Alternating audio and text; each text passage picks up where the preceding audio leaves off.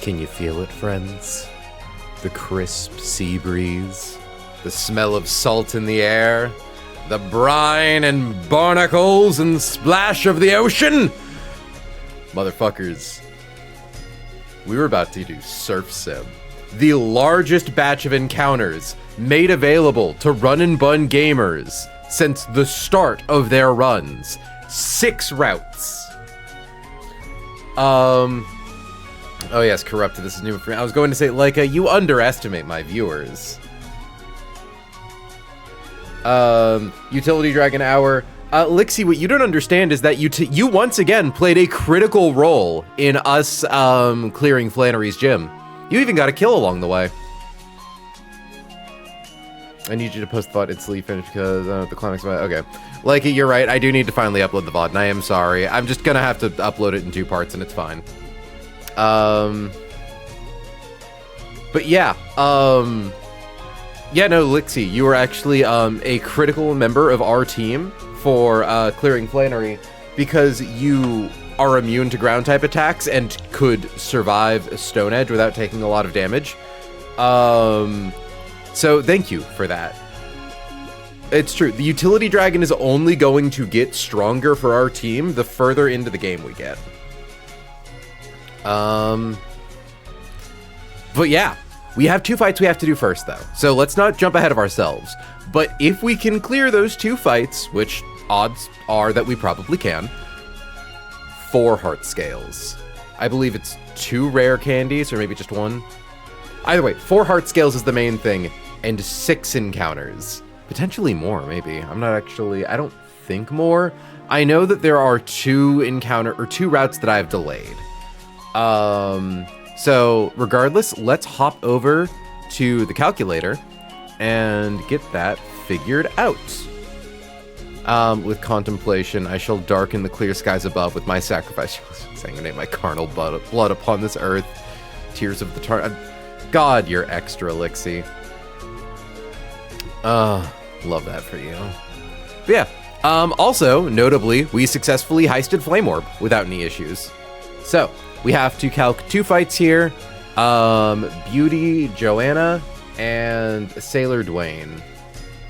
Thankfully, I doubt they're going to be too crazy difficult. We have a pretty solid box. Beauty. Johanna.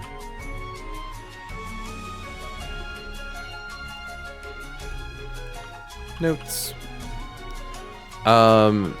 Opens Nito. Also, hi Pio.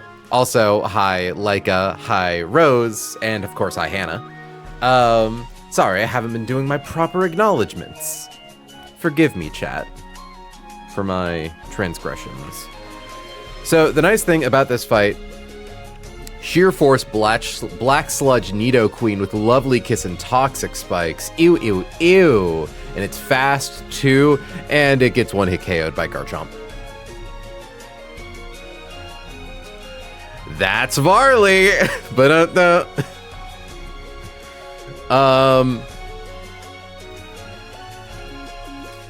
we don't even need, like, soft sand.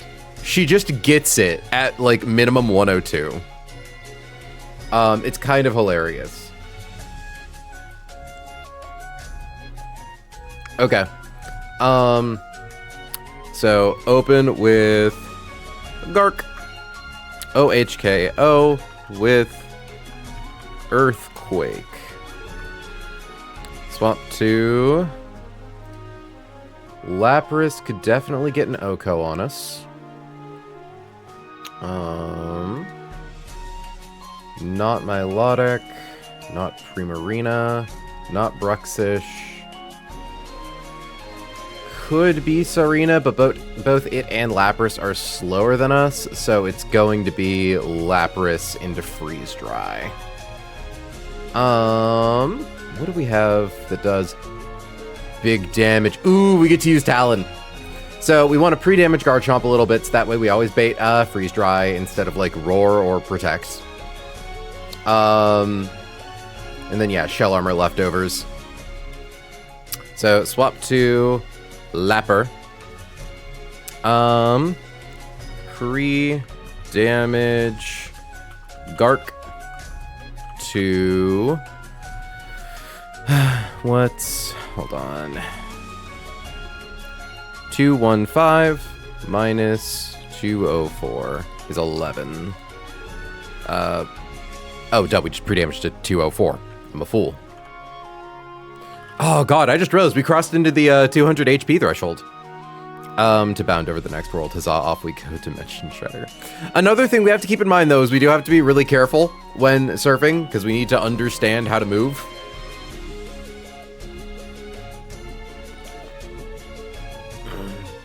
Also kind of hilarious, this Lapras doesn't have any water moves.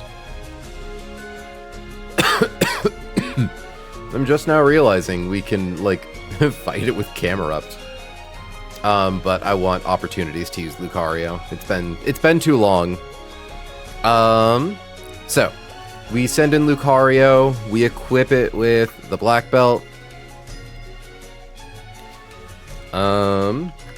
Equip Luca with Black Belt. So nice to see that after the drought of the drought of fights where like words are hard, where Kethri is just objectively the superior answer to Talon, we finally get to use Talon again. Hitmonchan does also beat Lapras though. It doesn't even need the Black Belt for it. That's funny. Talon takes Freeze Dry better though. Swap to Luca, OHKO with C Combat. At which point we will have dropped our defenses. And we will have taken like 16. We'll account for minimum damage roll. So 25. 181 minus 25 is 156. Okay, and both of our defenses have been dropped. I don't think there's anything on their team that outspeeds Talon. Not you, not you. Not even Bruxish. Is it Sarina? Lapras won't be able to kill.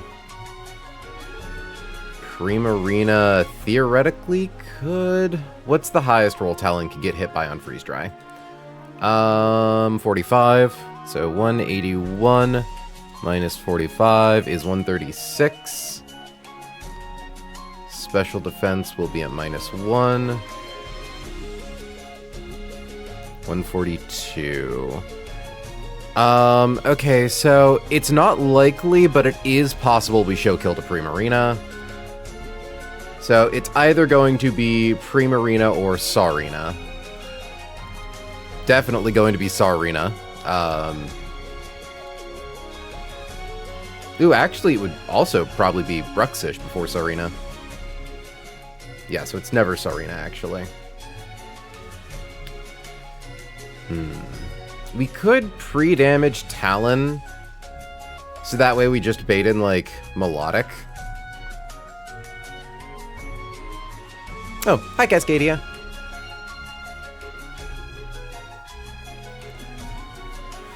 Like...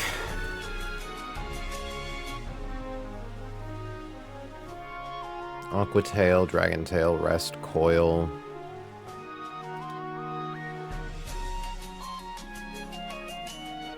Because, like, I could probably give Talon an amount of HP. Well...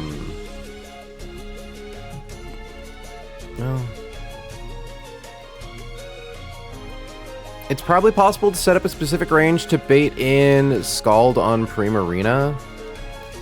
Because we also need to make sure all of these guys have freaking setup moves, which are obnoxious, and we definitely aren't showing kills to anything. Though we are showing fast 2-hit KO, that's important to note. Yeah, we show fast 2-hit KO to Melodic, fast 2-hit KO to Primarina thanks to Meteor Mash, fast 2-hit KO with Close Combat on Bruxish, and fast 2, well, it doesn't matter for Sarina.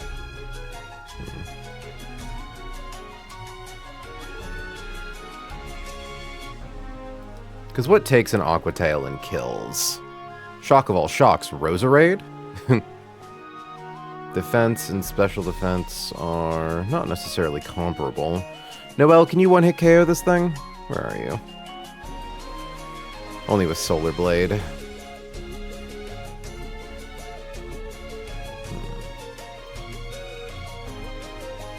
Because, like, Talon's definitely swapping in on a Freeze Dry.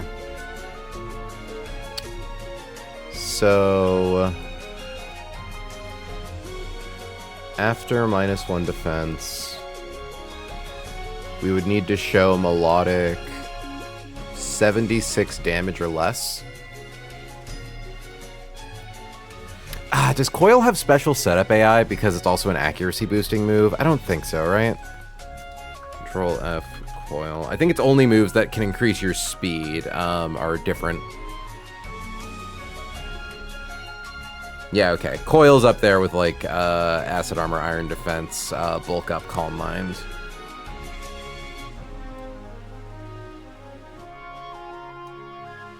So these are, yeah, general setup.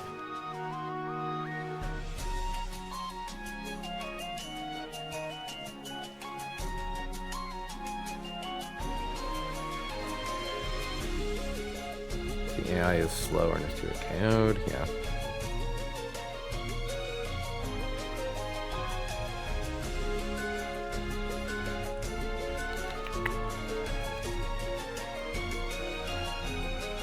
Because, like, we would also need Miracle Seed on Roserade, so that way we could get the KO and not have to worry about getting Dragon Tail swapped.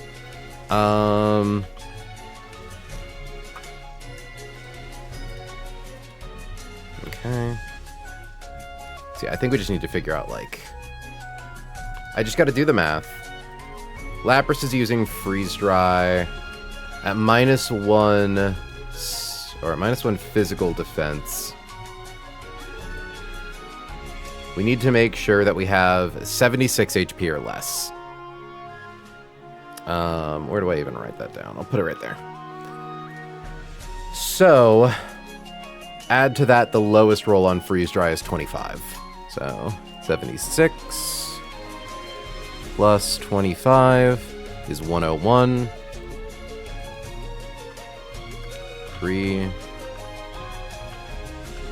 damage, Luca to 101 HP. Because, yeah, Lapras is going to go for Freeze Dry into Garchomp, just making sure Lapras is the thing that comes in. Yeah, because we outspeed everything, and it's the first thing that sees a kill on us. So, tries to get a Freeze Dry off on Garchomp, won't go for Roar or Protect. We swap to Talon. The lowest roll on Freeze Dry is 25, so 101 minus 25 is that. Is 76, which will always, after a defense drop from close combat, show an Aqua Tail kill to Milotic. It'll never go for Dragon Tail, and it can't set up because of close combat.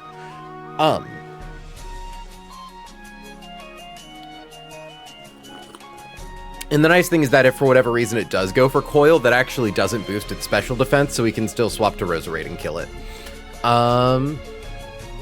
Because yeah, Talon outspeeds the entire side, like the entire enemy side of the field. Now, if we have 101 HP and we take a crit Freeze Dry, we lose 45 HP.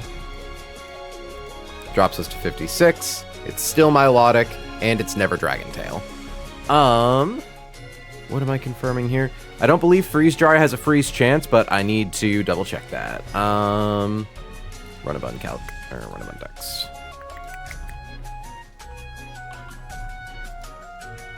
%10 chance to freeze the target. Okay. We could just pre-toxic Talon, and increase the amount of HP. Oh, glad I checked that. Pre-damage. Pre-toxic Luca. Okay, so in that case, we're going to take 1 turn chip. So it's going to be 1/16, then 1/8. So I guess add to 101 3/16 of our max HP, functionally. 181 divided by 16 is plus 11. So 101 plus 11 should be 120, or sorry, 112. Then 181 divided by 8 is 22. 134. There we go. This way we cannot be frozen. We are not cutting our attack. We take the 1 tick on the turn we swap in, the 1 tick on the turn we KO, and then we are down to 76 to bait in Milotic. I'm a genius.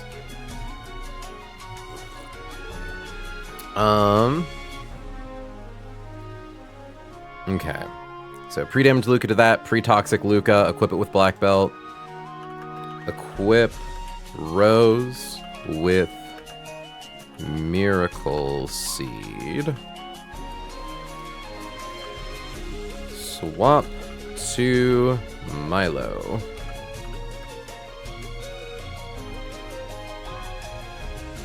There's a raid. Where are you? There you are.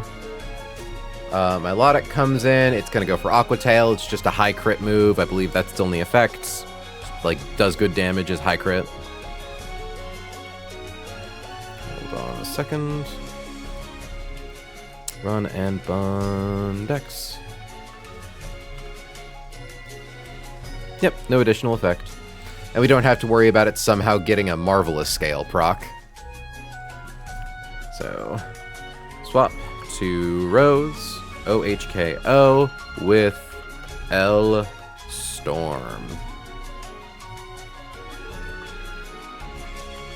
Swap to, I believe, Roserade and Lucario are at the same speed, so Roserade is faster than their entire team. We will be at -2 special attack, so need to account for that.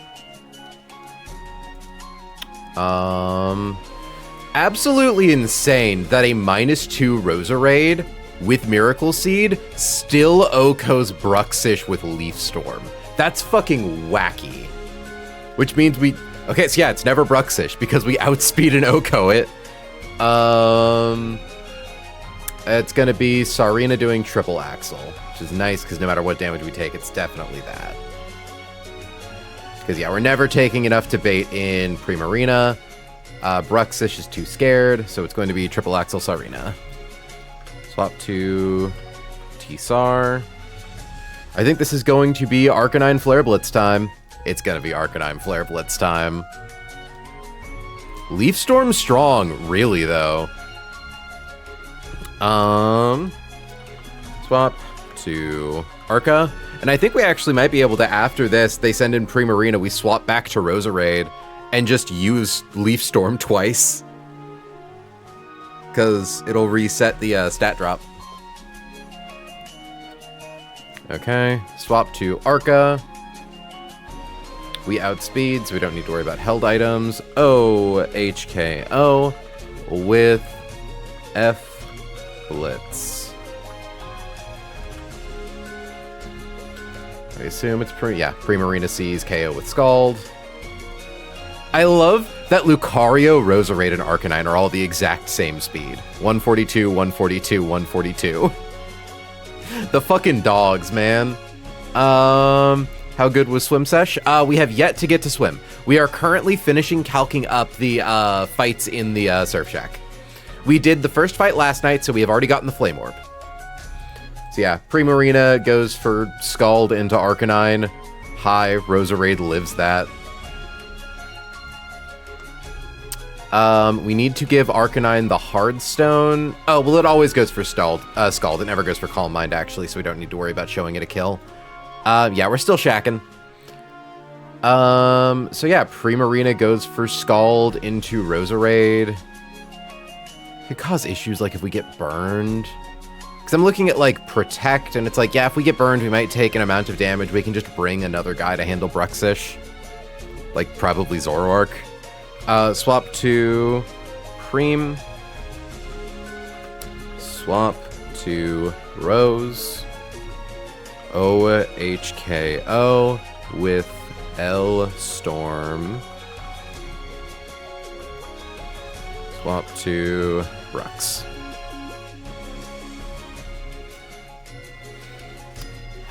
God, Roserade. Holy shit, you can kill it with Magical Leaf. Well, no, you can't because you're a -2 special attack. So, I think if we're burned, like, if we're like, oh shit, we can't stay in for a turn because we'll die to burn, we should probably bring, like, Felice or something. Because we're always going to be baiting Psychic Fangs, and then we outspeed and KO with Night Days. Like, we're never baiting Aquatail on this thing. Well, I'm slightly worried about taking a bunch of damage for no good reason. What's your speed after -1? 94? That's slower. Crit Psychic Fangs can't kill, no priority moves. We bring Eldegoss. We'll still bring Zoroark, just in case we can get the swag kill, but like, yeah. Primarina, Mistress of the Temple of Running Bunnies. Really, though.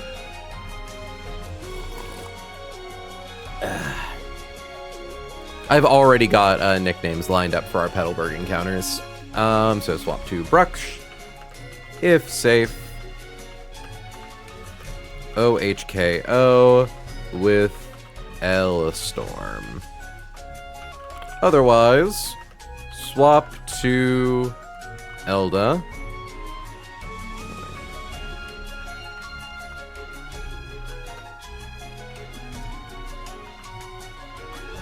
OHKO with L Storm. Funny as fuck.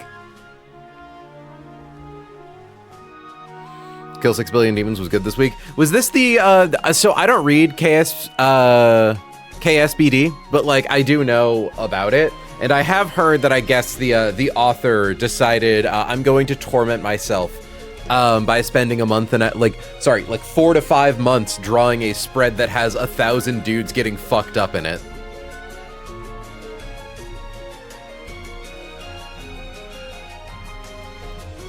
Yeah, so we can bring Goss. We can also bring Felice. He did do that, yes. Nice. Doesn't matter what we equip Goss with. Okay. I think we've got the line then. Some question for Melodic. Yeah, it doesn't have... Oh, wait, no. Lapras. Ooh, hold on. Okay, glad I thought about this with Lapras. If we Toxic Lucario, it does have Protect, which could cause problems. Yeah, I hate to say, we actually probably have to bring Kethri instead of Talon. Because Kethri can hold a,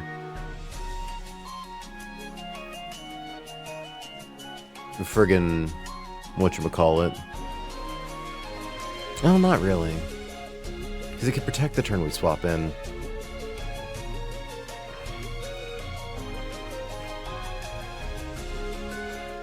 Because, like, we definitely need the black belt. We obviously can't pre-burn. Like, it's definitely going to prioritize using Protect the turn we come in. Like, hold on.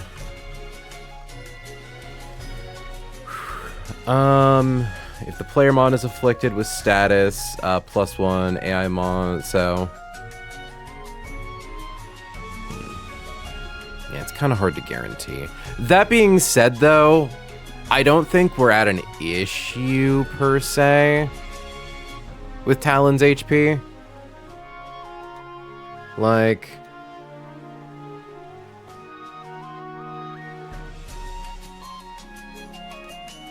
Because let's think about this.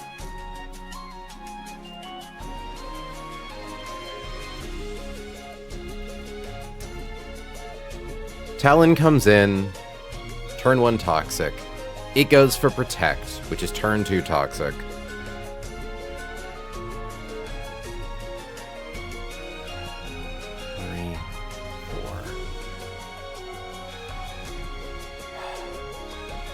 I should do the math here to make sure. God, this is so fucking unnecessary. But roar on this thing is so annoying.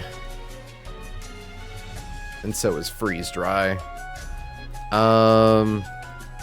I did learn some really fun tech recently where you can actually, if you have a Pokemon that knows Flare Blitz, you can pre-freeze them. So that way, when you click Flare Blitz, you thaw yourself out. Thank you, Hannah, for teaching me that one.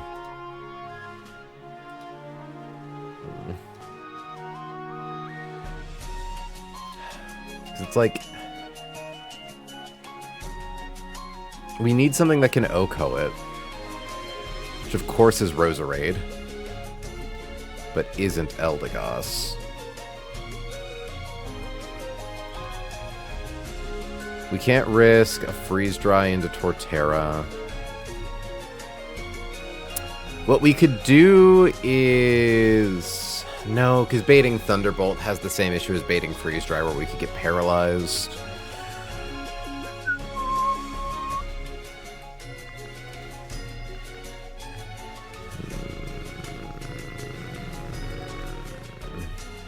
Why are you such a pain in my asshole?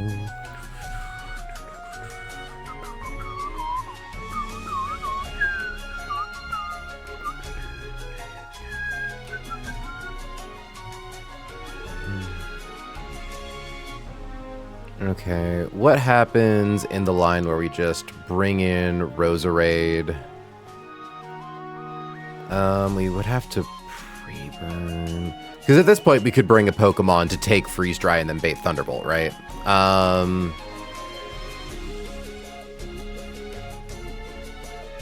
Like... Ledian? No.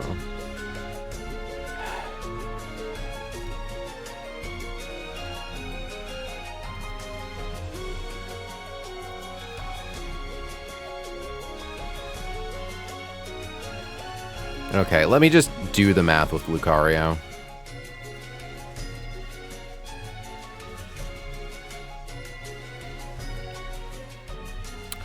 So...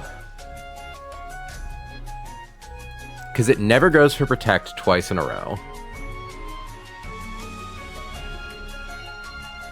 Or sorry, it never goes for it 3 times in a row.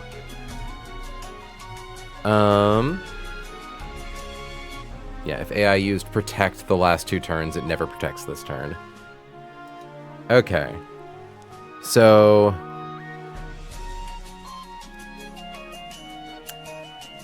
There's theoretically a world where Lucario takes Toxic turn 1, it uses Protect, we take Toxic turn 2, it uses Protect, we take it turn 3, it uses... Or then, we kill it. So 4 turns of Toxic damage.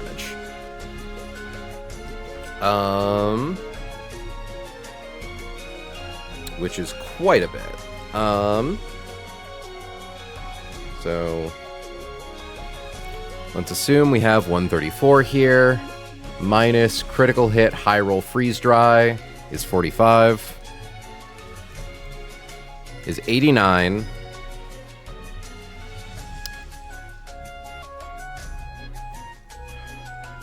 So 181 divided by 16 is 11.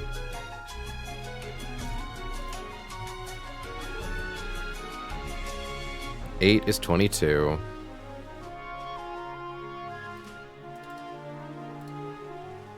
And then it would be 3344.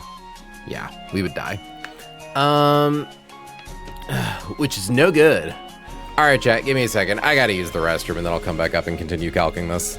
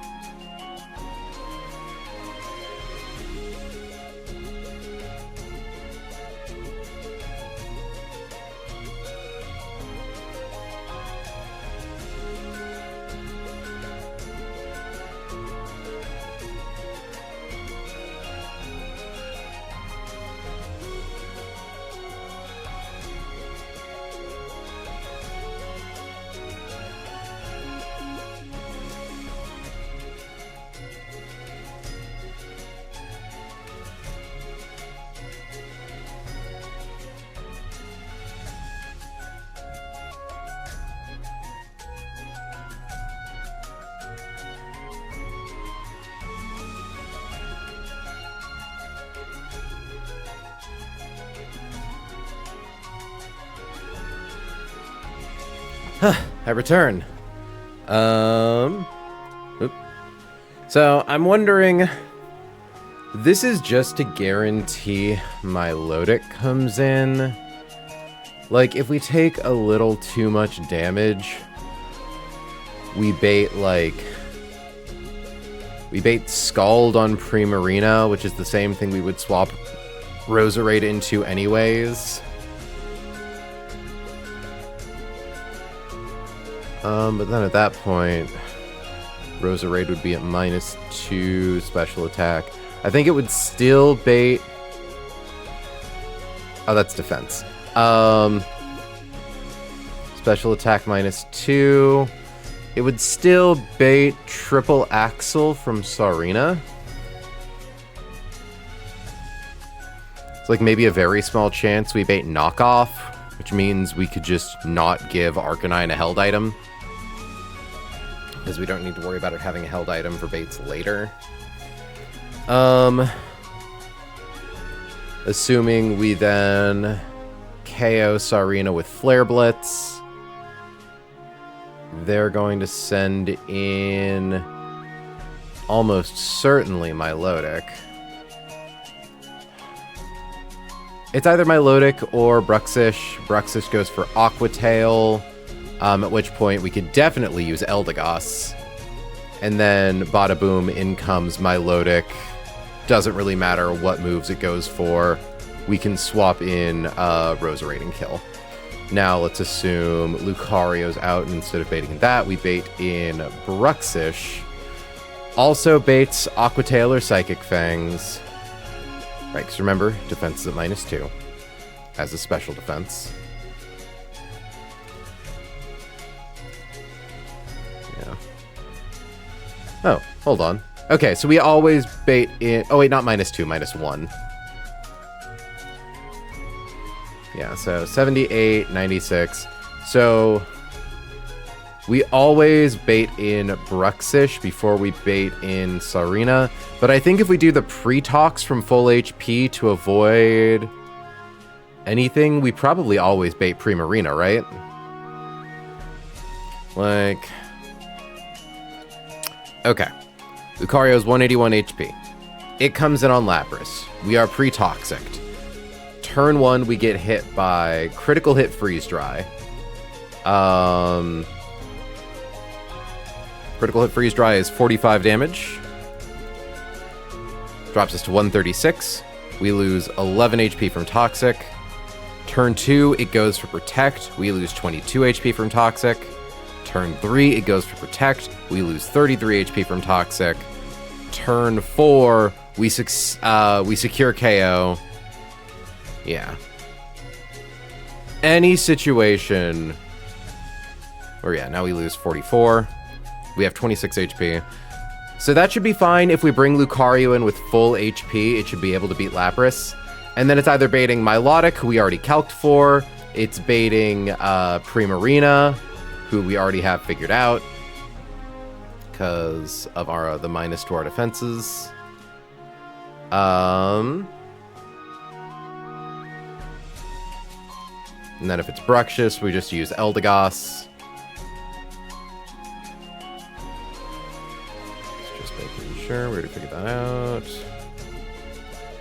Because, yeah, Eldegoss is almost guaranteed baiting in Triple Axle from Sarina. I suppose there's a situation where it could bait Sarina and potentially bait either Triple Axle or High Jump Kick. So, let's see. Instead of Zoroark, we could bring something that... Because we don't want to take a High Jump Kick on Arcanine. That could kill us if it crits. We just want something that takes... Oh, we could do Nomo. Power Whip on Arcanine is more damage than I'd like to take, but... Because the problem is obviously if Nidoking swaps into a Triple Axle and gets Triple Axled, oof. Same goes for Flygon.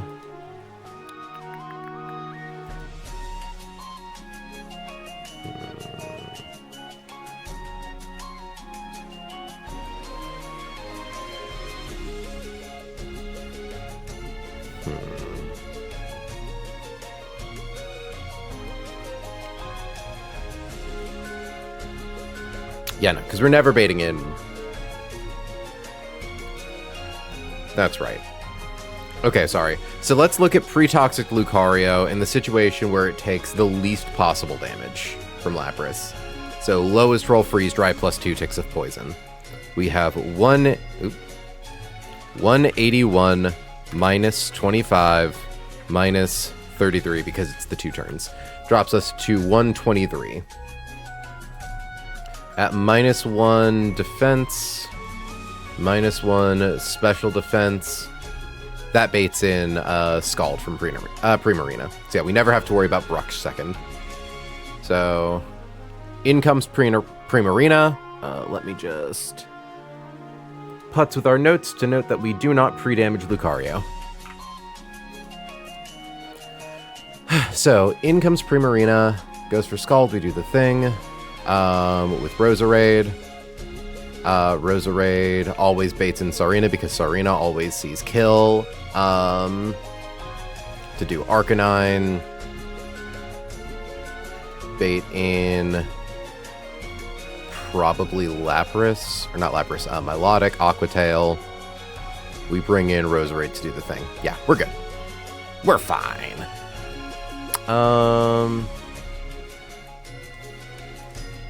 So this is just a slightly silly line that kind of has to be modular based on, like, how Protect Aya works out. Because we need to make sure that Lucario is able to one-hit KO with close combat.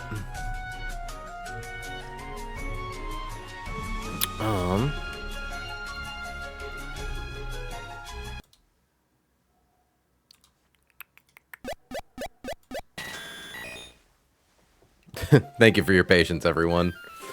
Again, these fights aren't really that difficult, but I want to make sure that I don't underestimate them because of that. So, first things first. Havara. I would like that Flame Orb, please. Need the Wise Glasses from Roserade, the Miracle Seed from Turtle, and the Black Belt from Kethri. Yes, we can keep bringing Felice. We probably shouldn't bring Felice. We should probably bring something that's a little more applicable to these fights.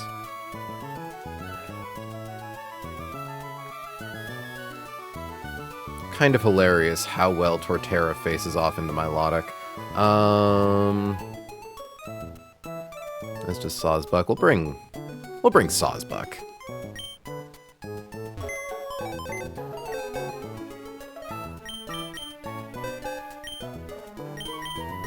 I wonder, Lydian, how much do you take from Lapras Freeze Dry? Too much.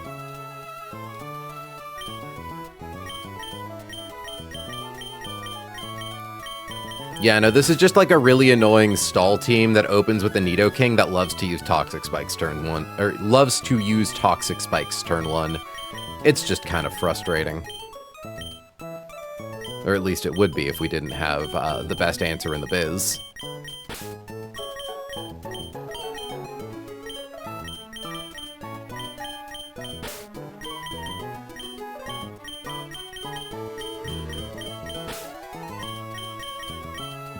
Do I want Zoroark as Felice?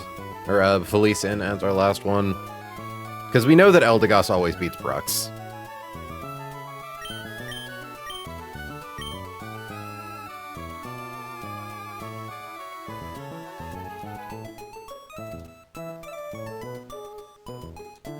Honestly, Hitmonchan with Muscle Band, probably. Yeah. We bring Kethri as our backup in case we, like, need it for Lapras. Oh, wait, no. We always get Lapras second. Never mind. Marina, you... We definitely have our answer for Sarina.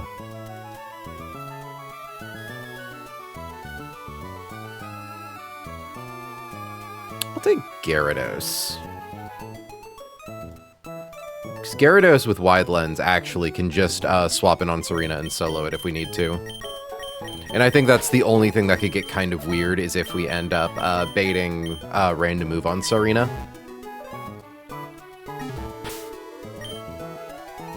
So, Varley actually doesn't even need anything, so I guess we'll give her a Citrus.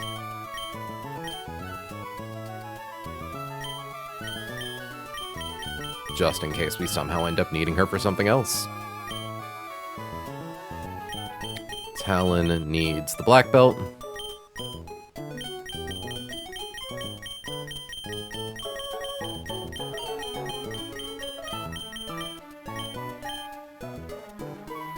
Rose, of course, needs the miracle seed.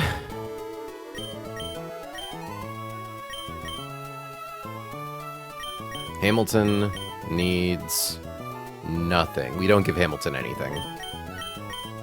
Paris, we can give a citrus berry. That's kind of unnecessary, though. Because Paris always beats Bruxish. Because after -1 speed, it's slower than us. Aquatail, Psychic Fang, Scrunch Creech. Scrunch Creech!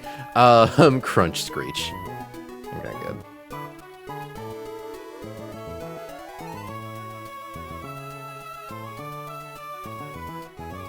Yeah, so we'll just give her the Wise Glasses. And then Wide Lens to Aramaya to make bounce perfectly accurate.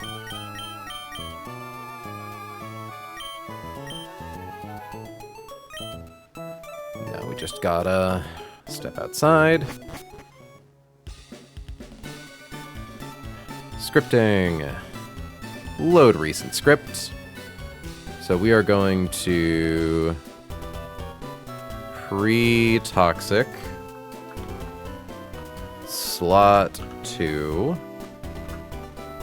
and pre-damage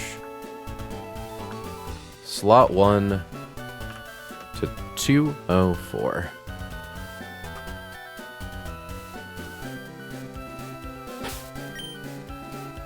Status of my guys is confirmed. We're good to go.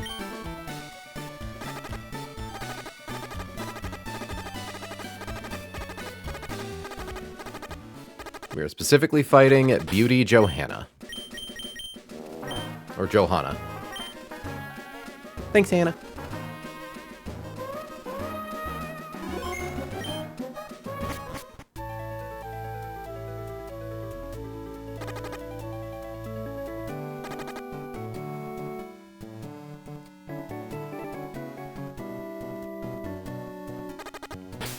Okay. I think that should be good.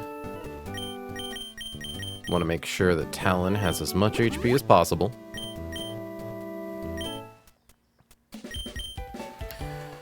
Pre-toxic strats are, toxic strats against a thing that has Protect is so fucking scary.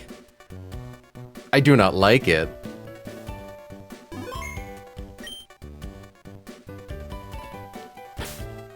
Garchomp is in the front. Good.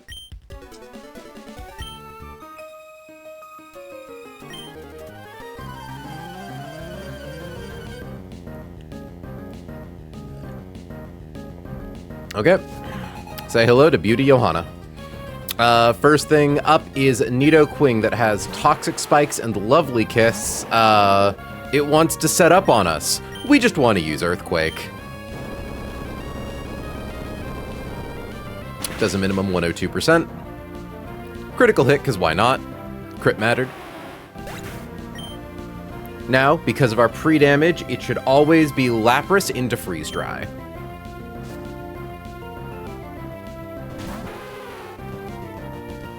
Lapras wants to freeze our dry. We have pre-toxic Talon to make sure that he never gets frozen.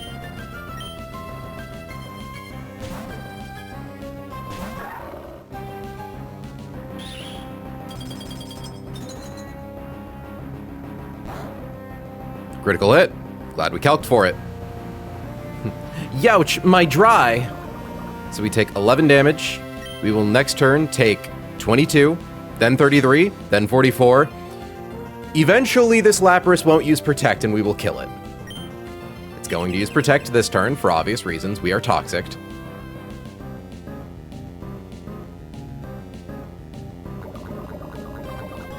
That was turn 2. Yep, that was 22 damage. Nice. Okay. There was literally no issue where there was no situation where we were in danger here, but it still scared me.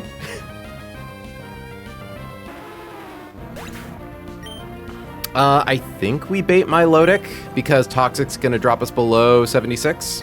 I think it's gonna drop us to 76 exactly. That's fucking hilarious. Cool. That is the exact HP we needed to be at to bait Aquatail on Milotic. Because we show it a fast 2-hit KO with close combat, it will never go for... Oh, right. Also, because our stats are dropped. Yeah, it's gonna go for Aquatail here. We are going to swap to Rose.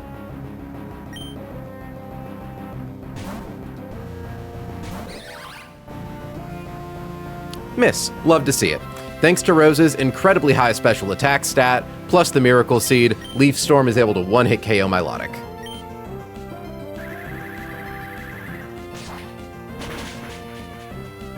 Next in line is Sarina, because it sees that it can one-hit KO us with Triple Axle.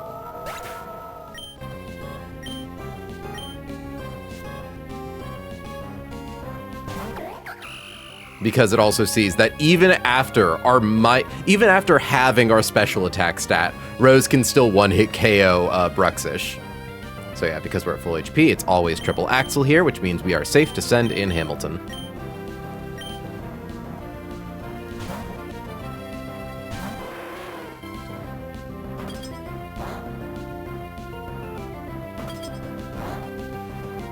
Ooh, crit. All right. Chat, are you ready for us to damage Bigly? The first of many flare blitzes.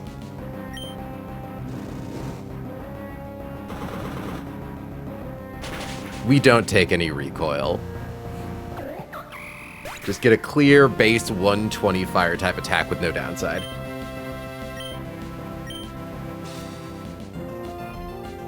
In comes Primarina. Primarina wants to kill us with Scald. So we are going to drop to Rose. We would love to see no burn on Scald, but it does not matter.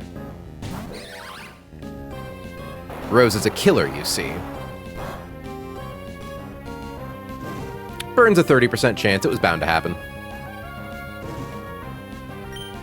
We sit here and use Leaf Storm until it gets hit by Leaf Storm. It's going to use Protect.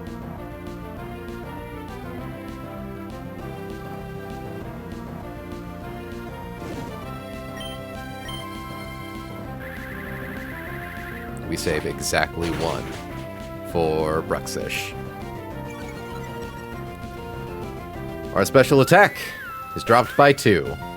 Last Pokemon comes in, who is Bruxish, who even after our stat drop, dies to Leaf Storm, and we outspeed it by 1 point.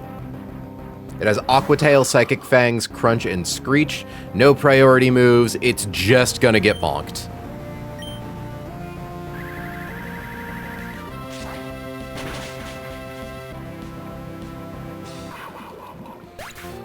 Rose is going to get so many fucking kills. We are approaching the part of the game where we are likely to finally max out her special attack with a heart scale. She now finally has access to Leaf Storm. Like, fucking slaughterhouse.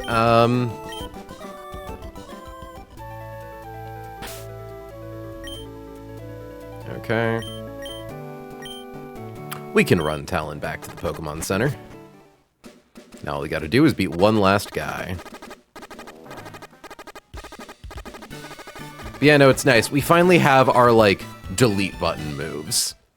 Like, we finally crossed the threshold into getting moves that have over 100 base power, so we can consistently one-hit KO things with some downside. Here, you know where I want to go for this next calc?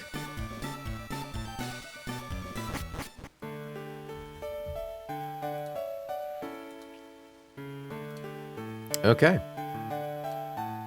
Next and last in line, Clawitzer with Mega Launcher. Shock of all shocks dies to... We don't even need Leaf Storm. Magical Leaf kills this thing. We don't even need Miracle Seed on Roserade. Yeah. Cool.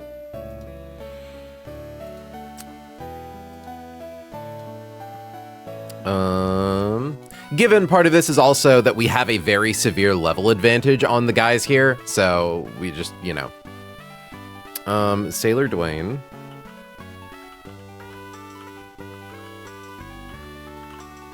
Like, that definitely helps our ability to one-hit KO a bunch of things. Notes. Opens Claw.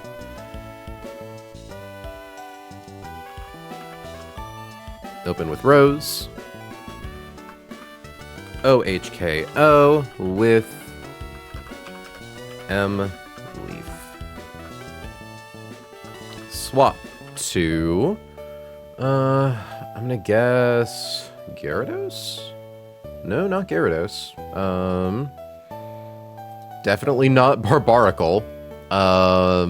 Funny as that would be. I wonder, Barbaracle, do you... No, okay. It's got Shell Smash, so we've got to do a little bit of think about that. But yeah, anyways. Explosion isn't calced normally, but it could still go for Gunk Shot. It's probably gonna be Swalot. Yeah, we do more damage to Machamp than it does to us. But no, even with Leaf Storm, we can't outdamage that Gunk Shot. So yeah, not Gyarados, not Barbaracle, not Sharpedo. Ooh, Speed Boost Destiny Bond. Ew, ew, ew. Ew. Swallow, yeah. So this one's gonna be a bit more of a pain in the ass. It's got Explosion though, which is funny. Likely to go for Gunk Shot, could go Boom.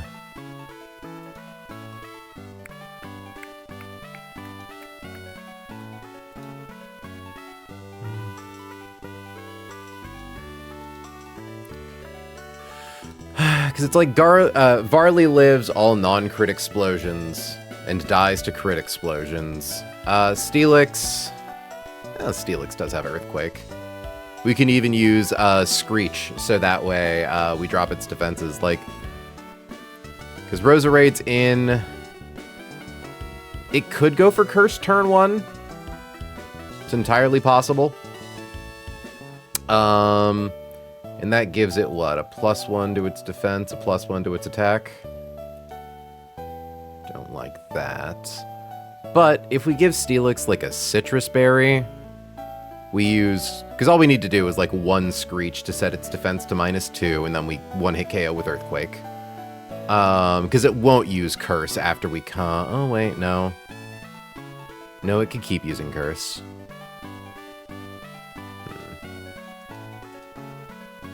At what point does it become slower than us? 3 curses?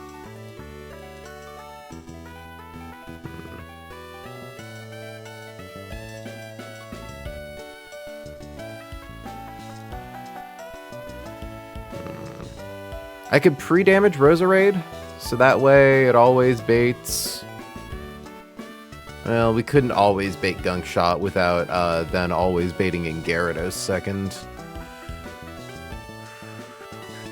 Though we could pre-damage to bait in Gyarados second. Although, honestly, I'd prefer to bait in Sharpedo.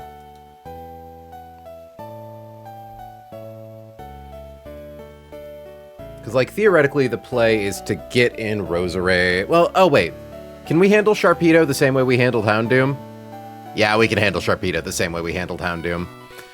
It's got Speed Boost, too, so we don't even need to worry about getting, like, Rough Skin damage chip.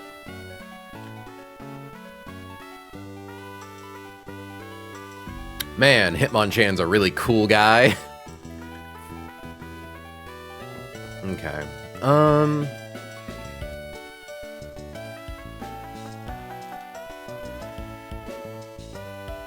Because what happens if we pre-damage to the point where Gyarados comes in?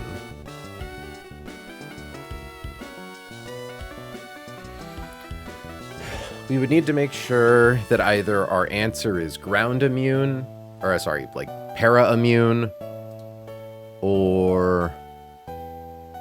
Well, yeah, ground immune and para-immune. Flygon can't do any damage back to it. It almost gets outsped by Walrein. It's hilarious. If we always bait Earthquake, we could swap in Eldegoss. Hold on, I know Lash Out, I think, has something to do with stats being lowered. If it had a stat stage lowered this turn, so we don't need to worry about that. But yeah, if we pre-damage Roserade to always show kill to Earthquake, Gyarados would come in. We could then send in Goss, and then Walrein.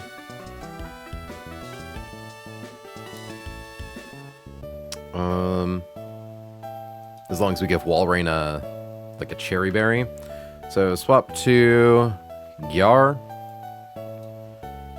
Pre-damage Rose to...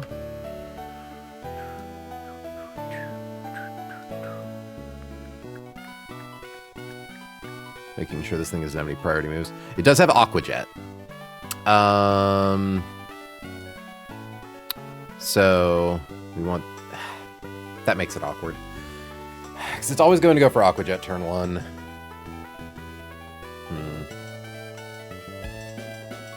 Okay, I'm EP. I'm going to go. Have fun, April. Well, thanks for hanging out for a bit, Rose. We also have other things that can turn 1 kill Clawitzer. A good chunk of which outspeed. Like, what happens if we use Eldegoss? We KO it with Leaf Storm. Our special attack goes to -2. Could be Gyarados. It's Gyarados if nothing else sees an Oko. We do a lot of damage to Barbaracle, so it's not going to be Barbaracle. It's not going to be Sharpedo. Oh, okay, that's a pretty easy way to show Gunk Shot kill to Swalot. Hi, Newt. Swalot doesn't outspeed, but that should be fine. Okay, so we would just need to show... So let's assume we take lowest possible roll on Aqua Jet is 12. We need to show Swalot 134. So 134 plus 12 is 146. Marking that down there for memory. Now assuming we get hit by a crit Aqua Jet, so we instead take 146 minus 21. So we have 125. Nothing on Gyarados does that. Nothing on Barbaracle does that. Nothing on Sharpedo does that. Good. So I believe it should always bait Gunk Shot from Swalot at that point. So pre-damage Elda to 125. Okay, so in that case, it's swapped to Swal.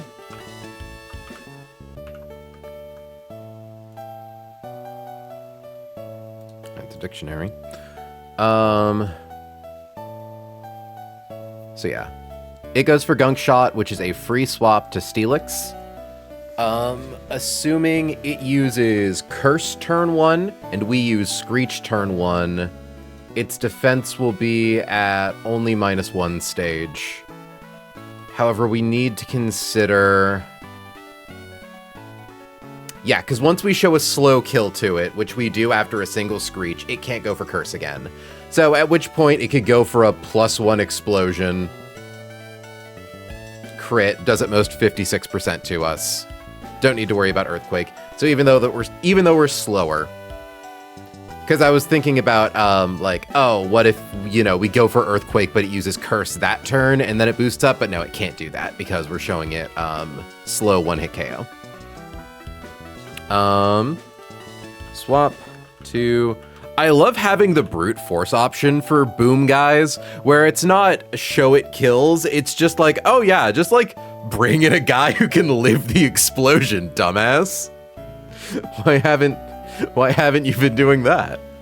So swap to Steelix, use Scree OHKO with Earthquake. Swap to probably Machamp, right? It's really hard to calculate how much damage I'll have taken from Swalot. So I suppose it's just like a question of, yeah, Dynamic Punch.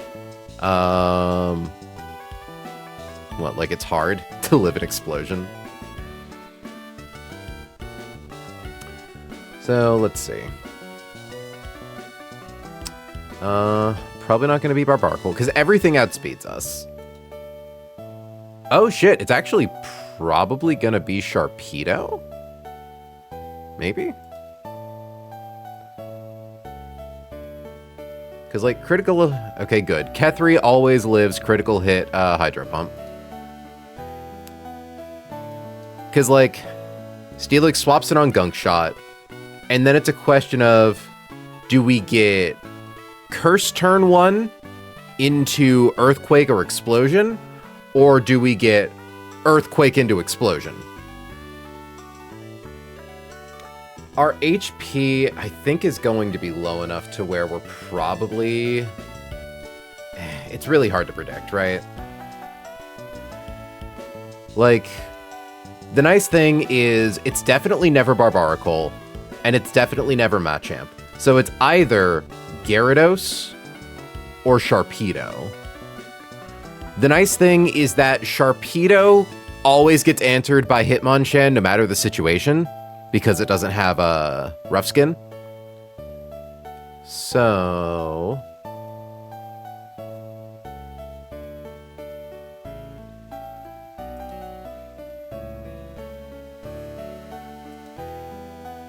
I suppose if we give Steelix, like, a Citrus Berry, it probably guarantees Sharpedo. Just because we want to know, like, what our, like, Gyarados answer is swapping into, right? Like, Electros, why do you have to be so slow? Comically, Eldegoss is kind of a Gyarados answer. No, but it's... Okay. Yeah, whenever Gyarados comes out, we always swap in Eldegoss, and then we swap to Walrein. Which means that both of these situations work. Because Kethri, it doesn't matter what it swaps in on. Eldegoss, it doesn't matter what it swaps in on. Because it can swap in on any of its moves, or it can get Thunder Waved. Eldegoss just needs to stay in long enough to get one Cotton Down off on Gyarados. So, we will assume the swap to Gyarados. Because Hitmonchan, what do you bait in? Not Barbaracle, because you one-hit KO it. Nice. Probably Machamp, then. And Walrein. You maybe bait in Barbaracle? You definitely bait in Machamp. Oh, wait, no, you don't, because Barbaracle's faster. So... it's probably Barbaracle? Okay. What's our answer to Barbaracle? Because there's a very good chance that it goes for Shell Smash the turn it comes out, right? And that's dangerous. I mean, like... it's got Sniper.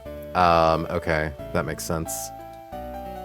That's fine, though. Yeah, we can just swap in Torterra. Because Torterra can never get crit after the +2 attack boost.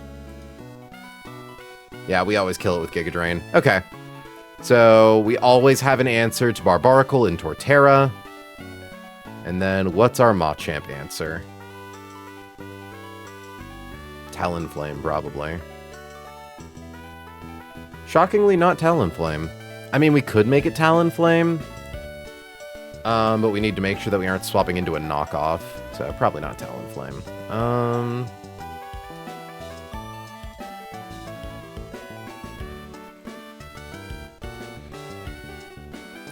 Could be Gyarados. Could be Gramble. Poison Jab could do a lot, though. We don't need wide. Notably, ooh, Adrenaline Orb. Does that boost speed if Intimidate? If affected by Intimidate. Okay, yeah. At that point, because we can't not use Intimidate, so it would then get that boost. Because I was thinking, oh, we could swap to Gyarados, and then, like, no guard means we don't need a wide lens for bounce. But that wouldn't work because we would up its speed.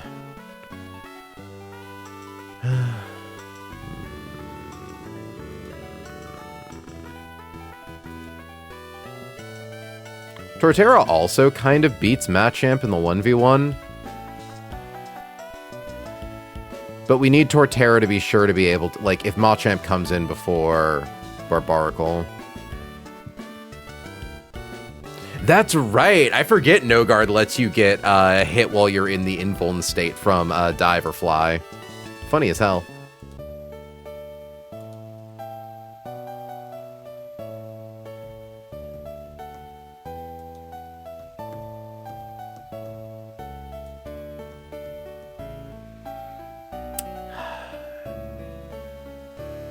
The answer could maybe be, like, Nidoking.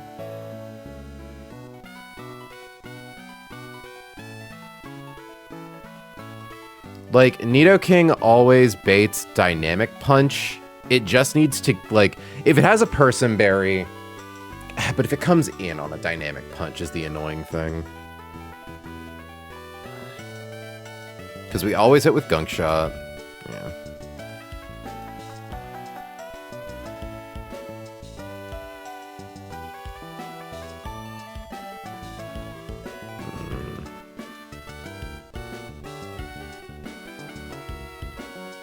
I would love an own tempo guy right now.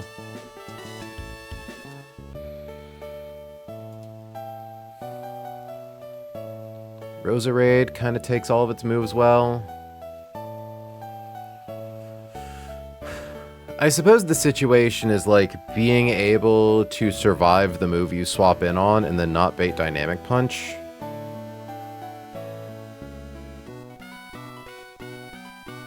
Like, we would only be able to fight Talonflame, or Machamp with Talonflame, if we could guarantee that we're swapping in on specifically Poison Jab. Because Knockoff would get rid of a Sharp Beak that would make Brave Bird and Oko. It's just really awkward.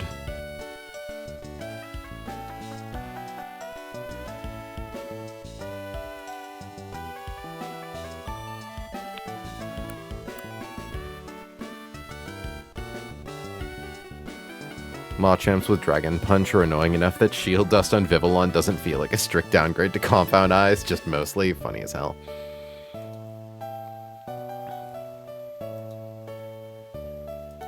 So it's like, do I have anything?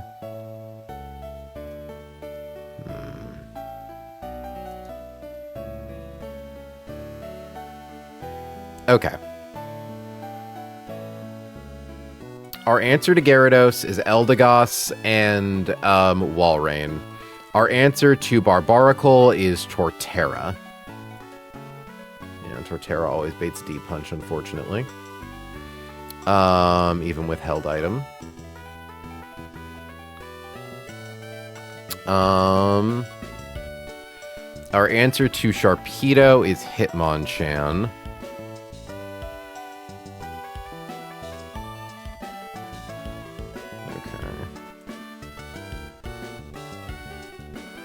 Notably, we can't use Hitmonchan on Machamp if it comes out before Sharpedo does.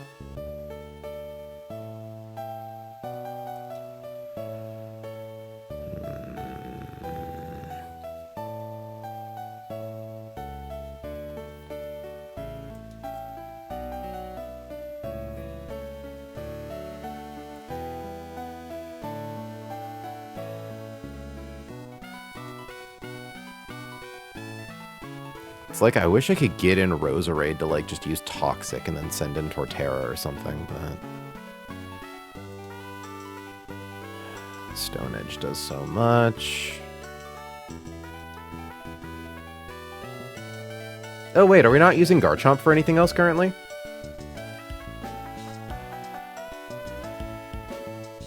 That's right, we were considering Garchomp for Barbaracle. I mean... We give Varley a Persim Berry. We use Earthquake.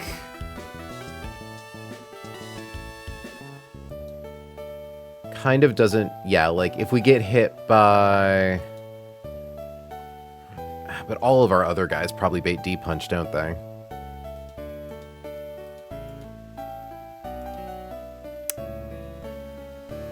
Yeah, except for maybe Eldegoss baiting Poison Jab. It's like...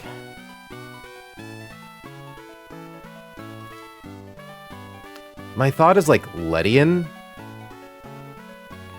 Like, it's definitely going for a Dynamic Punch. The turn Ledian swaps in. We could Encore it into Dynamic Punch. But, like, then what? Because we don't have Roost.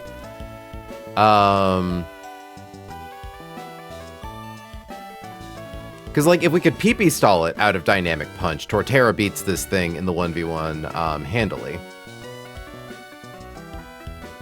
And Torterra finishes its fight with Barbaracle with getting a, like, full HP KO with Giga Drain.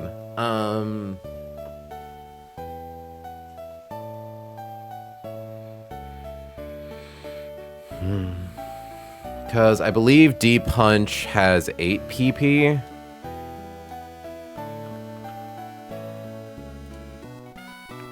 Yeah.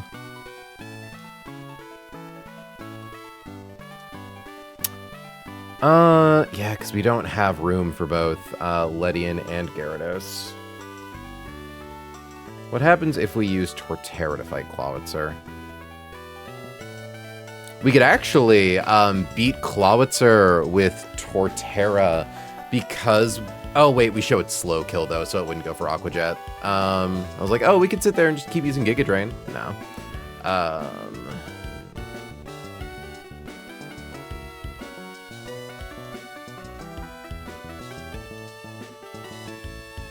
I mean, like...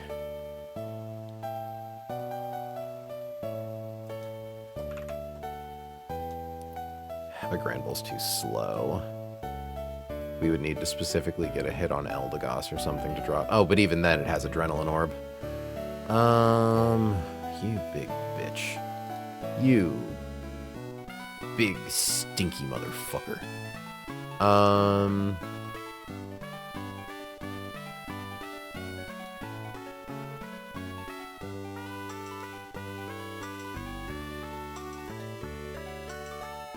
I just don't think we have a guy that baits a move other than D-Punch.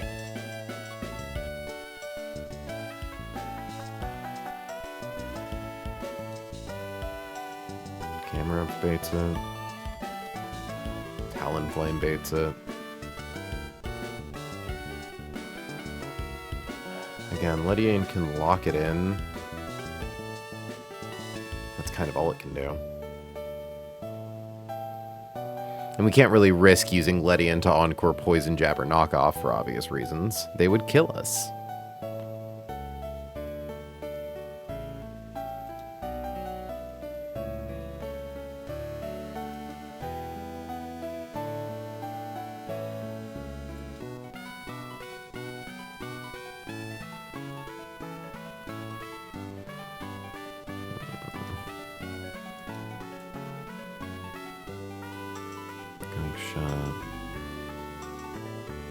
Because Nidoking does outspeed. It doesn't take a lot of damage from anything.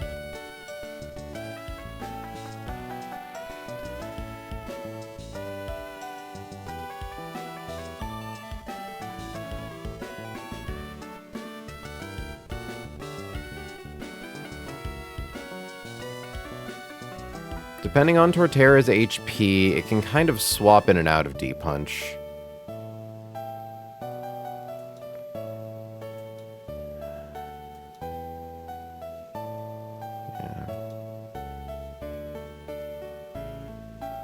Because, like, if we have a Person Berry, we're basically always swapping in on D-Punch. And if we aren't, we then bait knockoff if we have a held item, and then we win.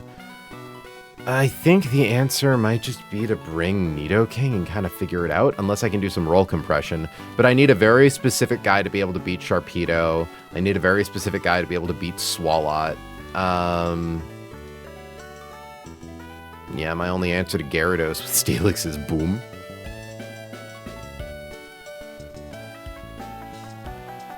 Like Togedemaru, I mean, we got Togedemaru up to 65. Still dies to Earthquake and doesn't do enough with Zing Zap.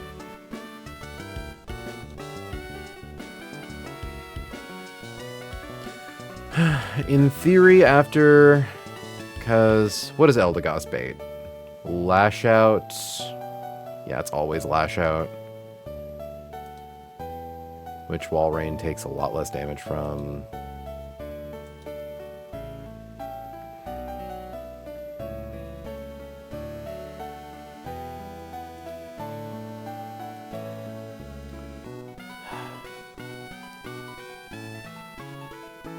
Because, like, Eelektross could, in theory...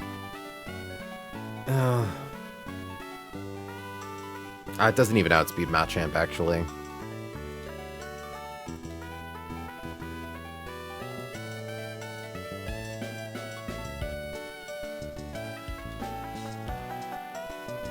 Actually, kind of crazy how little damage Gyarados takes from Torterra.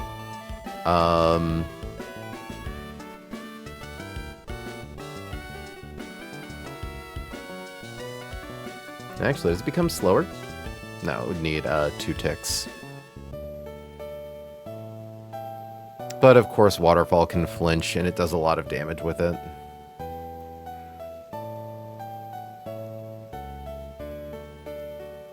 We would need to drop its speed twice, which is possible with Goss. Pretty likely, I'd dare say, but...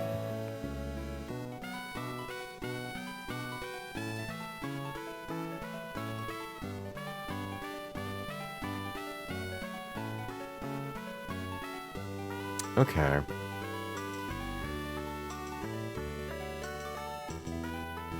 I think we could maybe do roll compression because Torterra can't get Thunder Waved.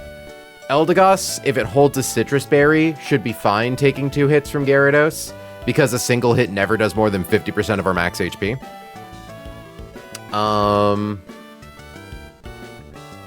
Yeah.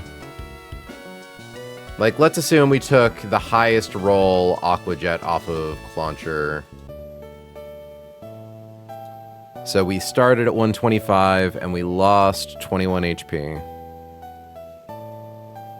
Wait.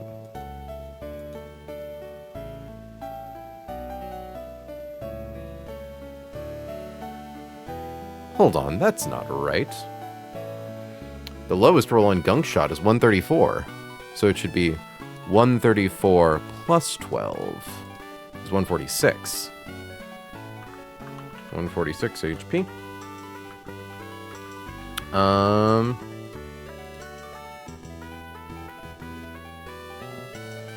But yeah, so pre-damage Elda to 146. Because if we have 2 Pokemon to fight Machamp, we should be fine. Like, if we can use Nidoking and Garchomp, and we just give them both Person Berries, we're totally fine. And I think we can do that. Because Torterra's built to always be able to, like, swap in to Barbaracle, take, like, 50% max HP, swap out. So, pre-damage Elda to 146, because the lowest damage it takes from Aqua Jet is 12. So, we have 146, and we take 21 damage. Drops us to 125. At which point, critical hit Lash Out from Eldegoss does 84. Drops us to 41.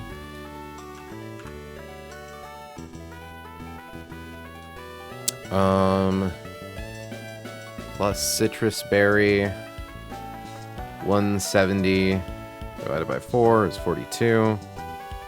So 142, or so 41 plus 42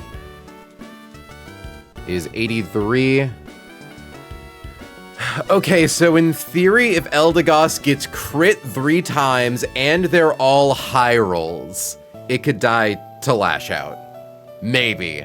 Assuming we can't get off a Synthesis. I think we're fine. Because hell, at that rate, honestly, we just, like, we swap to, like, Steelix or something who baits Waterfall, and then we just swap into Eldegoss, and critical hit Waterfall doesn't kill us. Yeah, we're fine. Okay. Equip Goss with Citrus Berry. Like, if we live in the world where Eldegoss dies from this fight, like, I don't fucking know, man. But I believe losing Goss would be entirely within our control. Because, yeah. So let's say we have a guy on the field. Machamp here is going to go for either Dynamic Punch or Knockoff. Either way, Nidoking comes in. Because of No Guard, we're able to get off a Gunk Shot.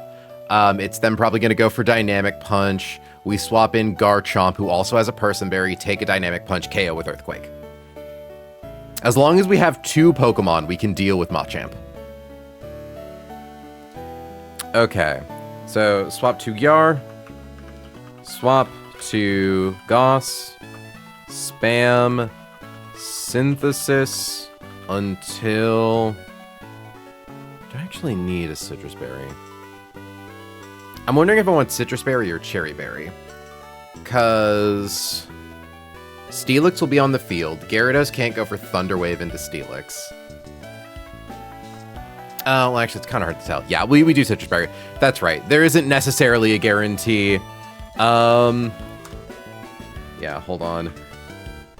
TBH, what comes in next is kinda freestyle. Figure it out, Lamau. Is this Torterra calcing with Miracle Seed? Not that it needs it. +2 attack from Barbaracle is Razor Shell. Yeah. So we only need to make sure that Torterra has more than 50% of its max HP. While fighting Garchomp, we guaranteed get it in 4 Giga Drains. Yeah,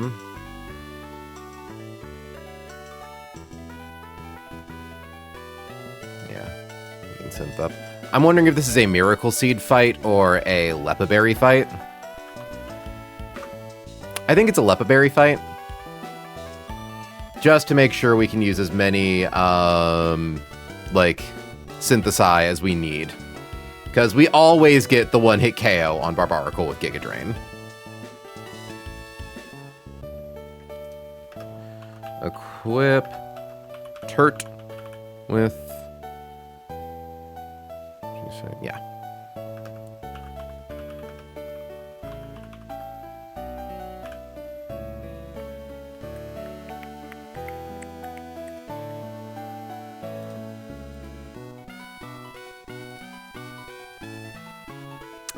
So swap to Goss, spam Synthesis until 2 turns of Cotton down.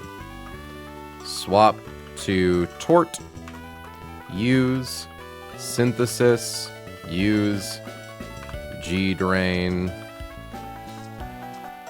repeat until KO.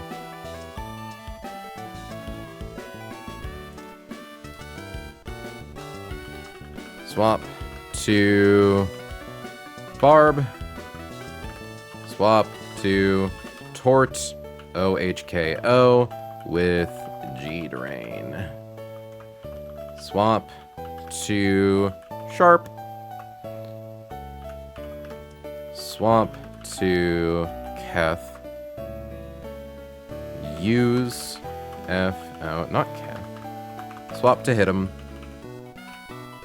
Sorry I'm like taking so long with these fights, chat. I just really want to make sure we don't fuck up like this close to Surf.sim. Use Fake Out. KO with my punch. Thank you, Hitmonchan, for determining that you are in fact the answer to frail Pokemon with Destiny Bond. Swap to Much. Swap to Nido. Use G-Shot. Swap to... Or, sorry. Yeah, no. Swap to Gark. Use or KO with Earthquake. Okay. Equip Turret with a Lepa Berry. Equip Goss and Stee with Citrus Berry. Equip Turret with Lepa Berry. Equip Nido and Gar with Persimberry.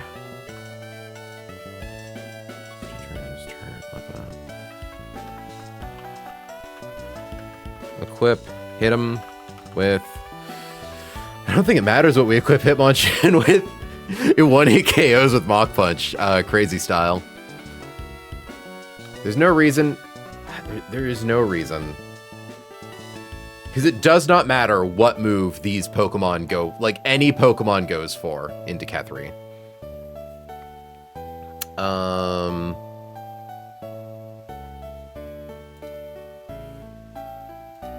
Hydro Pump, Dark Pulse, Close Combat. Yeah, like...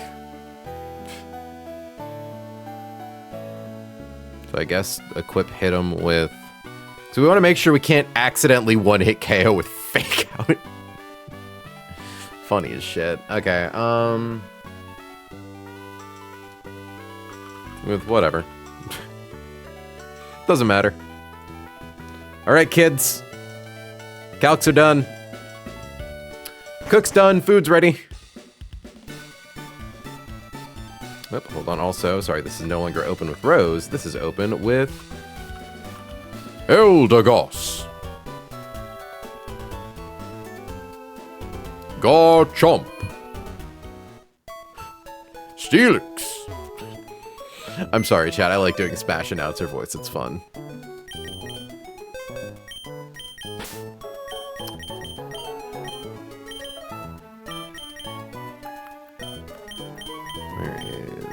There is. Hi, Dollop. How you doing, sweetie? Alright, Turtle. Because, yeah, if Turtle is faster than Gyarados, I believe we can always guarantee to exit the fight with Gyarados with more than 50% of our max HP by using Synthesis to get up to max. Gyarados does at most 33% with Waterfall, and then we outspeed KO with Giga Drain.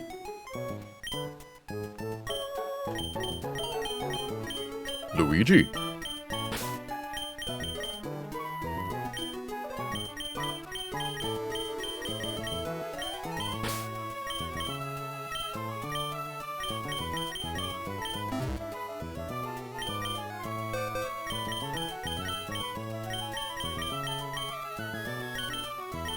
And the Lepa Berries, just to make sure that we can use as many syntheses as we need for Torterra.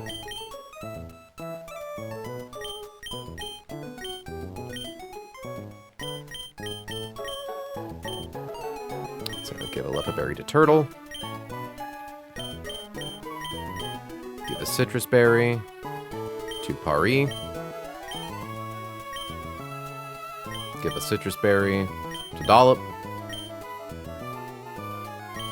Give a Persimberry to Miss May. Hold on, checking something really quickly. Yeah, okay, good. That is calced with no held item for either of them. Good. And we're definitely fine if we take a knockoff if we're holding the Persimberries.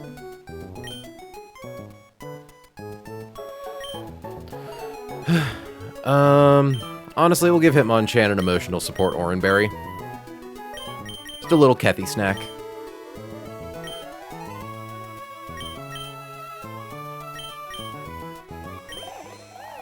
Citrus, Citrus, Lepa, Orin, Persim, Citrus. Now we just have to do our pre-damage on Eldegoss to 146.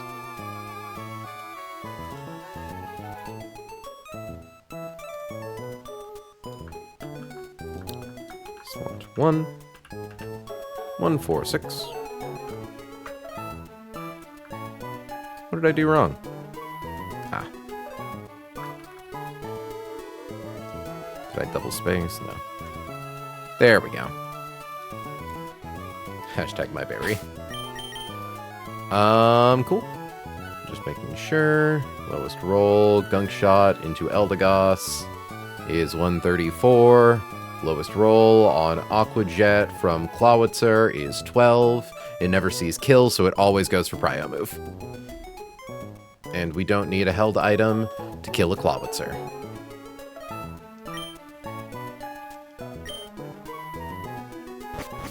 Alright, chat. Once we clear this fight, we're on to Surf.sim. And I do believe this fight is perfectly consistent.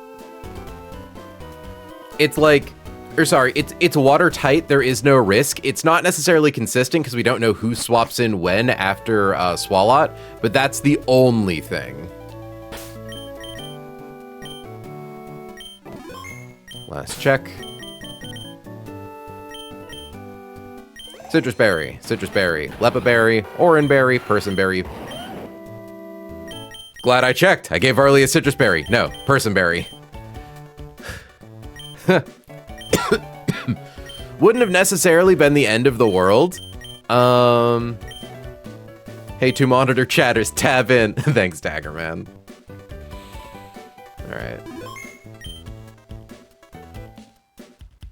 Let's get this shit going.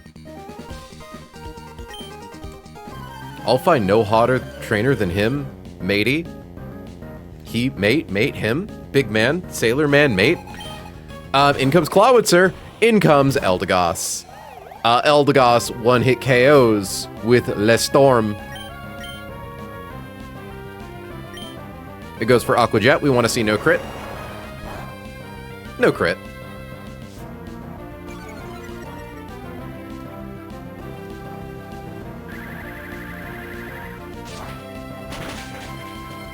Like, I'm not into guys. I don't understand the aesthetic appeal of that man, but I know my audience, so I gotta make sure I play to my audience. All right, next we should bait in Swalot. Good. Swalot here is going to go for Gunk Shot. You know who doesn't take any damage from Gunk Shot? Dollop.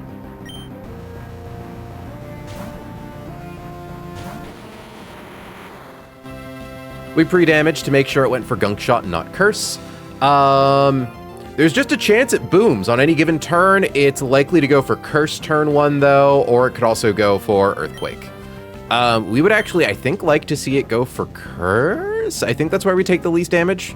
Either way, we're going to tap Screech. Earthquake.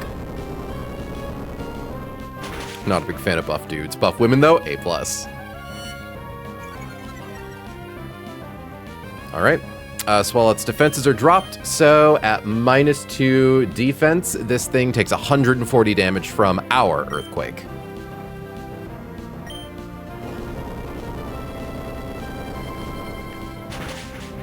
Sweet, didn't use our citrus. And Dollop has enough HP to do some funny switching with Gyarados if we need to on Eldegoss, but I don't think we need to because we didn't get crit. Okay, so who's next? Sharpedo. Okay. I believe Sharpedo's just gonna want to go for Hydro Pump. So we swap to Kethri. The most damage Kethri takes from a critical hit Hydro Pump is 136.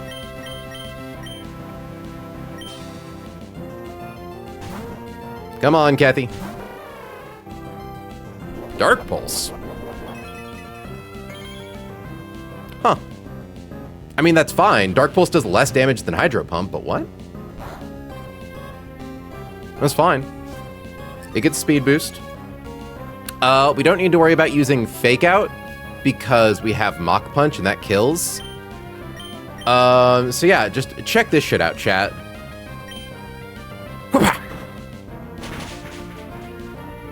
Lamau. XD even. I guess I hadn't considered that Dark Pulse could probably have killed Steelix. I just knew that, like, Oh yeah, it totally could have. Hydro Pump just always did 100%, so I didn't even bother looking at Dark Pulse. Okay. Next up is probably Gyarados? No, it doesn't have a flying move. Machamp. Okay.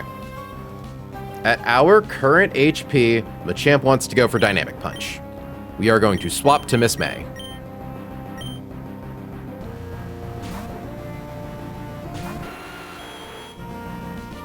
D-Punch.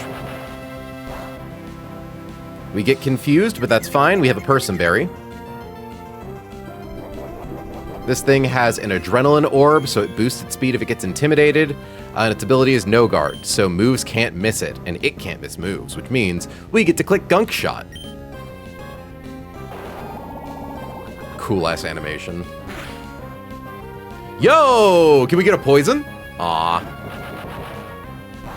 Okay, we get reconfused. That's fine. It's gonna go for Dynamic Punch again. We're gonna swap to Varley. It's actually gonna body itself on Varley, funny enough. Varley takes about 40% from a high roll D-Punch. We never die to it.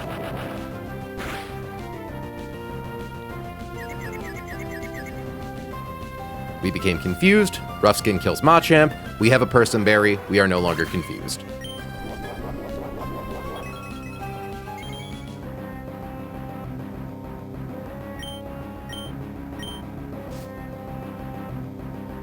Next in is Gyarados. That makes sense.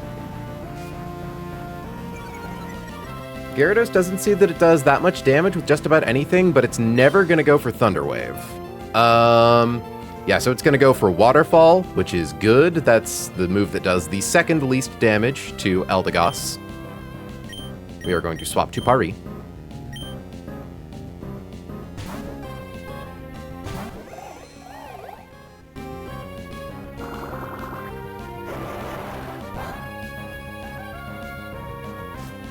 Cotton down. And at -1 speed, Pari outspeeds Gyarados, so she's actually safe to use a Synthesis. We just want Gyarados to hit it twice, so that way... Thunder Wave. Thunder Wave's fine. Doesn't matter. If anything, it just means we now get an opportunity to get in some chip damage with Energy Ball.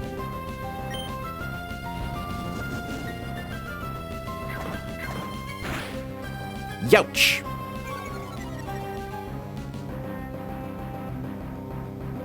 We are Paralyzed. Okay.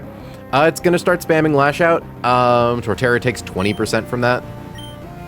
Torterra is now also notably faster than Gyarados after the 2 speed drops.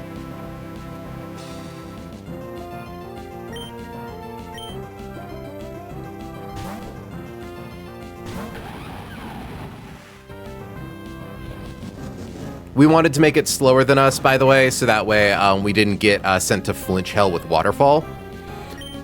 We also actually want to use Giga Drain turn 1.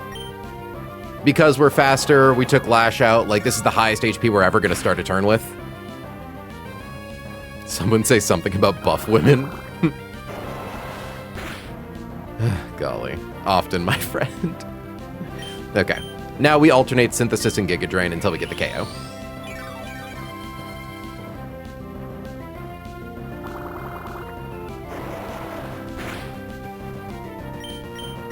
Also, hi, Kessel. I don't think I acknowledged you earlier.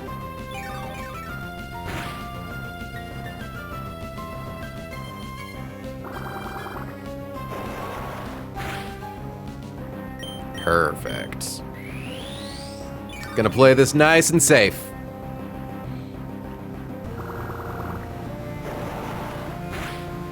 No reason to take risks when you don't have to.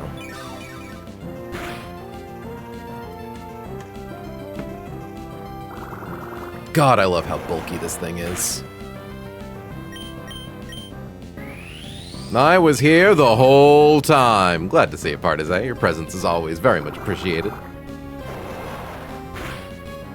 All right. And then we get the last member of their team, Barbaracle. Man who definitely does not die in a single hit, Barbarical.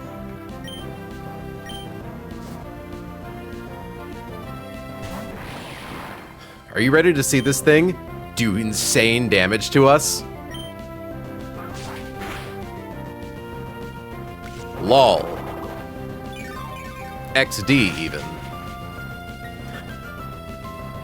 Give me my HP back. Mondo Slurp, Mega Slurp. That's right, I always forget white herb restores you from death.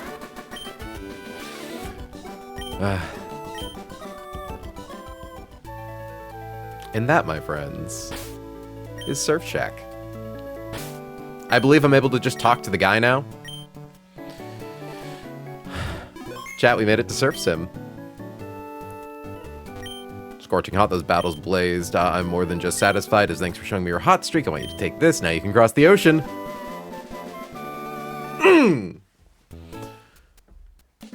The world is our oyster.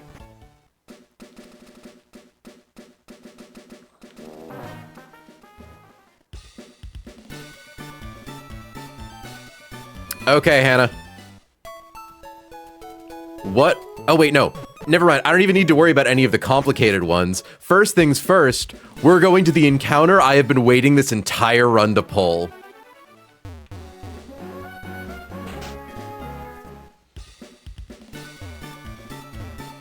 The thing that girl says outside the shack gets stuck in my head sometimes for like 15 years running.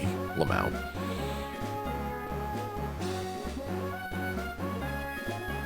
Whether you're hot to trot or cool cannot, come chill at my papa spot. I didn't realize that that was in the original game. I thought that that was just like a funny turn of phrase Dexa wrote. That's incredible.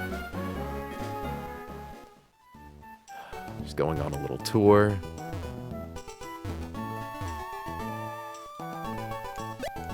Get it out of my head. No, it's adorable. That's how I gotta start picking up bitches at the club.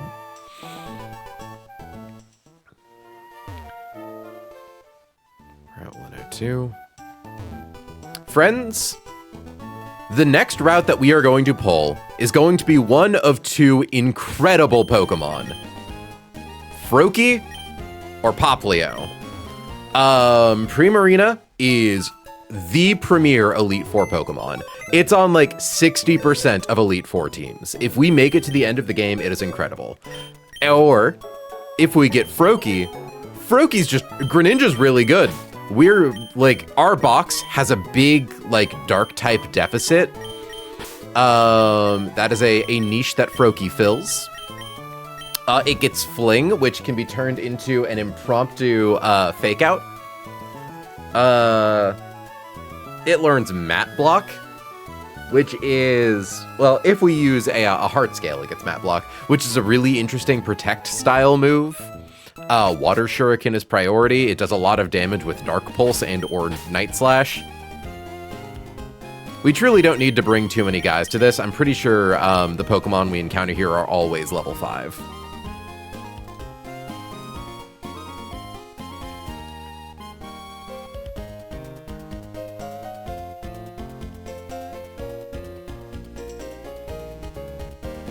Jumped way too far ahead.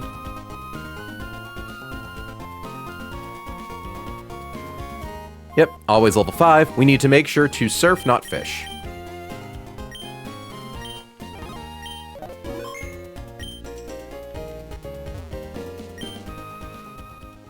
But first, Heart Scale.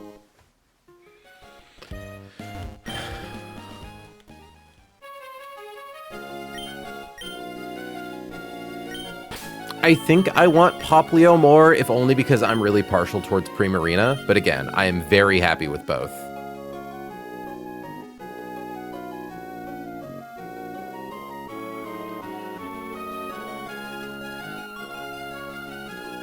Ooh, wait, actually, you know what? I know it'll get Primarina to come to us. She likes song. So let us play her a tune.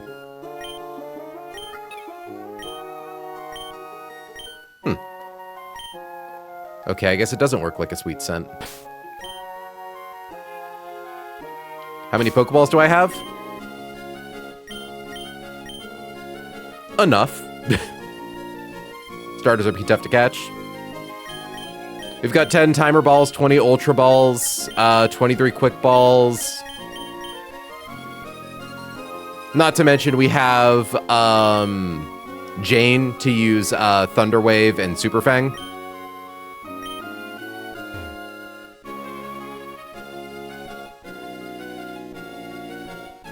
Did I accidentally turn on the repellent?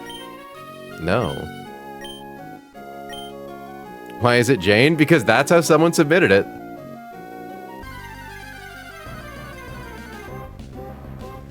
It is the frog. Welcome to the team, the frog. Thunderwave.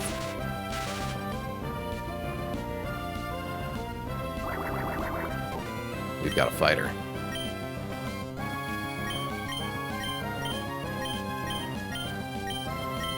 Nardo, shut up. One.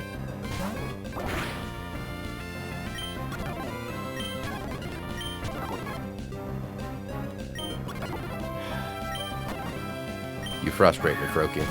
I know that I can just use Super Fang, but there is a part of my body that gets afraid of using Super Fang. But also, I don't want to risk it getting, like, losing too much PP. Super Fang just cuts their HP in half. That's all it does.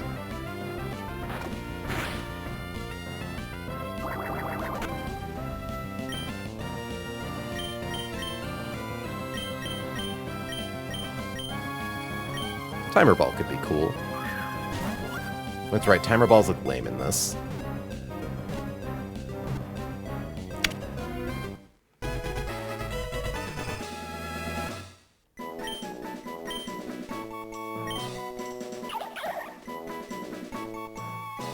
Welcome to the team.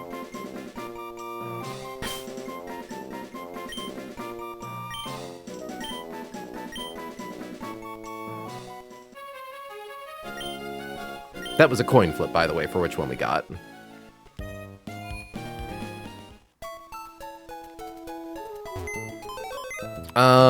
So Froakie uses both of its attack stats. It also obviously wants to be really fast. I think the best IV that we could, or the best nature we could get for it is one that boosts its speed.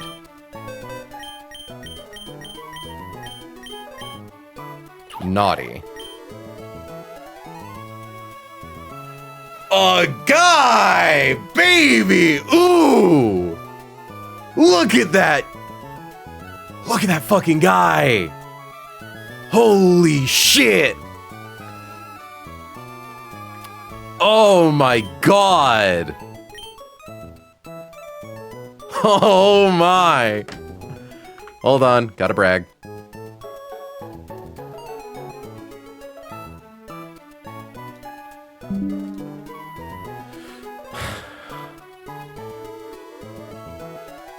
Yep.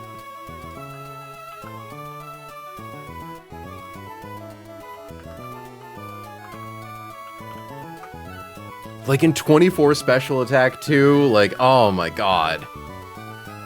That's a fucking Froge. That's a really good fucking Froge.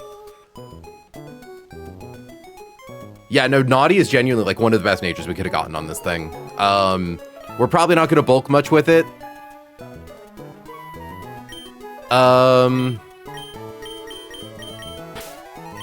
God, do we want acrobatics on it? No, I think no. Plus attack isn't top shelf, but it's incredible IV as well. Yeah, I was gonna say, look, I'm taking the blessings where I get them. Fling is a physical attack. Water Shuriken is special, I think. Like, this could be an acrobatics guy. The 3-scale goat. Shut up, Daggerman. 3-scale goat to max its what? Defenses into HP. Or to swap its nature. Like, how do I even start leveling this guy up? Do I just go straight? Like, do we want acrobatics or water shuriken? We thankfully have one of the fastest possible guys. Because, like, how fast are you, Greninja? Because the nice thing about Water Shuriken, it doesn't do a lot of damage, but it's priority. Acrobatics can do a lot of damage and synergizes with Froakie's favorite move, Fling.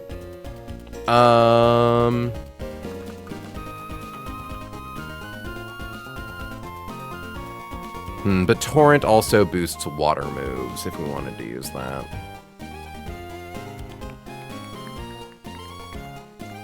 Ooh, yeah, I think this thing is faster than Talonflame. Hold on. No, Talonflame's still a little faster, but not by much. Yeah, no, for as much as I wanted Primarina, I do think this is the hit our box needed.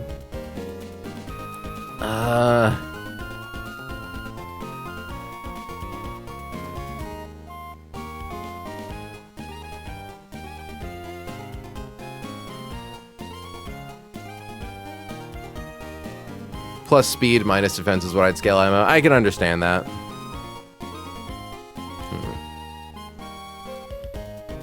Because, like, Water Shuriken's power is really low, but it's priority.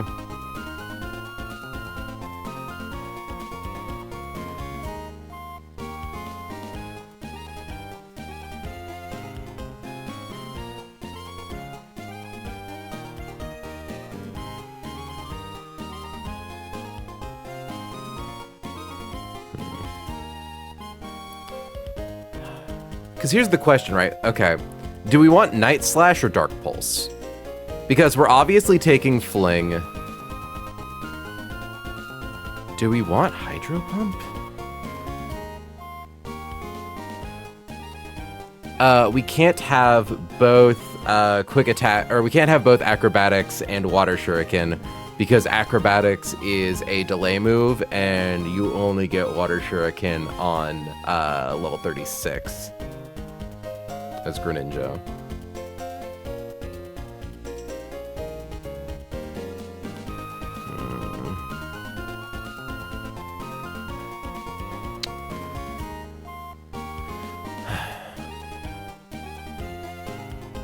I could also, in theory, be what, like... No, I can't take them both. I literally just said that.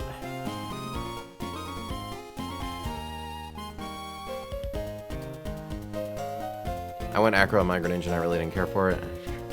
Yeah, I'm just thinking about the fact that, like, we have a 30 attack IV with a plus attack nature. Like, I don't know what your Greninja was, but I feel like that makes Fling Cheese do a lot more. But Water Shuriken is also a special attack, or a special attack priority move. Because we can, in theory, heart scale Water Shuriken. We could never heart scale Acro.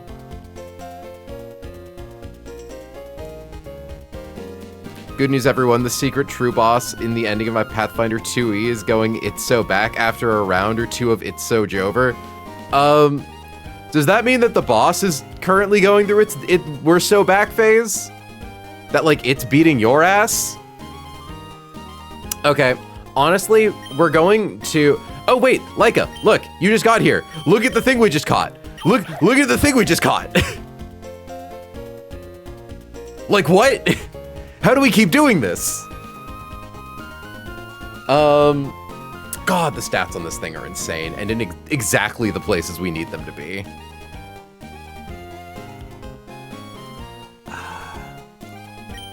Like, we're gonna put Soul in the box for right now. And figure that out later.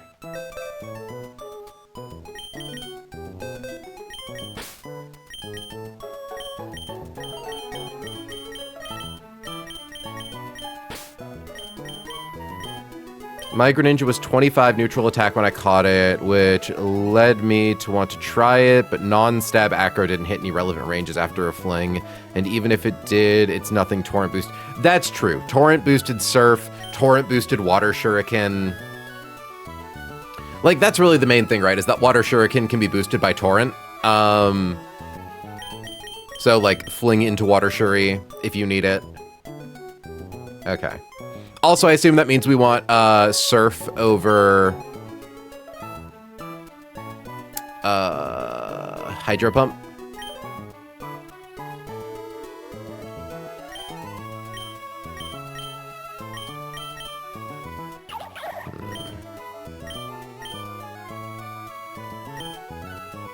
Absolutely, yeah? Okay.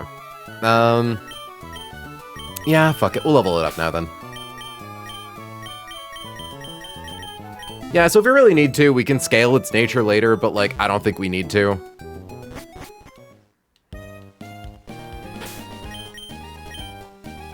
This guy's allergic to zoom lens, true. Okay, so I think we can just kind of level it up and evolve it normally. Like, there's nothing that we secretly miss. There's nothing that we get early because we get it to its highest learn move at 35 or 65. Do we want Dark Pulse or Night Slash on this thing?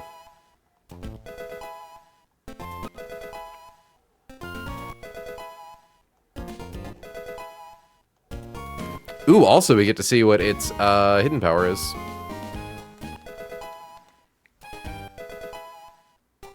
Ooh, actually no, we do need, or do we need to delay? Does Greninja get Fling? Greninja gets Fling, never mind.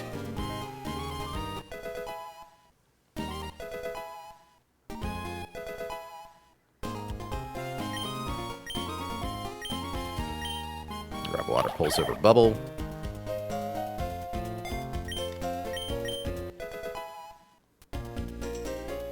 I'm gonna save really quick in case we fuck up the level up somehow. I don't think that's possible, but...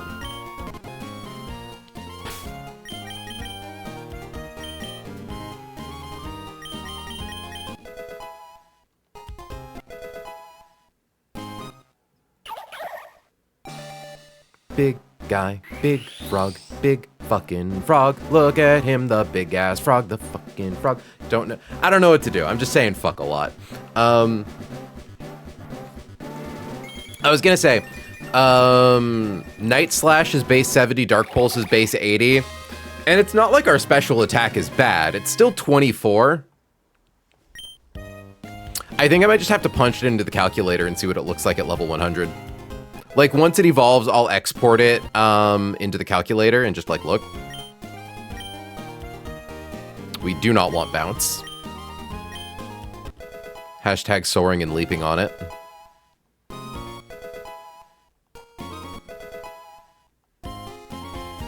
Smoke screen. No.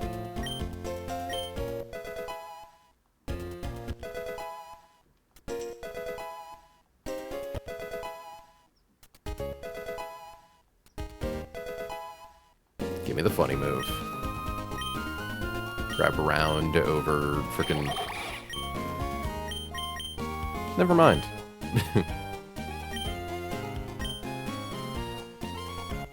The thing is, I wanted Poplio because I really wanted to add Adeline to the box, but I do think that, like, Frog is what our box needed.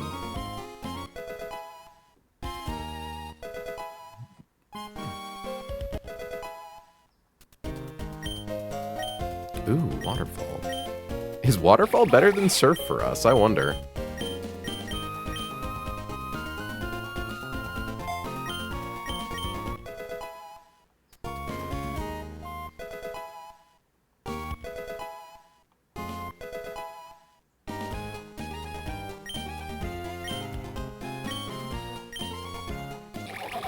We definitely want Fling. We will take it over Lick.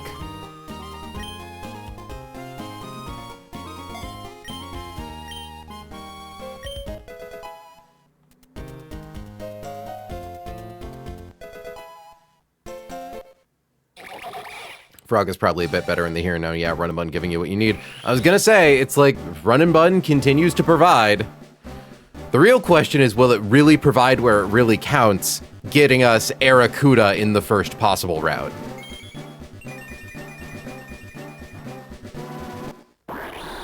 Silly Frog.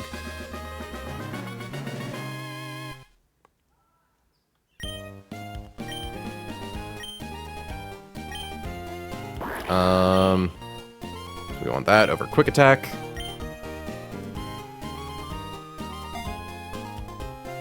You're wondering about not keeping Water Shuriken? In what? Just doing, like... I mean, we can pick it up now at least, but I'm curious what you would want over it. Also, scripting. First things first. Hiddens. Ooh, steel type hidden power. That's kind of neat.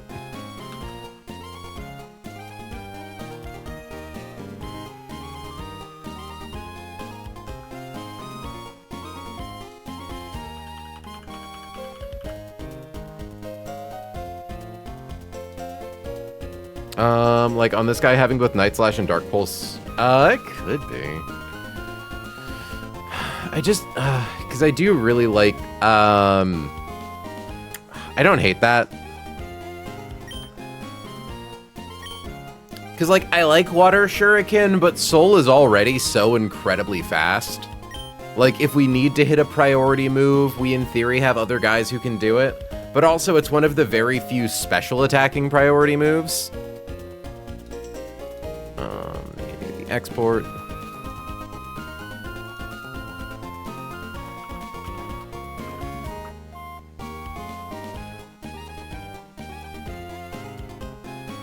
Like, what are this thing's stats at level 100?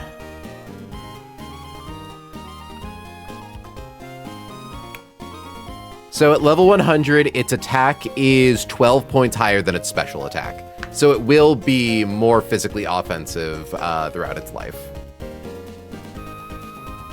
But it's not that much higher than special attack to make Night Slash do notably more damage.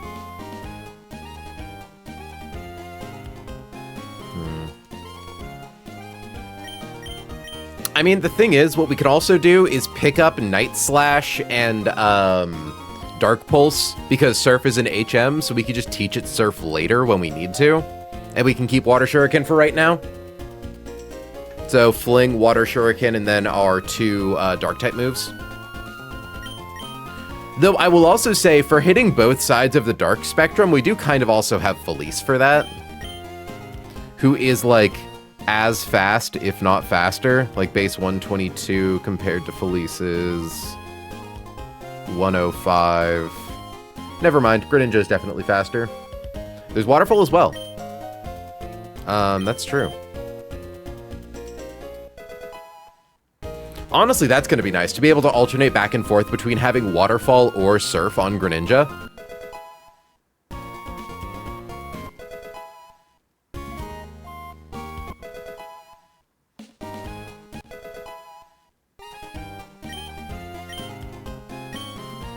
Because Surf is like 90 in this, right? Yeah, Waterfall's 80, but also Waterfall isn't a spread move, so it can be a lot better for doubles. Either way, we're getting rid of Growl.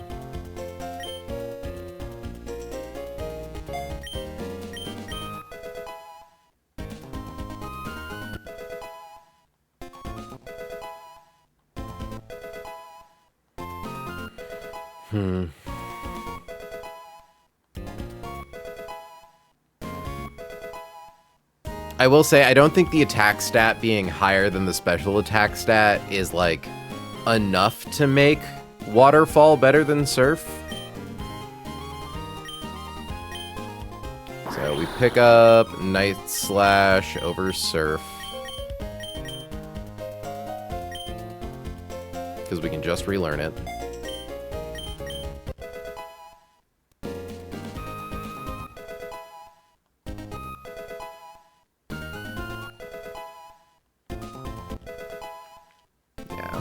I think we'll get rid of Water Pulse and pick up the two Dark moves for right now. Or Waterfall, sorry.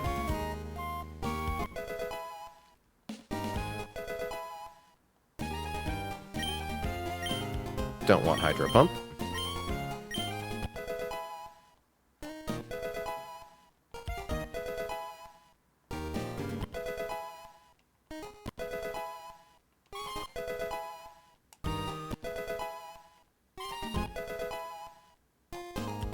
Learn Dark Pulse. I also have to remember that Fling is a dark move. Like, yeah, I think Fling is, what, base 30 power with a King's Rock? So, not comparable to Night Slash.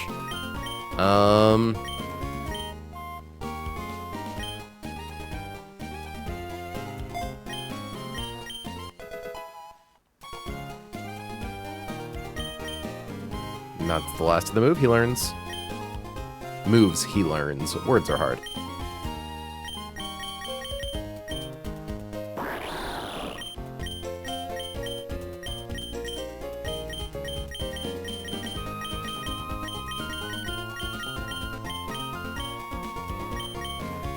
God, yeah, look at those attack stats. 183 speed.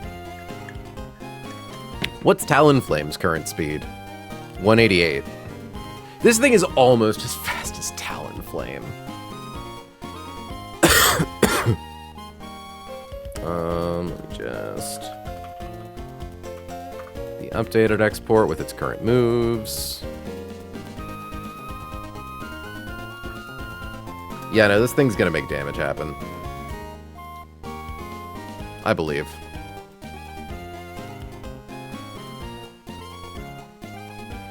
All right, on to the next one. So Hannah, where are we going?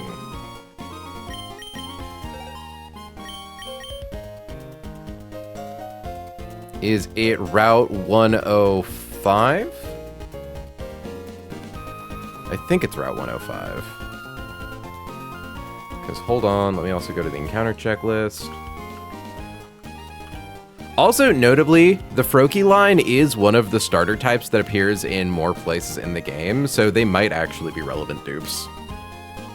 105 will be last. Got it.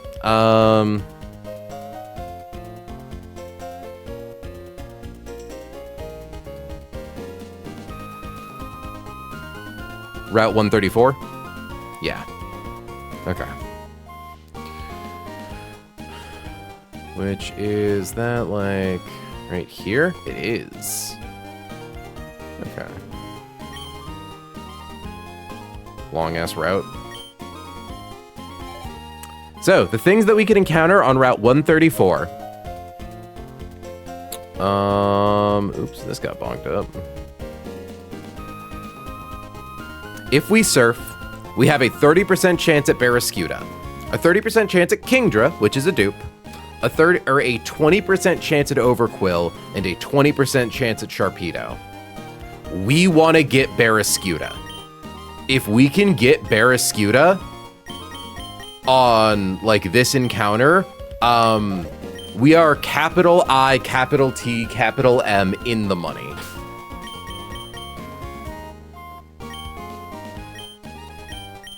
If we fail to get Barraskewda here, that's fine. There are other routes where we can try to get it.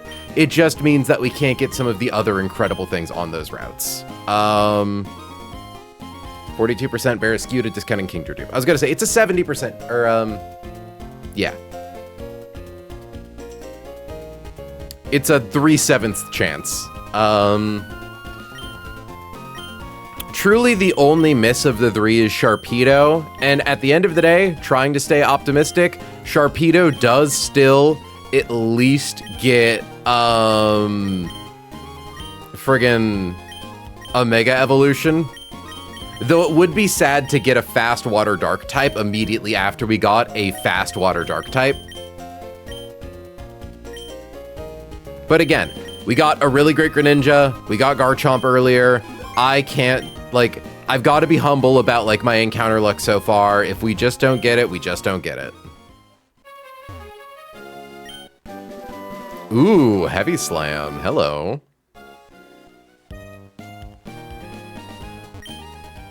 We also do have to do a little bit of item cleanup.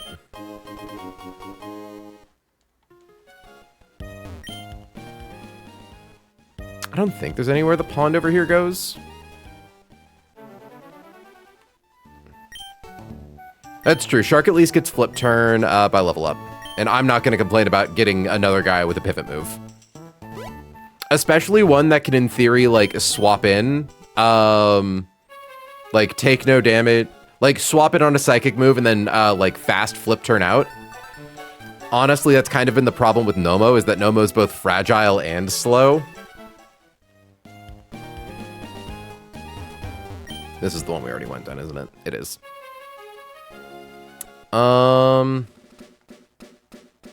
We're going this way, so that way we can go up here. Because, chat, we also get the first of a new kind of item. It's a really cool item, too.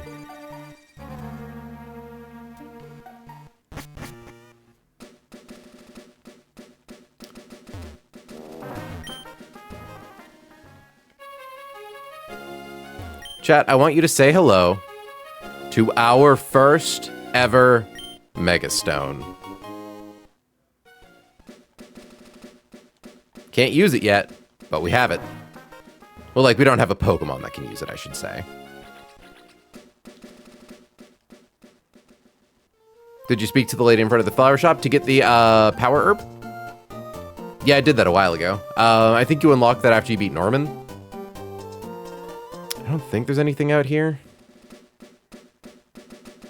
Hold on. I'm saving the game, I'm just exploring. Need to make sure I don't oopsie into a trainer.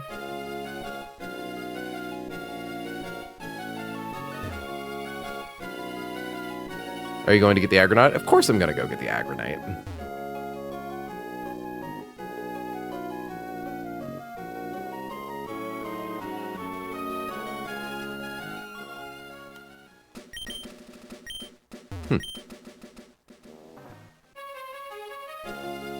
Okay, good. Nothing up there.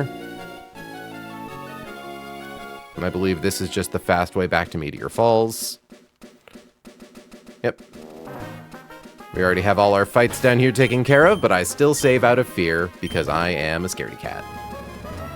Like, what if they suddenly challenge me to a rematch for no reason?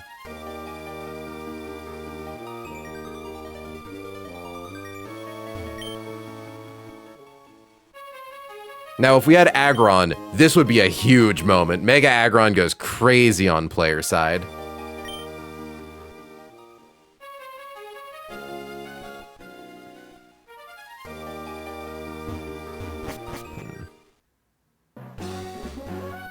Are we able to double back this way? I don't think we're able to go back this way, actually, because of the ledge. Which is funny.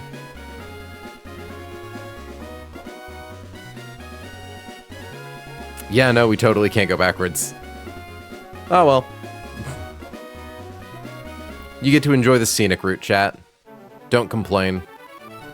So this is why we call this part of the game Surf.sim, by the way. This is just going to be us running around to a bunch of places where there is water to get the items and encounters that lie beyond said water.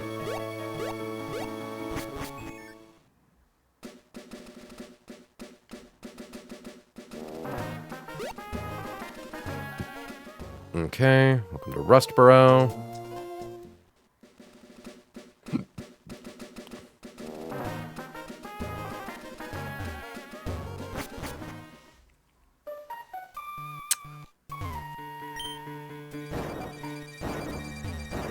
We're good, we're good. I wish they cleaned up these boulders after we got strength. I'm tired of doing this puzzle. It's not even a puzzle if we're being completely honest.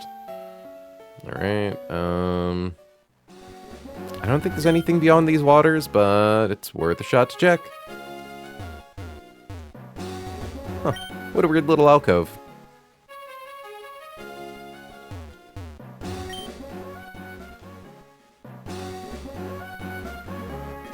I don't think there's anything over here. There is not.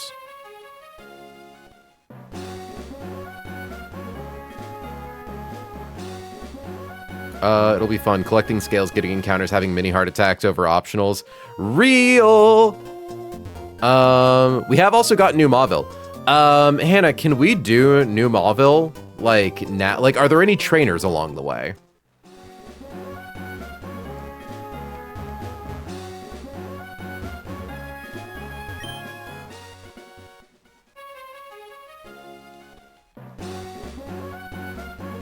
Why the fuck is this here? There are no trainers on the way to New Mauville, and there are none inside. Why is this thing here? What is the point of this mass of land? You can totally do New Mauville, doesn't interact with any other route, and you're getting the static Voltorb. I am getting the static Voltorb. The static Voltorb. Which actually, a good thing to note is we will finally have a static Pokemon in our box again, finally. For a little bit of encounter manipping if we need to.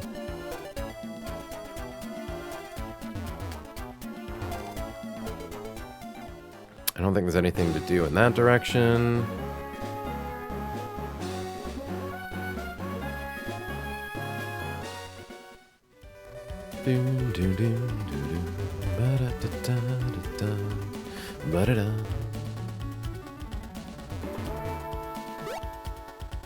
Going to continue marveling at how far we've made it in this game. I still can't believe it.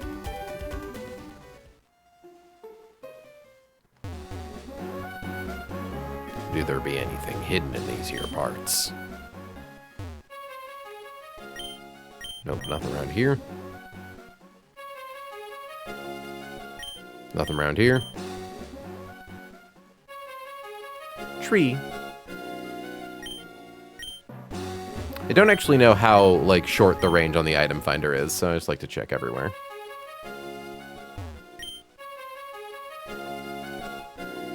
Oh, there's, like, nothing up and around this part. Okay. Well, so much for that. Because, yeah, there's nothing over here.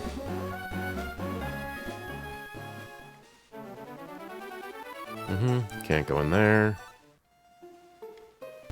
I don't think there'd be anything in Fall Arbor Town.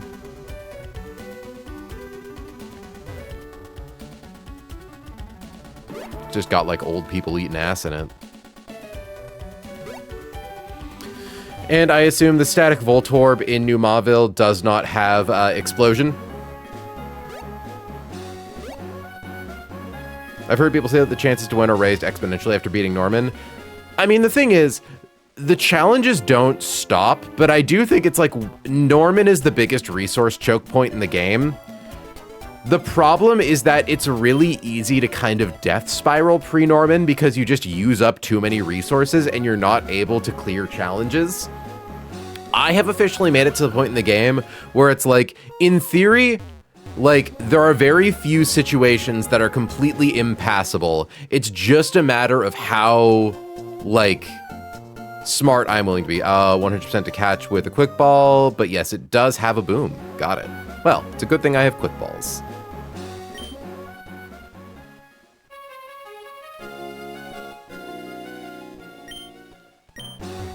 Team Aqua was here. Someone painted onto this sign, but someone else painted over it. Team Magma rules is what it says now.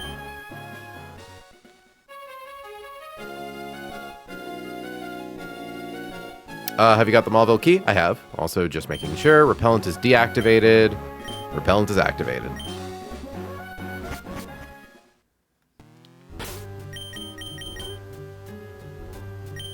Banger alert.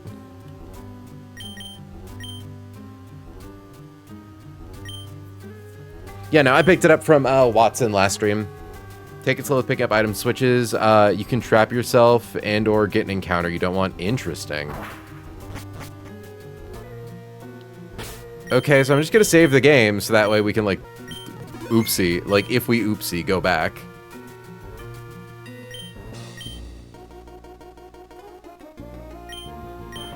Also, don't mind me being obsessive with the item finder.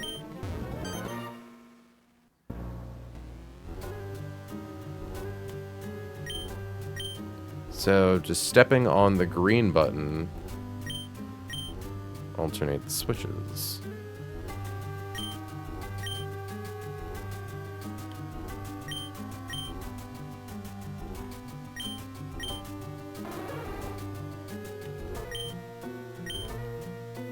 Okay. Oh yeah, does escape rope not work in here?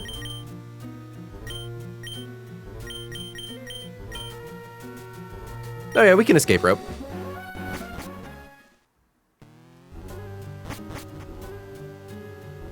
And it even resets the puzzles. Okay, excellent point, Dagger Man.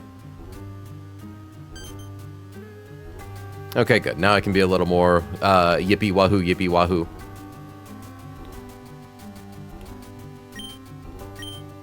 So I know that the static encounter is always Hisui Voltorb. It's never like a regular Voltorb.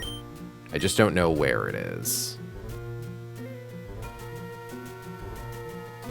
I know otherwise you can find yourself past the Voltorb and needing to encounter the Electrode instead to get back. Oh, got it. Okay, so I guess in that case, where is, that one's an item? Okay, I do need you to confirm for me where because the Voltorb is on a switch, right? So this is an item. I will be doing it this slowly, chat, I'm sorry.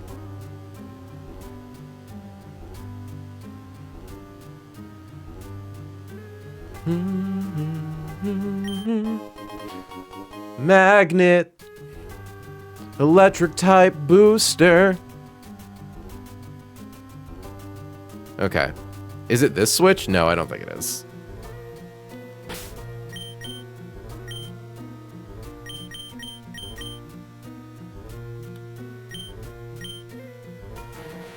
So this is just an item? Okay. Max Revive Lamau.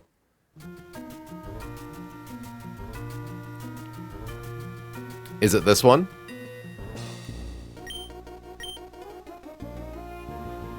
I don't think it is. I think it's in like a little room. That's Volt. Okay, Jane's in the front. Save the game for no good reason.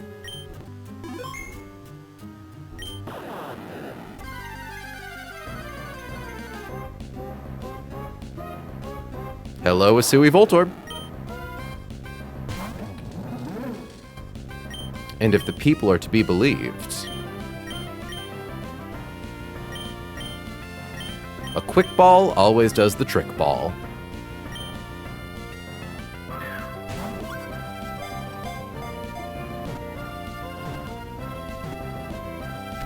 Nice.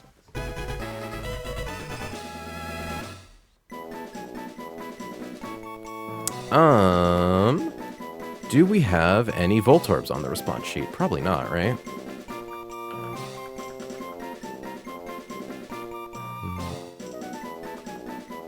Oh, wow, actually, yes.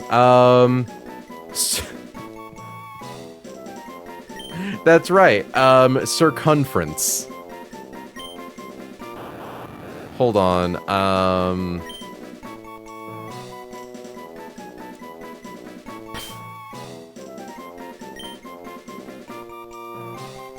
Well, no, what I'm going to do is...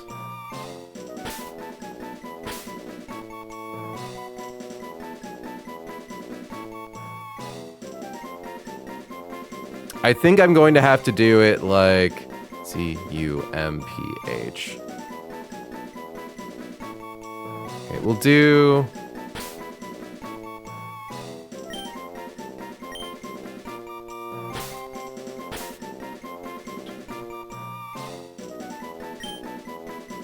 Because we won't be able to do full circumference, so we will do circumf.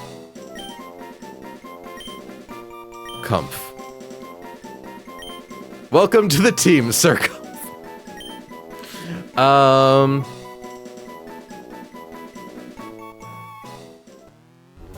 Okay, cool. Shit though, so... Well, I suppose we don't need to worry about getting locked into something because we can escape rope out. Because I don't want to accidentally encounter an Electrode that can boom on me. That'd be awkward. Just hold on.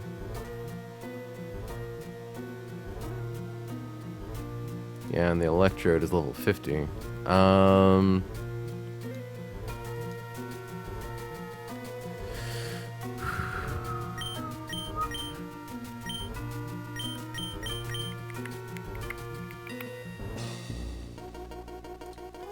Hold on. Electrode Hisui. It doesn't do that much damage at least. Has an incredibly low attack power.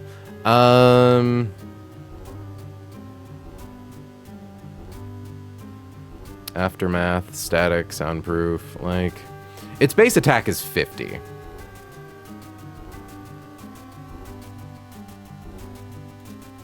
It's level 50 though. Yeah, it's got self-destruct.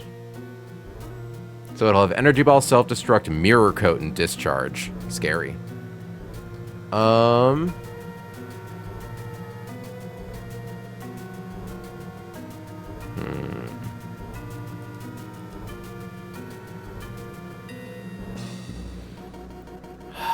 Like, I'm fine if it booms a non-resist Pokemon, right? I'm just gonna play it safe. I'm going to escape rope out.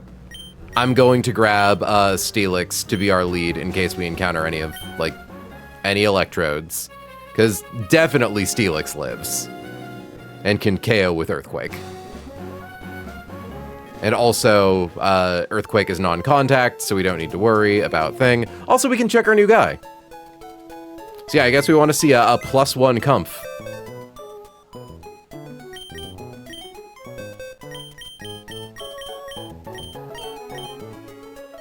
Jolly? So, minus special attack is sad, I believe. But that is a plus speed nature. Like, that special attack can in theory be compensated for with a heart scale. Like, we got plus speed. I'm gonna be happy about it. I'm gonna take my blessings where I get them.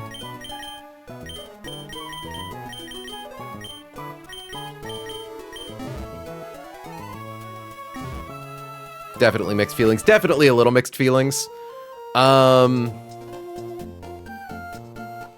like, again, it's theoretically fixable if we need to.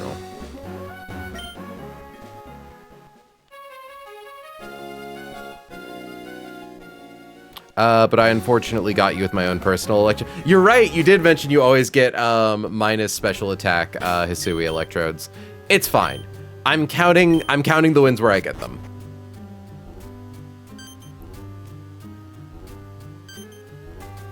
And again, hopefully getting kind of scuffed there will at least, like, bring us good fortune when it comes time to roll for Barraskewda. Okay, soft sand on Dollop.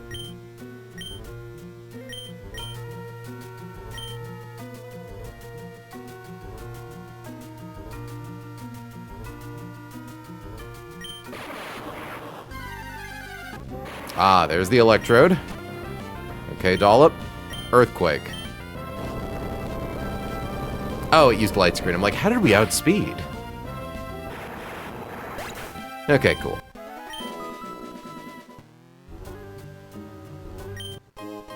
Zoom lens!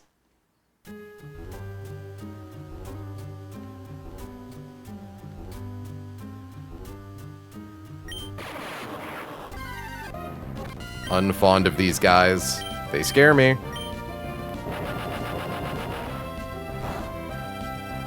It's fine.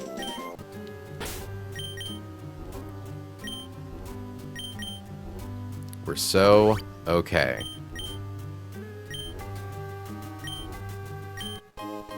Electric Gem. Ooh.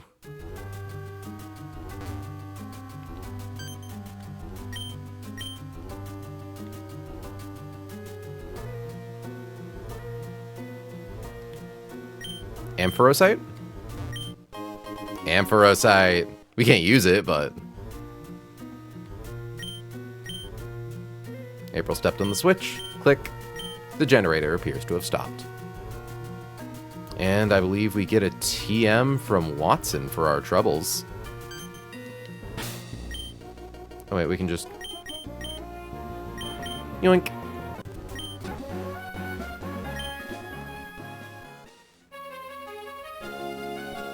But yeah, no, I can never remember what's better, or like which one is which, Jolly or Timid. I know that they do the same thing where it's like, oh shit, that's one of the good speed boosting abilities. Not quite.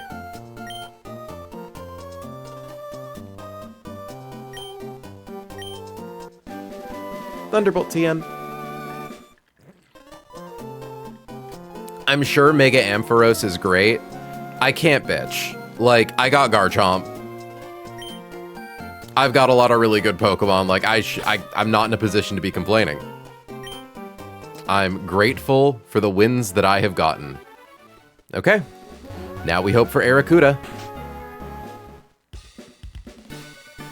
And I did confirm with Hannah that Overquill is a guaranteed catch and a quick ball if we happen to encounter one.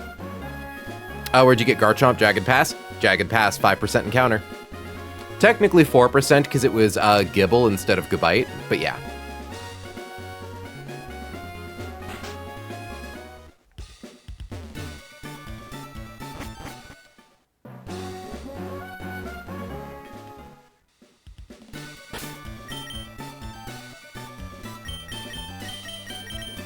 Okay. Go get my catching guys.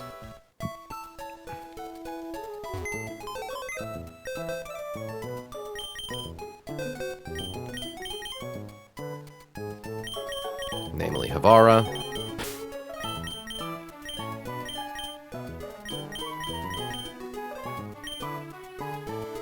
There we have Jane, and we'll grab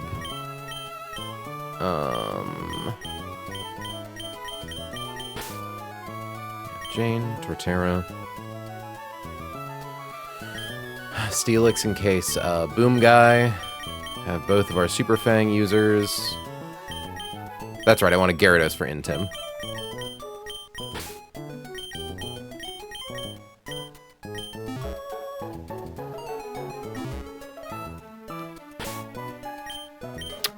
I understand getting that, but specifically because we got Gibble, it meant that we could get Earthquake on it before we fought Flannery, which was a massive power upgrade. Like, I don't think Garchomp would have made Flannery's gym nearly as free as it ended up being if we didn't have access to Earthquake. Give you a Pecha Berry. In case we encounter Toxic Guy. Well, I suppose actually no, because that's a guaranteed catch.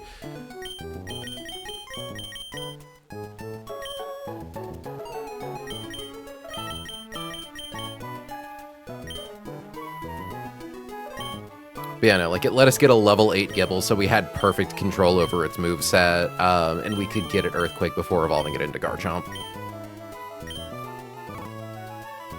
Have you used the Route 117 encounter? Maybe? Which one is Route 117? Is it the one I think it is?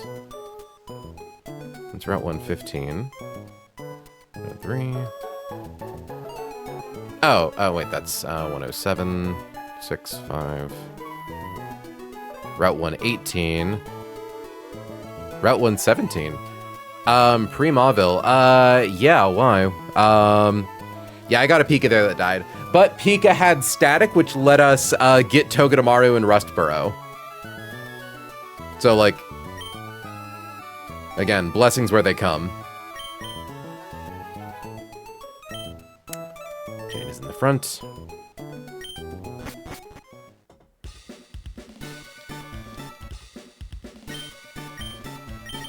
Talent is activated.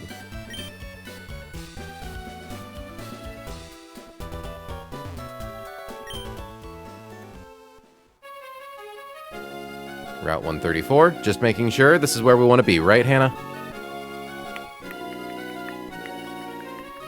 Yep, Route 134.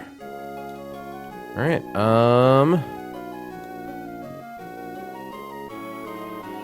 30% chance at Kingdra, 30% chance at Barraskewda. Gotta hope for the best.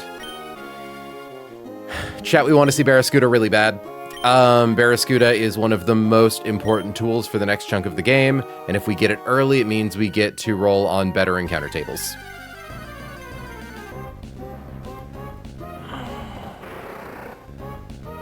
That's the worst hit. Oh, that's the worst hit. That's really sad.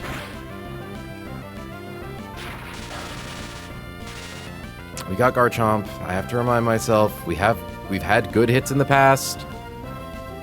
Gotta just take your punches as they come.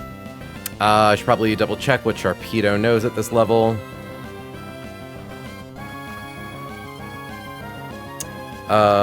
Flip Turn, Waterfall, Dark Pulse, Crunch. Okay, it doesn't have Pursuit. Crunch is probably Ty's damage move. I'm safe to use the Super Fang.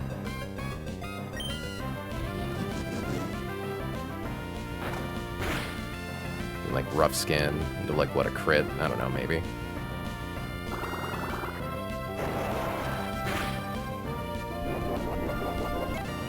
Okay. Water moves, ground moves. We tank those well with, or water moves, dark moves. We tank those well with Habara.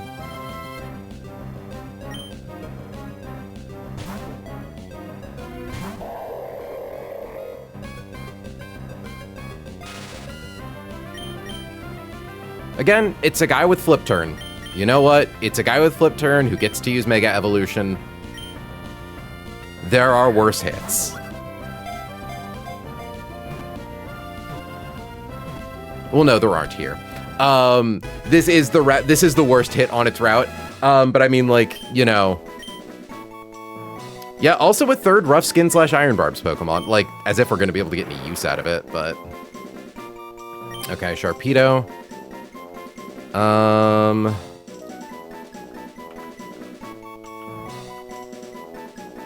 on. Carnivore, Sharpedo.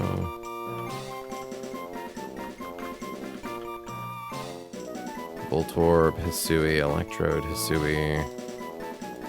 Counter tables need to click off New Mauville. Need to click off Route 134.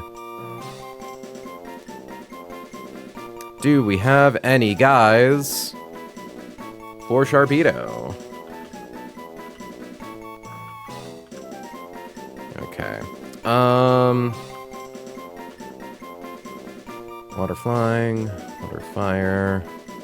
Water, grass, water, fire.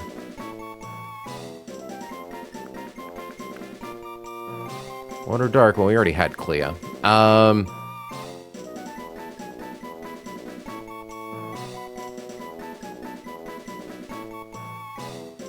Also, we already have slow flip turn on Gorobis. Like, okay, what about our assorted submitted dark types? Ice Dark. Dark Fighting is Kethri. Finnegan B. Obstagoon. Orion. TT. Duchess. Lorenz. Malamar. I could do Winter 11 for this.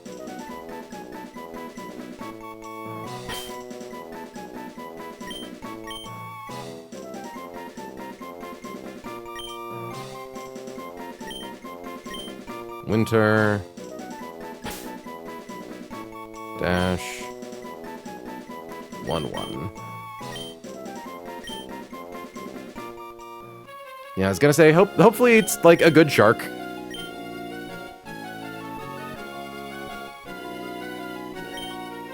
Did someone talk about my friend Malamar? I did in fact talk about your friend Malamar. Everyone's friend Malamar.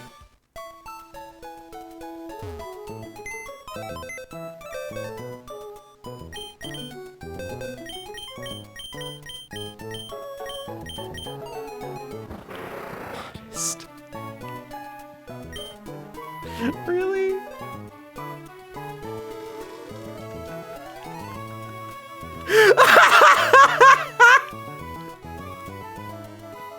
That's funny as fuck. So the thing is, actually, Sharpedo does attack on both of its offensive stats.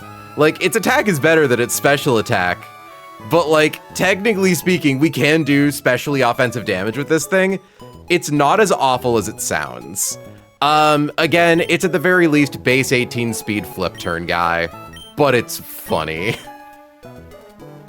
That's a really silly shark. All right.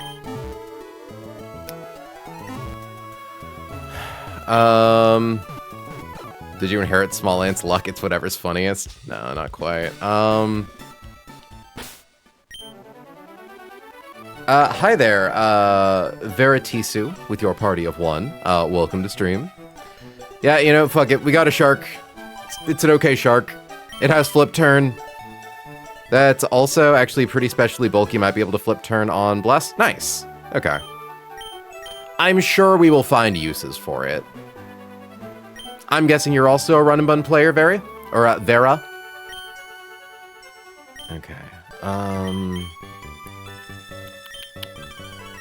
I'm I'm just sad because it means, see, the thing is, we're also not guaranteed to get Barraskewda on this next route. Not only are we not guaranteed to get Barraskewda, the misses are arguably even worse than Sharpedo. We could hit Finian, and that would be bad. Cause yeah, it's... Actually, shit, do we fish? Arrokuda, no, it's still better odds.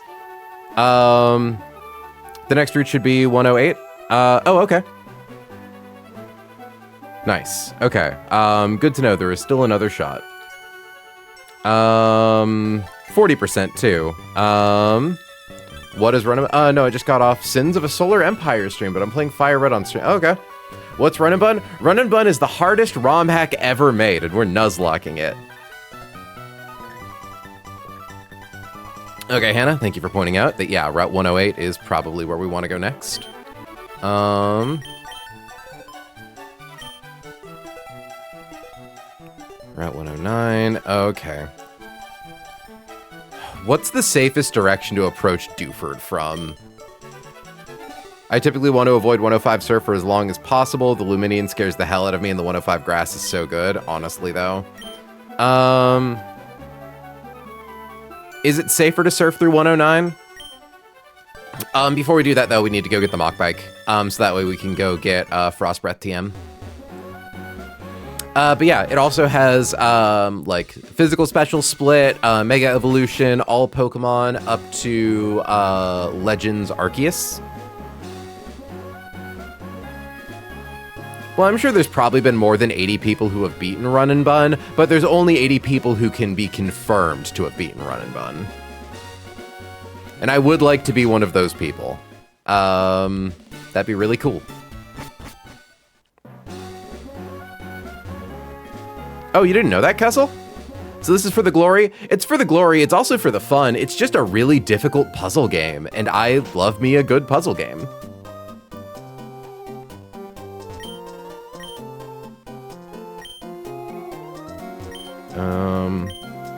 Mach Bike, please. Like, don't get me wrong, Dagger Man, it is also partly for the glory. Like genuinely, completing Run and Bun would boost my stream's profile massively. I heard it was hard, but not legendary for glory hard. Yeah, no, it is mythologically difficult. But it's like balanced and fair and fun. And that's the big thing, is that, like, even though this is a legendary difficult game, it's not legendary difficult because it just bullshits you left and right.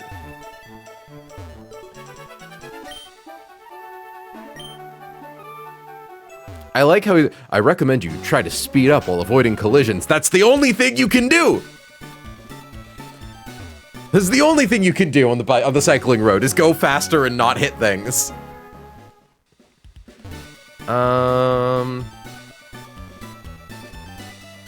Repellent is deactivated, repellent is activated. So the nice thing is that every encounter we get on this route is good. Basculin evolves into Basculegion, which is our first available ghost type. Barraskewda or Arrokuda. And bare minimum, fucking Delmise is also a ghost type. Okay. God, I don't know where the encounters are here is the scary thing.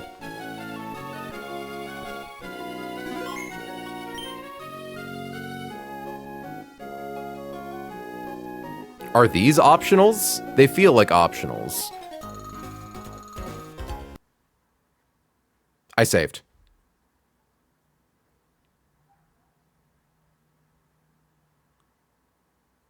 That's cheating. That's totally cheating. No, I shouldn't.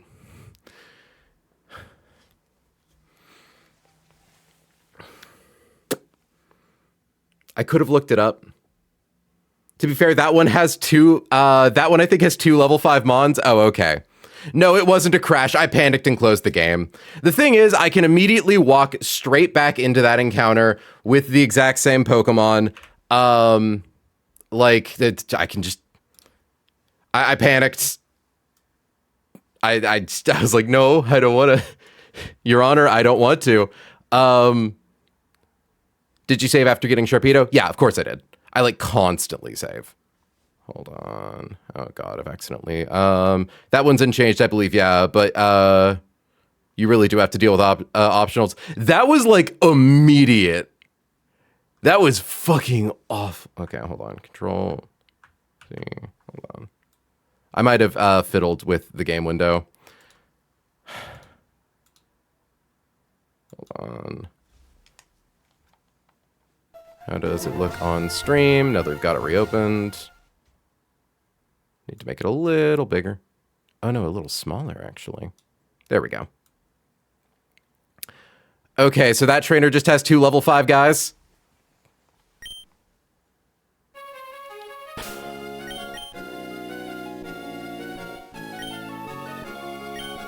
Because I do feel like, oh, I can even see the tube now. That's funny. Oh my god, that was fucking awful. Okay. Okay. So, let's be honorable. I mean, like, resetting on hitting an optional isn't really smelled fun. Yeah. I was going to say, it's like, that was... Yeah, okay, you're right. That was me being stupid. Because my thought process is like, oh, I could have looked it up first, but I didn't. Oh, interesting. It's technically not changed. It is still, like, an Oshawott. So what's her name? Hold on, I could probably find it and, yeah. Like, thankfully, I did not do that in a way that, like, cheats. You know, like, I didn't get hit and then reload. Oshawott and Gen 3 unchanged. Yeah, alright. I just want to make sure this thing doesn't have, like, any weird tricky moves or something. Run and bun trainer battles.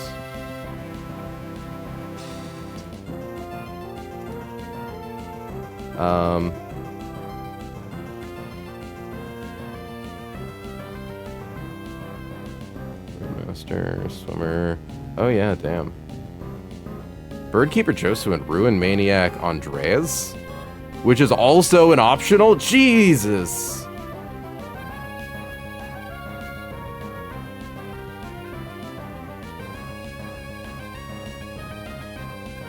Thankfully, everything here is level 50. All the optionals only have default learn sets. Okay. That makes me feel a little less scared. Oshawott has tackle and water gun. I will use knockoff. Some optionals are to get Mega Stones. That makes sense. Yeah, chat, I would like to... For anyone who sees this in the future, I would like to apologize for my shameful conduct there. That was an embarrassing thing to do. And I understand if it was quite cringe.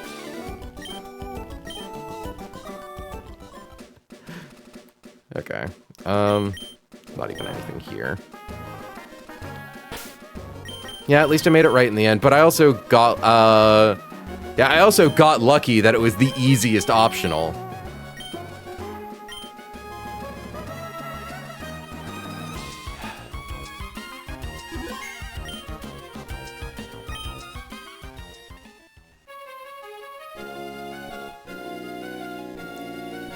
Fucking shit. I'm going to guess these guys' sightlines is like, yeah, no, I'm gonna go back to swap out my team.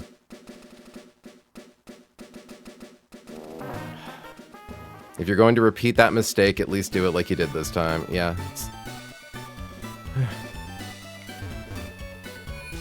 The sightlines are pretty huge. Yeah, okay.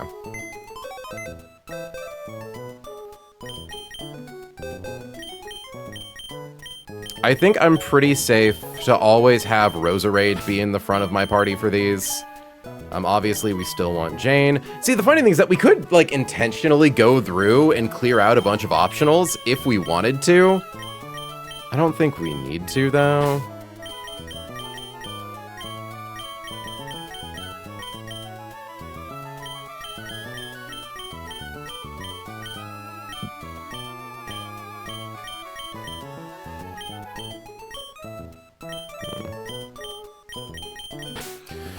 Okay, we have a catching mon, a super fan guy. I've got to run. Have a great stream. I followed. Oh, thank you very much for the follow. I'm not sure why I didn't get the notification for that. Have a wonderful stream. I'll do my best. Oh yeah, weird. It's not actually showing me the follow notif, but I do see that I went up one. Odd. If you want a tip, stay as close to the left wall as possible. You don't avoid everyone, but I think it's less likely you find optional trainers. Good to know.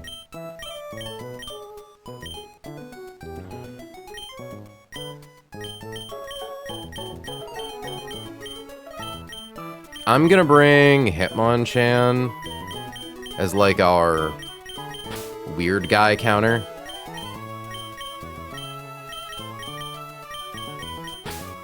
I think this team should work.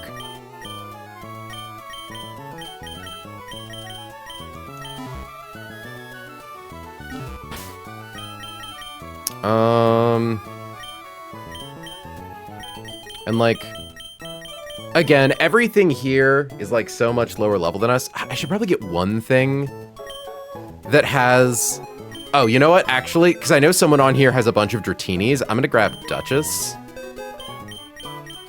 Or maybe not Duchess. I just need something fast with an ice move. It's like, yep, that's another optional.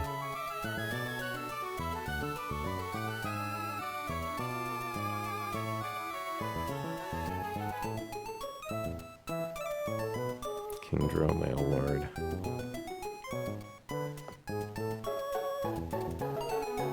Dreadnought. 2 level 70 Dratinis. So what does Dratini have?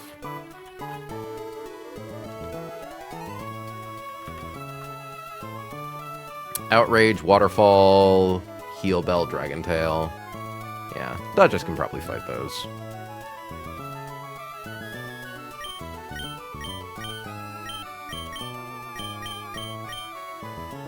They're sorted by route, so you know if you stick to the route, you can must find. Oh, yeah, okay. You can sort of plan it like a gauntlet. See, I do like that because they're not that scary, you kind of can just. Okay, so we're not on Route 105. We are on the other side of the map. Route 107. Are we in Route 107? Swimmer Tara. Abandoned ship, yeah. So I think... Or are we 108? Hold on. Route 109. Okay, 108's down there. Right, because the abandoned ship, if you go in from, that makes sense.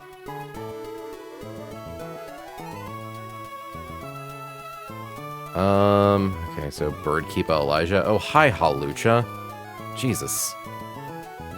Fisherman Carter. Ooh, young couple. Yeah. Why is there a level 70 Dragonair? Jesus. I'm betting that what we encountered was Swimmer Alice. Or what we saw there. Yeah, hi, Tuber Gwen. Tuber Ostina, yeah. That's so funny, yeah, the 2 trainers on that island both have level 5 guys.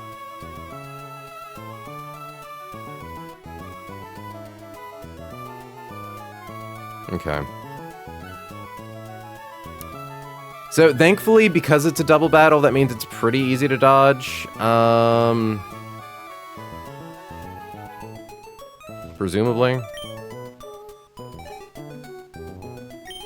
I think we're gonna grab Protect Kip. And Garchomp.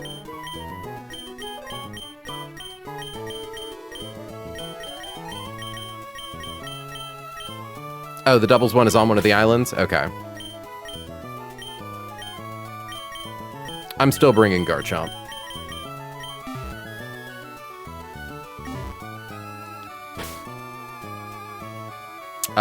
There's a room that you enter and immediately trigger a double battle for Audinite. Good to know. Thankfully, we just need to go into the ship to get our encounter.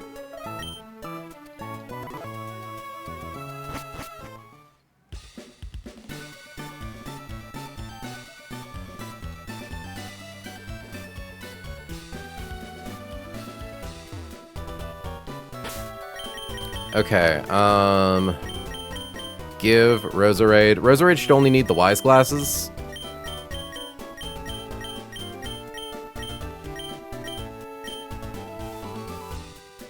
Perry can get the miracle seed.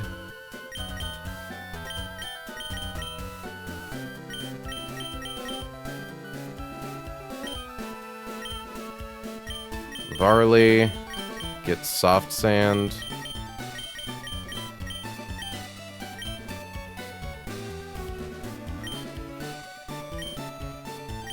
Or actually, maybe we give Varley the Dragon Claw.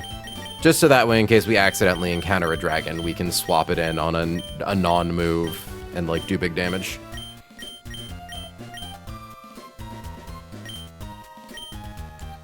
Kethri, I think, already has the black belt. No, we'll give Kethri, Muscle Band.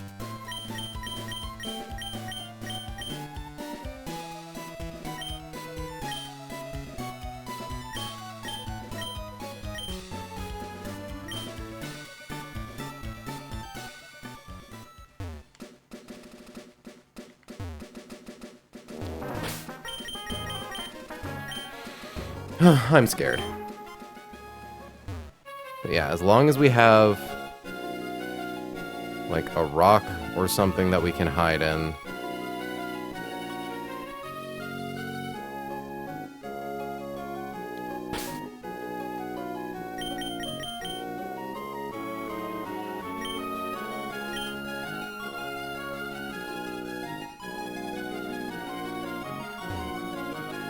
I sent you a little visual of where, oh, that fight is in the abandoned ship when you get there. Good to know. Let me check.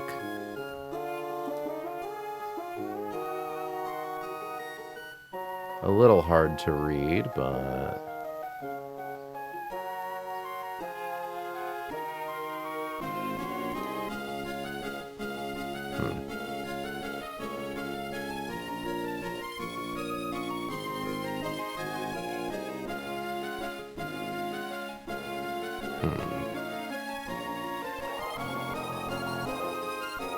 Okay, who are you? So you're on Route 109, Fisherman, Young Couple, Swimmer Alice, Swimmer David, Tuber Gwent. Okay, so you're probably Swimmer David, which means you have an Armaldo and a Credilli.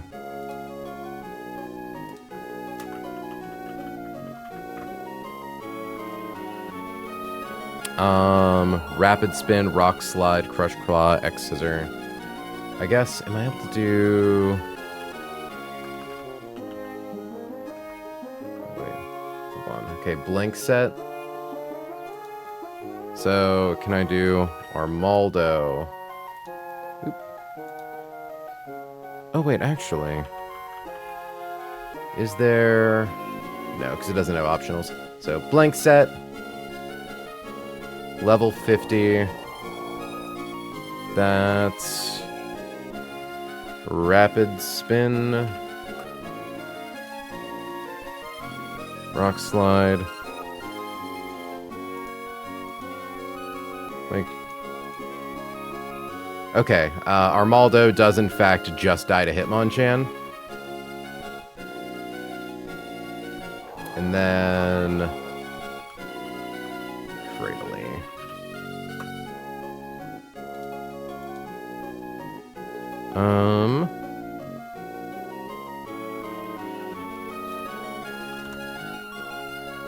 Level 50 Cradley also just dies to close combat.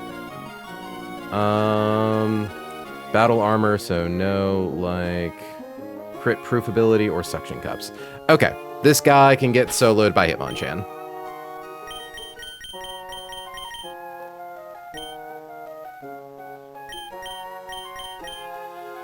So, chat, I am going to, like, essentially check. I'm just gonna pop down and see, like, is this the guy? Is this what I think it is?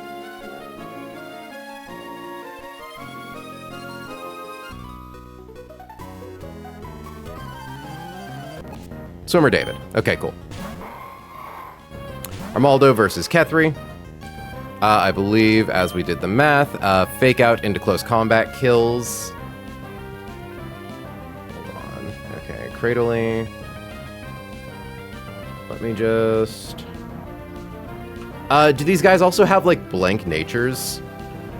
Like, neutrals?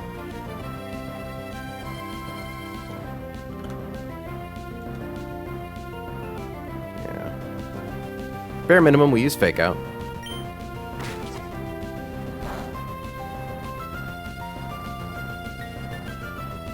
Look to do about enough damage. CC to kill.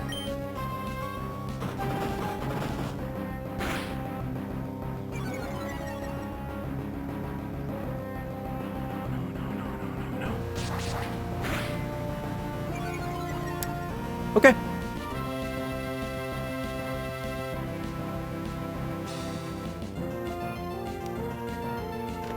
They're all bashful from what I'm seeing. Okay. That was scary. All right. Let's be absolutely certain with this thing. I thought that Armaldo dies to Hitmonchan.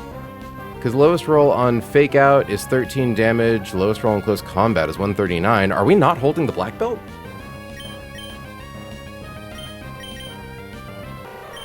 We're holding the muscle band. That's why. Okay. Good to know.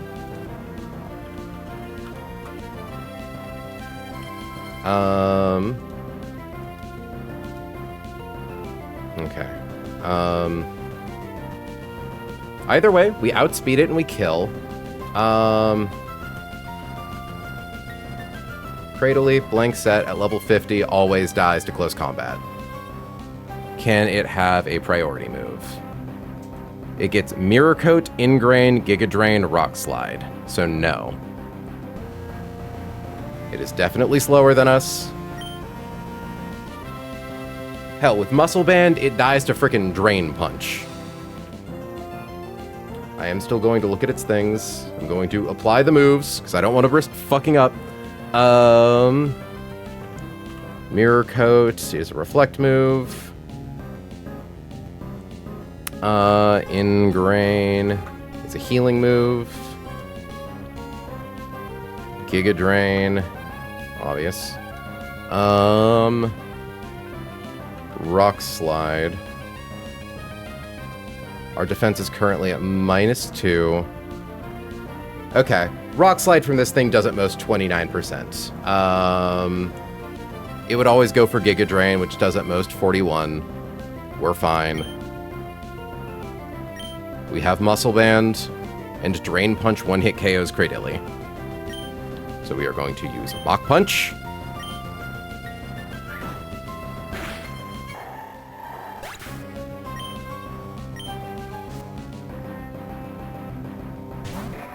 I am looking at the calculator. All logic says Drain Punch should kill this thing.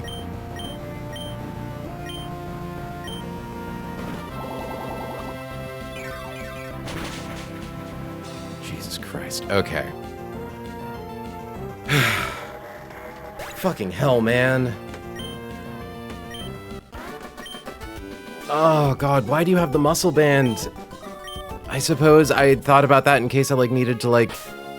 Fake out into, yeah, no, black belt for you.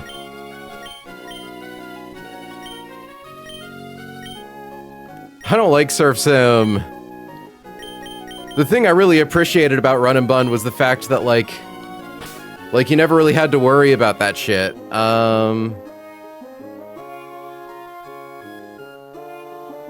Okay. There is nothing on this island. I can step onto it. Heart scale, nice.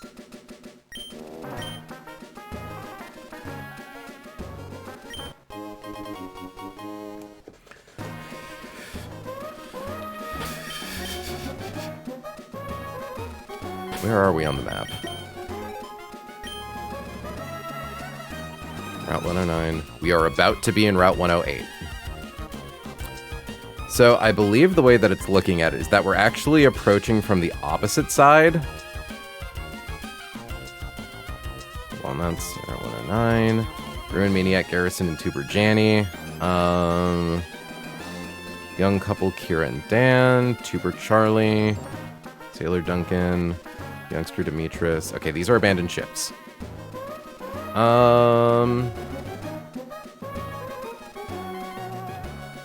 So I'm betting that the closest thing to us is going to be Swimmer Boy Jerome, just based on where we are on the map, who opens with a Seismitoad and a Kingdra, which means we should be able to fight that with Roserade really easy.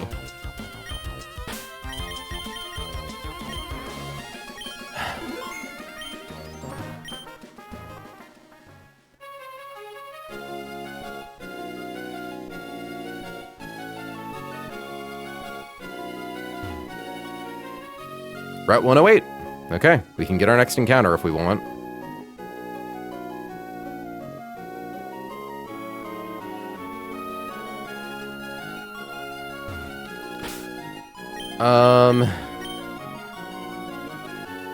Shit, dog. I'm so spooked. Yeah, we may as well get our encounter. Bring in Jane. I believe we are just surfing here, not fishing. Yeah, Basculin, Aracuda, Delmise, Basculegion, Barraskewda. So we would like to see Aracuda, or if we get one of the Basculine, we would like to see Basculin, just because the lower the Pokemon's level, the more customizable shit we can do with it. Okay. Yeah, we can be cool. We can be cool.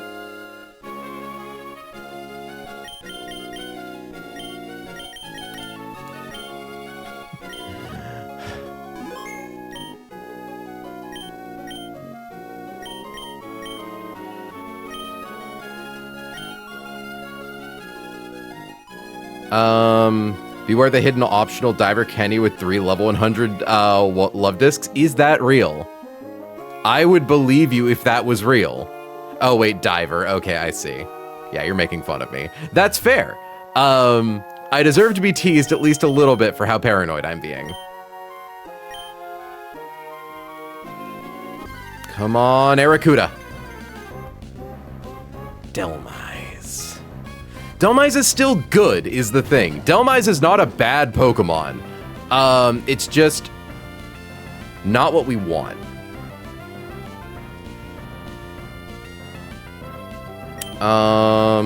Okay, Delmise, what do you know at level 50?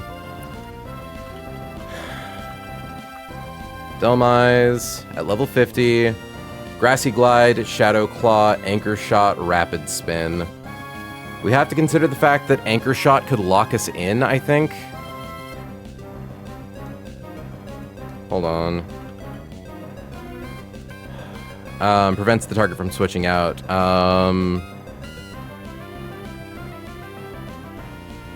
Not if you aren't even the top 10 most paranoid Surf.sim streamer I've seen. Well, good to know.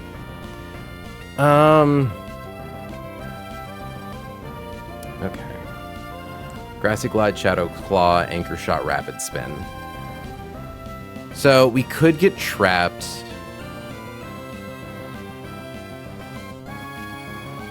And it could do a lot of damage. I'm wondering if we, Delmise is also a really hard catch. Well, shit.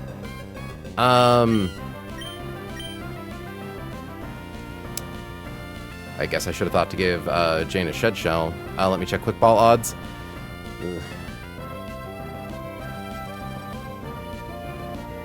Ugh.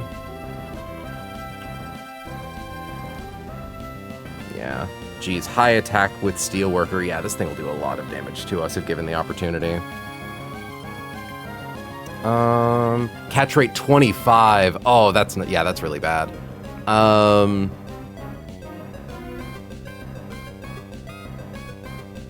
16% on Quick Ball. I think we might have to risk Jane. I think we might have to risk Jane to get this catch, genuinely. Just because, like, we kind of can't safely swap into anyone. Jane is the only one who can effectively weaken it. Is Anchor? Yeah, it doesn't matter. Yeah, I think we're going to use Thunder Wave. We're going to see what happens.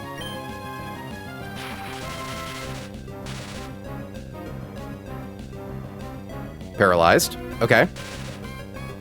We now want to use Super Fang because we're definitely going to need to weaken it. The nice thing is we at least resist Anchor Shot. Paralyzed. I think we use Super Fang again.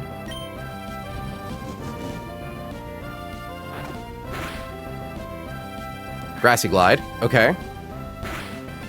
That's a lot of damage. Okay, I do think now we swap to a Pokemon with Synthesis that can take its hits good. That's probably Torterra. Because let me just confirm, Super Fang being dark at this mod is such a lifesaver, really, though. Hold on, let me just double check. Grass Ground's resistance profile. Because we can't rapid spin off Anchor Shot with Eldegoss because he's a ghost type. So we resist Ground Rock. We don't actually resist Steel. So that's good to know.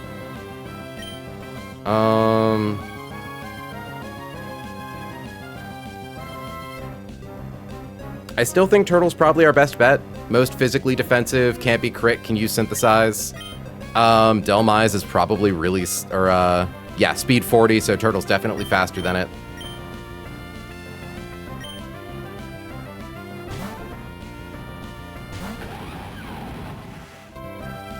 Paralyzed.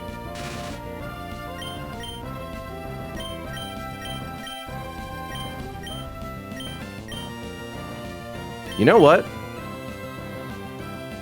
Delmise, you are incredibly heavy. I'm gonna use our Heavy Ball.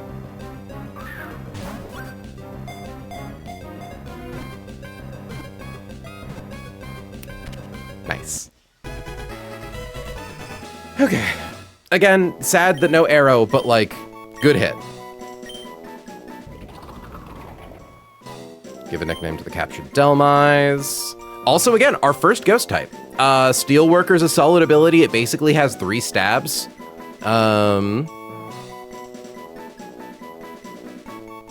Ooh. Someone has actually put in a grass ghost type. I'll see if there is. Yeah, okay. Welcome to the team, Mordwin, I think is how that's pronounced. It's supposed to be a Decidueye, but...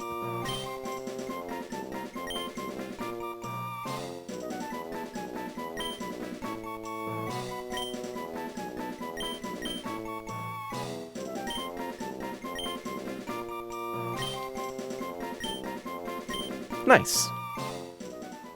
And we now know that we have a safe way back, as long as we cling to the left wall here.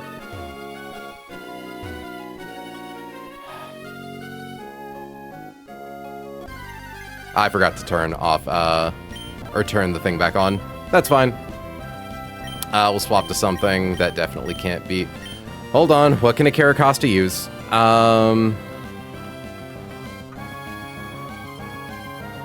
Karok.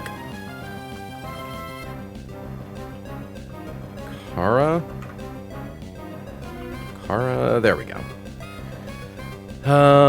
Hydro Pump, Knockoff. Ooh. Power Gem, Razor Shell. Wait. Hydro Pump, Knockoff, Power Gem, Razor Shell. Yeah, so we don't want to swap to anything or anyone who's holding an important item. Okay, thankfully we can swap to Turtle.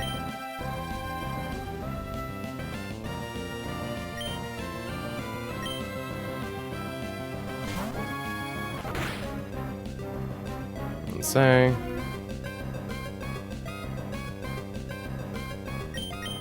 It's also probably really slow. We can probably run from it, but I'm just going to use Giga Drain to be safe.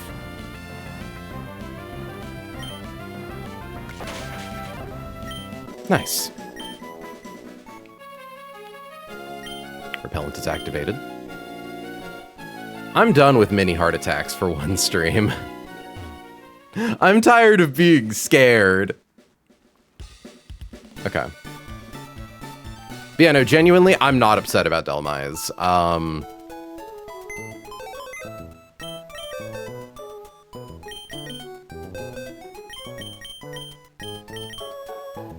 Bashful. Neutral, okay. 31 attack. 31 attack. Decent bulk. I don't know how physically defensive you are normally. Okay, pretty good. Yeah, I'm not upset about this. Okay, back into the field. Back into the field we go.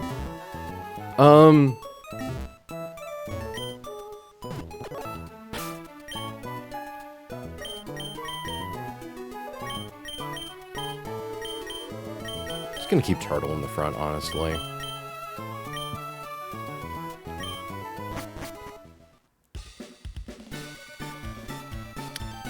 Okay. So let's see. That's right. We were assuming Swimmer Jerome was probably going to be our next encounter, if we found one.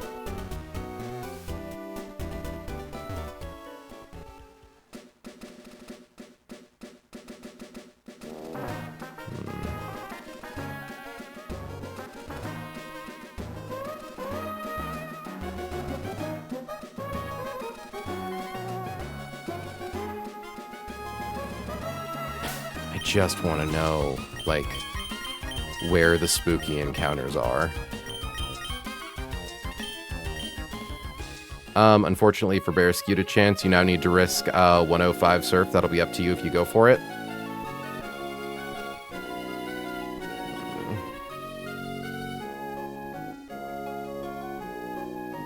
Because we have to abandon ship for a lowland muck, right? Like, that's just the thing you have to do.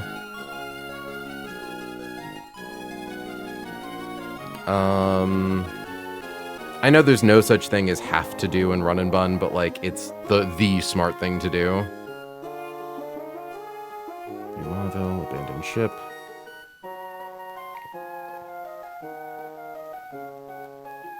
Delmise is gone. Lantern is an option. Yeah.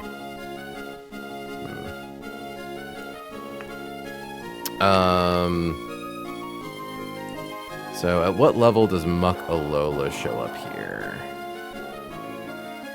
50? Do you know how to boom at 50? No, thank God. Nor do you know how to knock off. Gunk Shot, Earthquake, Payback, Crunch.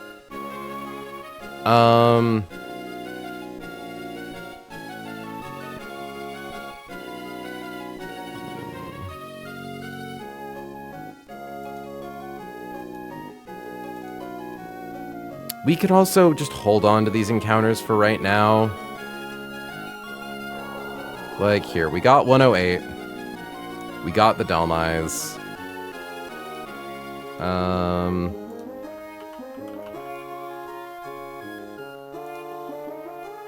Okay.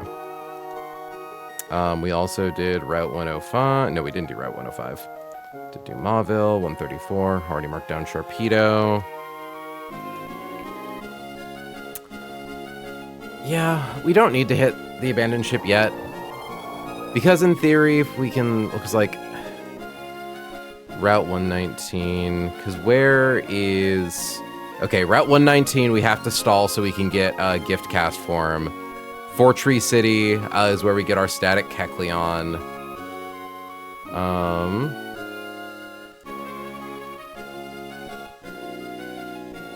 Overquill.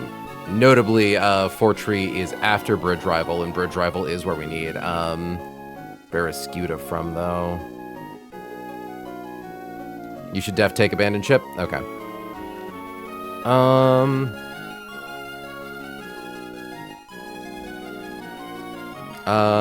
Okay.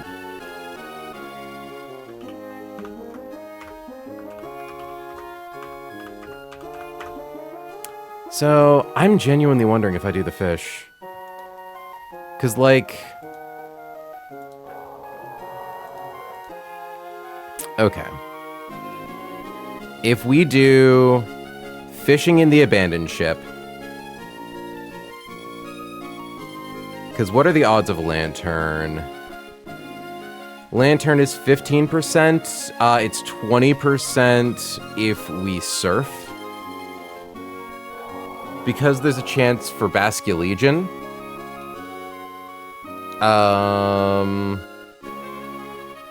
Yeah, there's Grimer, there's Muck, and notably, oh, Barraskewda isn't an option. Okay, hold on. So maybe we don't want to do it like that.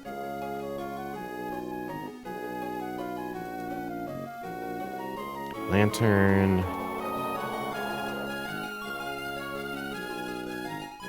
Because at that point, we're operating at... Because we've duped out the 40% chance at Delmise and the 10% chance at Electros. So Lantern goes from being 15% to 30%, actually. Basculin and Basculegion are also 30%. Grimer and Muck become 40%. So we do want to Surf. Yeah. Okay. And Muck, what's your moveset? Gunk Shot, Earthquake, Payback, Crunch. Trying to think about, like, Steel types. Technically, like, Steelix takes Earthquake really well, actually. Jane can't be, Earthquaked.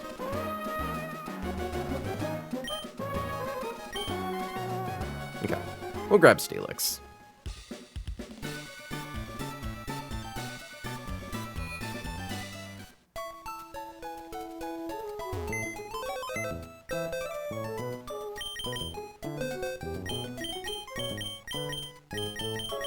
Welcome to the team, gamer. We'll take you over Pari.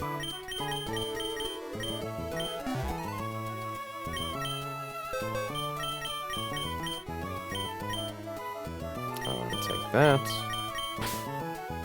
Give that to you.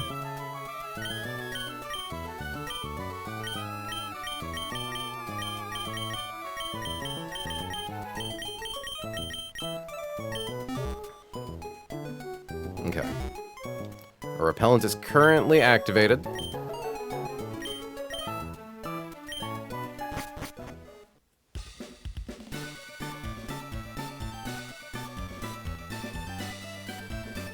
Also, another thing about Delmise, it's our 4th Rapid Spinner. Genuinely not a bad thing to have.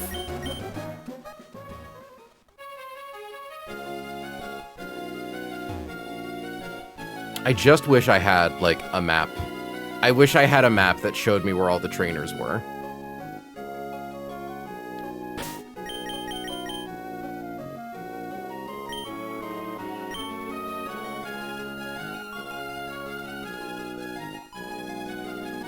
It's a really good spinner too. Ghost Grass is great typing. Yeah, no, honestly, just we have a ghost type finally. And again, it like has really strong physically offensive steel type moves. Okay,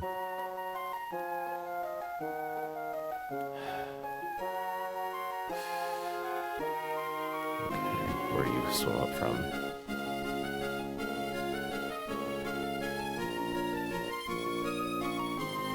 I do believe I was correct in that is a swimmer guy something or other. Wait, swimmer boy Matthew, or are you swimmer boy Jerome? So chat, am I allowed to walk into that trainer just to see which of the 2 swimmers he is? Or is that bad form? Here, let me just check. Masquerain, blank set, level 50.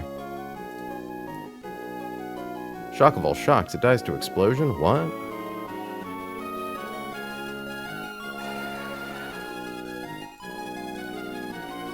Well, it does die to, Dragon Fang, Dragon Claw, and Garchomp. No, in my anyway, there's, okay, so it's not bad form. Okay. Just because, like, I could look it up, I'm just doing this to save time.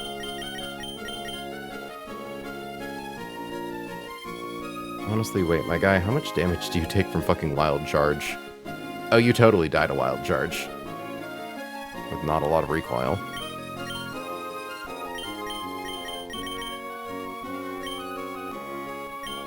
But yeah.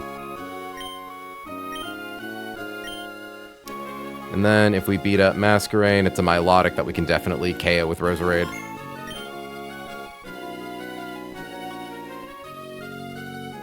Hell, can you even see me from there? Oh, you can't even see me. Okay, well, I guess it doesn't matter then. And I see that's one of the optionals for a Mega Stone. Considering the route we're currently on, that would be Cool Trainer, Carolina, and Sailor Corey. I wonder what stone that is.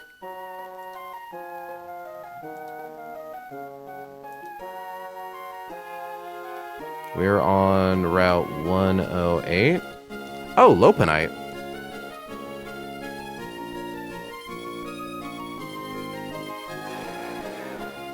Neat.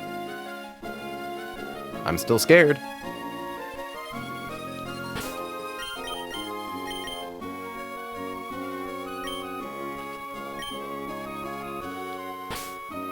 They have the Mega they're guarding. Oh, that's cute.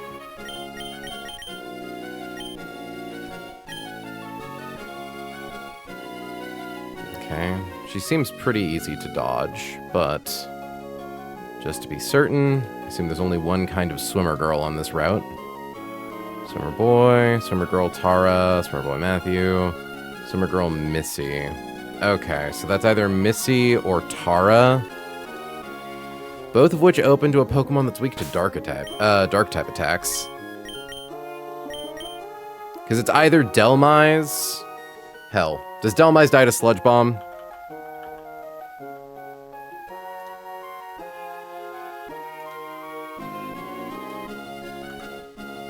You don't die to Sludge Bomb.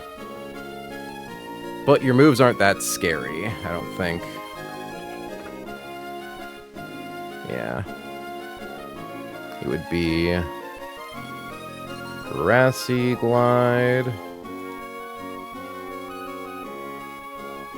Shadow Claw, Anchor Shot, Rapid Spin.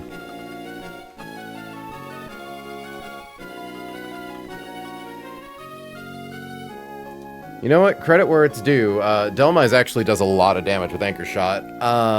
Not enough, thankfully. So yeah, we can 2-hit KO it with Sludge Bomb. And then it would be, if it was Delmise, it would be Ludicolo in the back.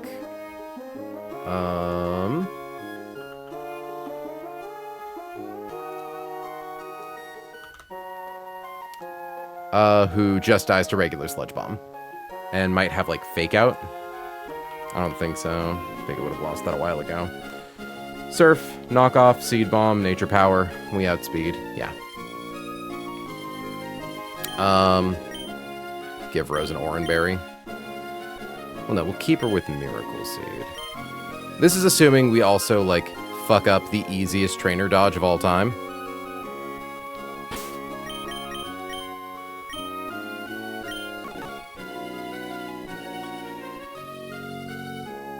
Cool. Okay, what's in that boat?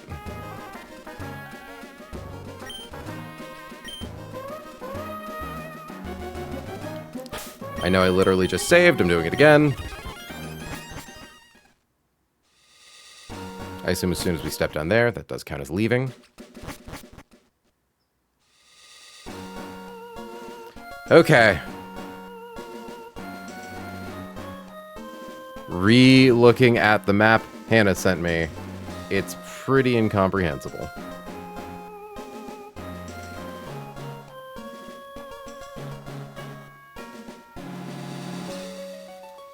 I'm going to trust chat to guide me.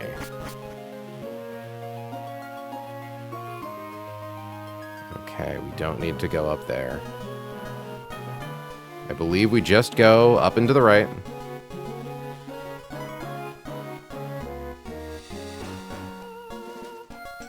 The words don't matter at all. Got it. Just use show an image of the building. Okay. I don't think that guy's even a trainer, based on how he's walking around.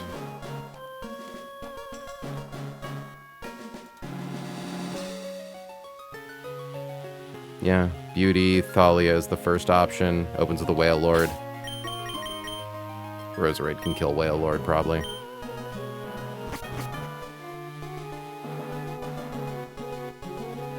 I saw a bug with that tuber going through the wall when he sees you through it. Oh, no.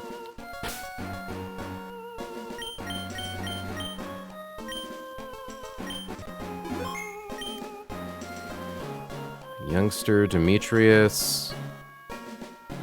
Sailor Duncan. So that's probably Sailor Duncan. Seems like he can only turn 2 directions. The surf location is in the bottom middle of the room here. Okay.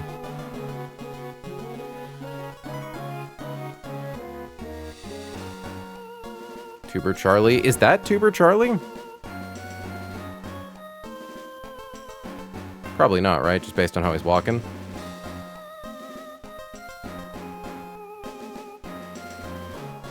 If that is Tuber Charlie, he does have, like, an Azumarill, which is very easy for us to KO.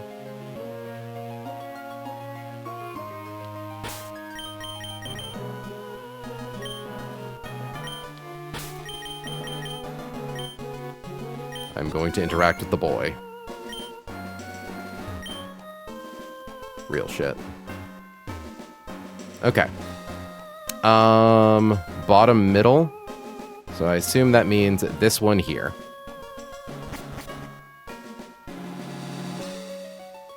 I was correct.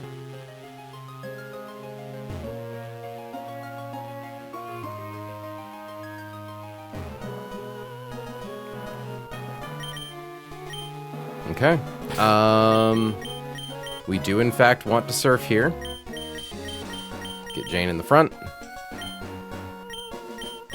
What are you holding, Dollop? Oranberry. Muck has... Assuming we even get it. It's entirely possible we don't. Doesn't have knockoff. Okay, we're fine.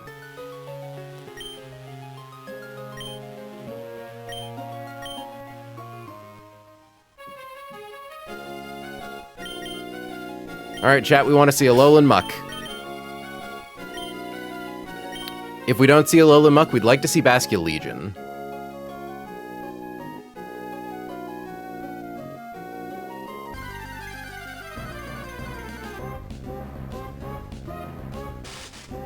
Basculin.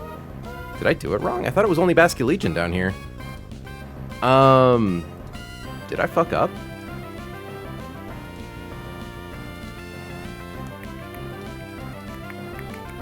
Hold on. Oh, yeah, no, Basculin Blue Stripe, not Basculegion. That's kind of fine. Again, Basculin is not a bad hit here. And getting it under-leveled means that we can control its moves a little better. That being said, Basculin, what can you do?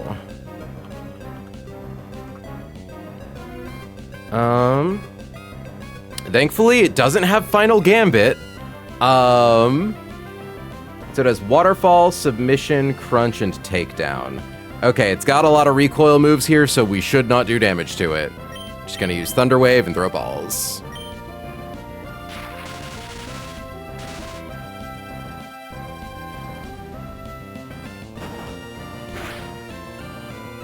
Oh!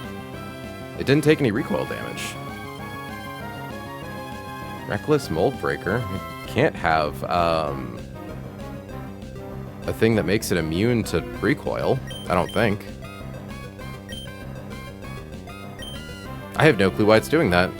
I assume this probably doesn't count for Dusk Ball.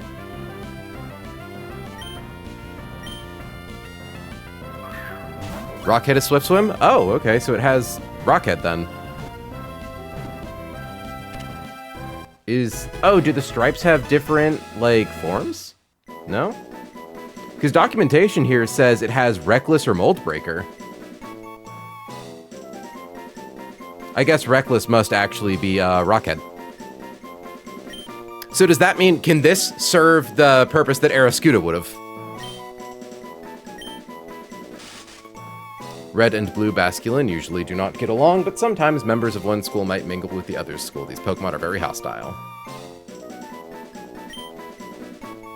The dex is correct, shows Rockhead. Yeah, no, I'm looking at the like text document. Okay.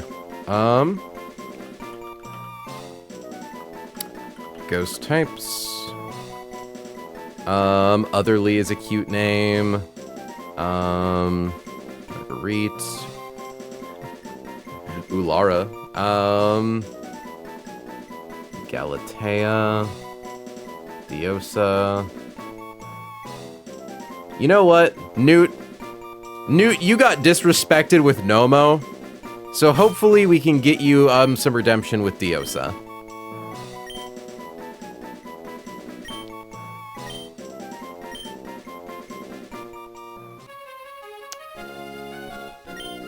Well, I'm definitely not sad about that. Muck is really good for a fight later, but it's not like the only thing we could use there. It's just one of the best options. Am I safe to get that item in there, or is there a trainer hiding?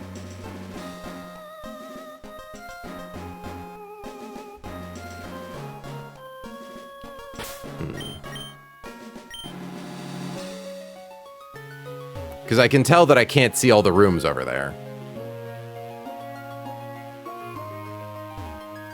Is that Mystic Water?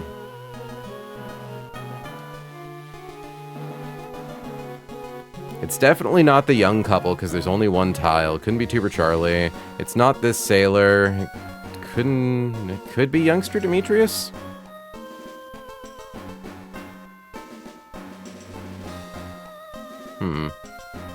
Hard to tell.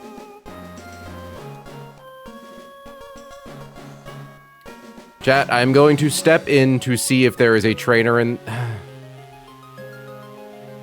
It feels like cheating.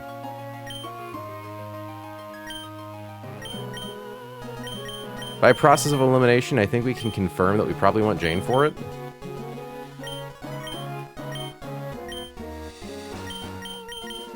The annoying thing is we do need to go back to town and then come back here to evolve it, but thankfully we now know a safe way to the ship.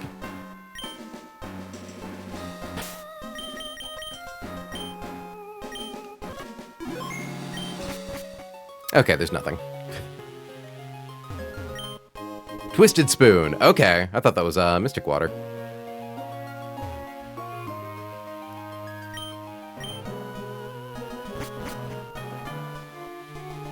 I believe that guy only turns left and right. I would like to see if there's anything in that rightmost room.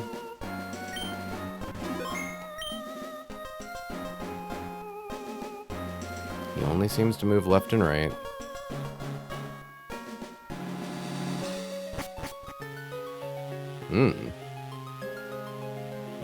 I assume that's not the guy.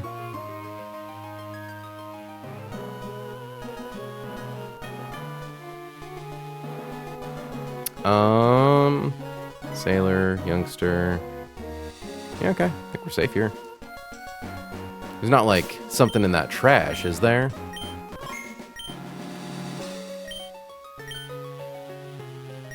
It's empty. Okay.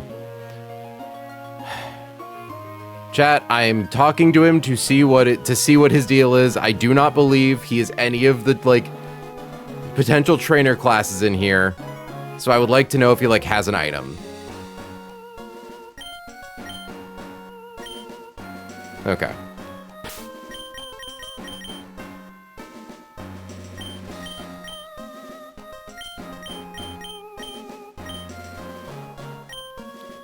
Get me out of here. I forget who we want to start this fight with. I think Barley. Assuming we even get into a fight. I think we're fine. It's the easiest dodge of all time. She has a perfectly predictable pattern.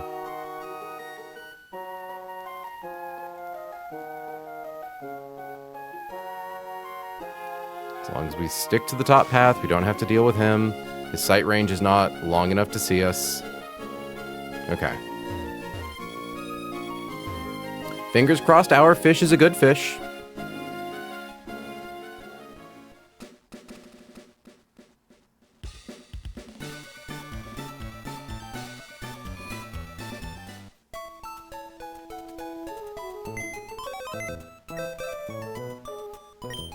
Pokemon. I suppose fingers crossed for a plus speed nature. Plus attack's also good. Calm, I think, reduces. Okay. Minus attack nature is sad. 27 speed, 31 attack, even with a minus nature is like a lot.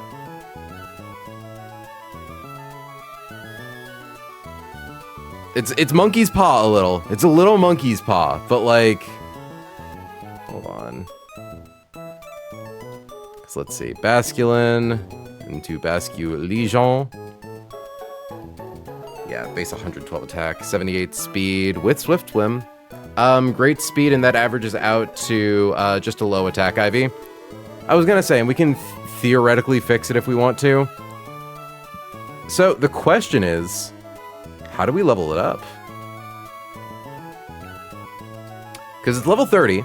We can immediately turn it into Basculegion if we want to. Takedown, Crunch, Submission, Waterfall. We probably want Waterfall. Don't want Takedown.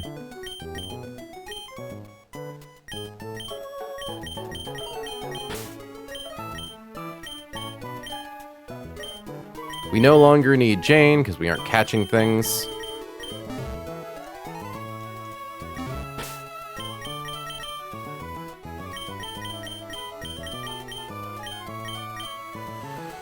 Okay, because let's see. Basculin gets Ice Fang. Like, am I able to compare Basculin to Basculegion? I suppose if I got like 2 windows open.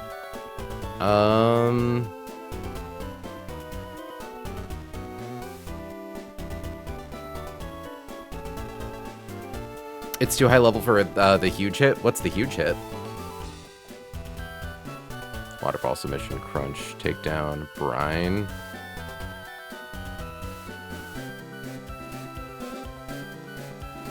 Is it Soak? Is Soak the... Oh, Shadow Sneak.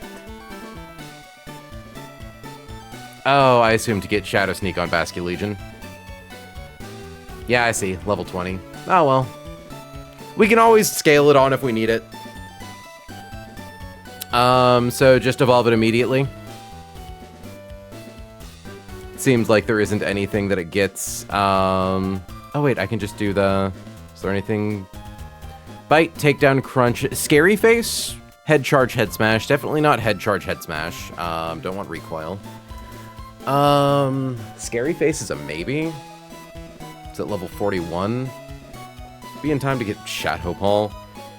But then we lose access to Ice Fang, Psychic Fangs. Unless we get those as Basculin. We do. Okay, so yeah, we level it up to get Scary Face and then evolve it. I think we do that.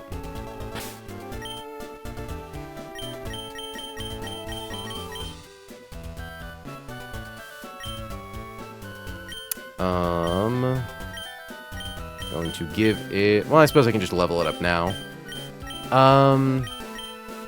So yeah, we specifically want to get it to level 40. I don't think you ever keep Scary Face, too many good moves. Okay, then I won't bother. I guess, do you want to give me a rundown of what are the optimal picks while I make our way back to the ship?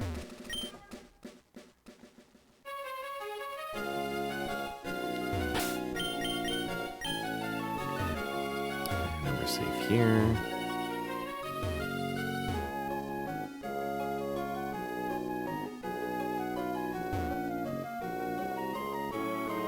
Find where he is.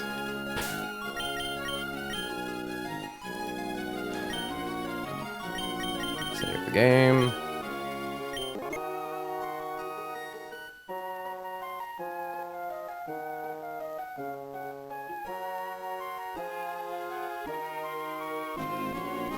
Cool. All right, level it up. Poltergeist, Liquidation, Superpower, Givens. Really, Poltergeist? Even though 90 accurate, okay.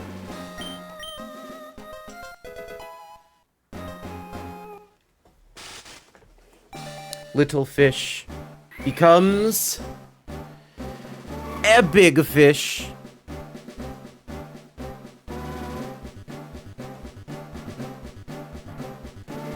Okay.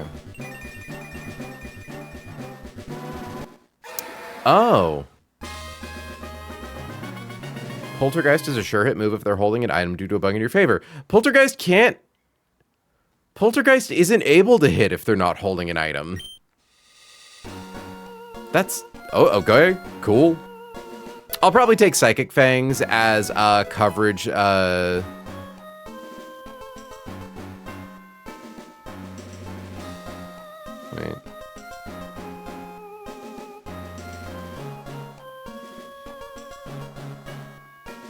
Wait, hold on. Fails if the target has no held item. What?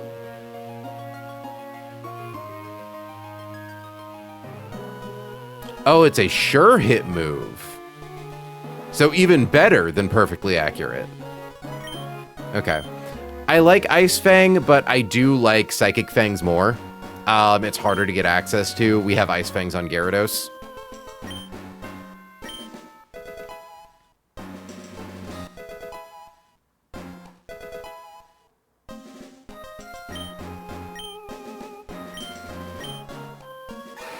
Farewell takedown.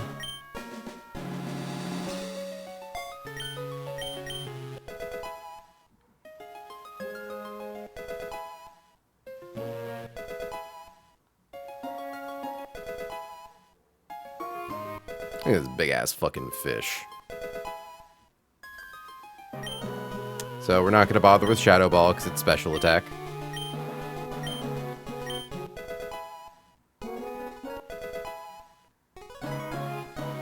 Does it get a last move?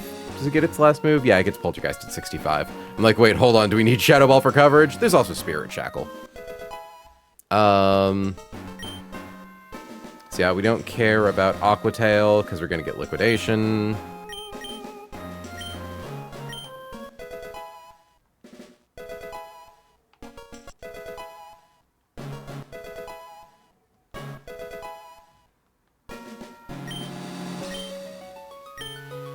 Spirit Shackle's just, yeah. After being hit, foes can no longer escape. We'll take it over submission for right now.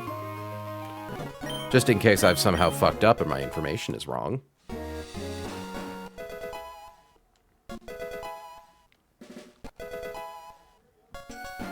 Final Gambit. Not gonna bother.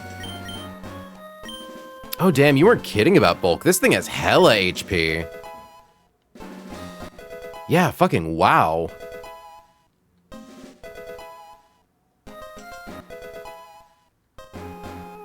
Superpower.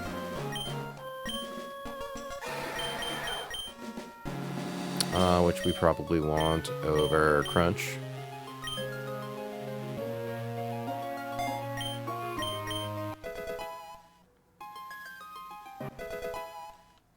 Yeah, no, adding 2 ghost types to our box is definitely not a bad thing.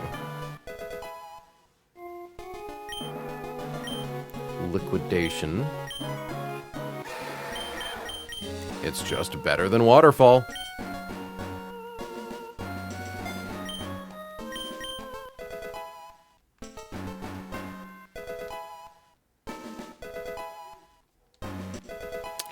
And as the grand finale, Poltergeist.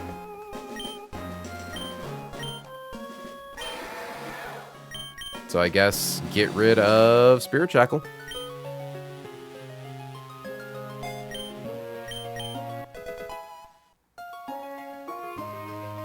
Yeah, wow, 248 HP.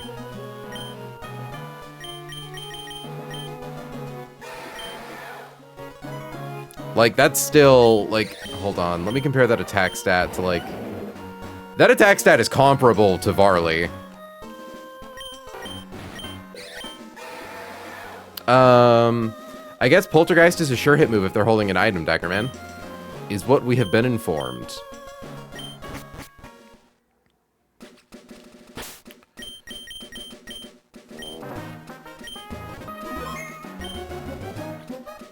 I'm tired of the Surf.sim. I want to go home.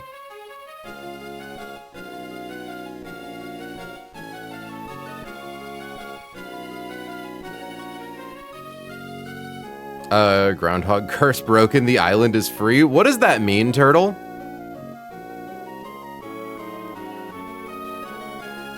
Turtle, what does that mean?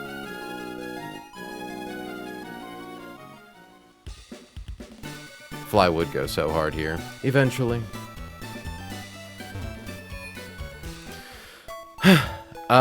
Game kept crashing. We played the same day 3 times. Oh dear.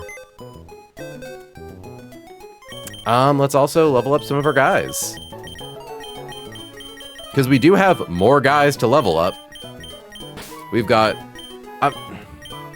I might add... Hold on, because that's 1, 2, 3, 4, 5, 6, 7, 8, 9. I'm gonna rename Circumf just a little bit. Honestly, that Winter 11 is a name that goes really hard for a Sharpedo.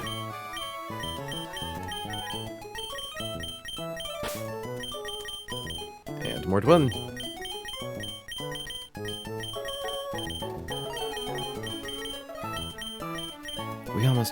We have a full ass box.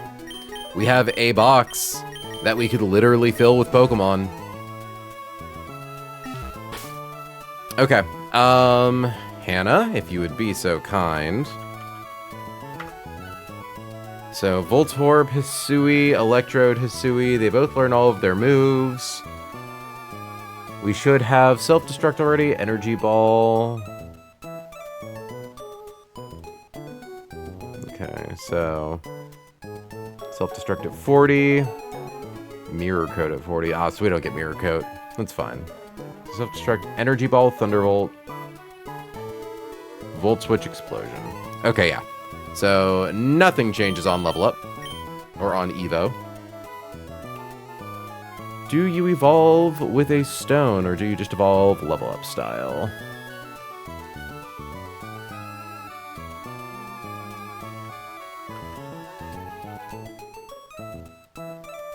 Wait.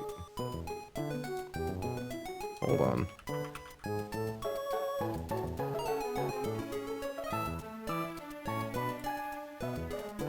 Yeah, it just evolves at level 30. Okay. To be fair, Swampert is my favorite mon, so it's sad for me to see it like that. Oh yeah, we gotta keep Mudkip as a Mudkip, because it baits kills.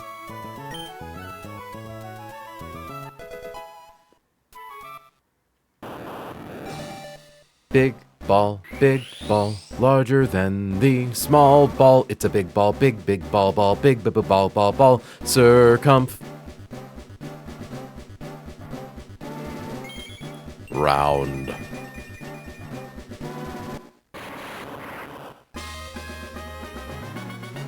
Gorilla Balls.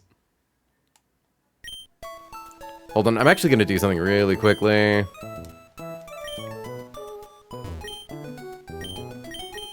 So, change nickname.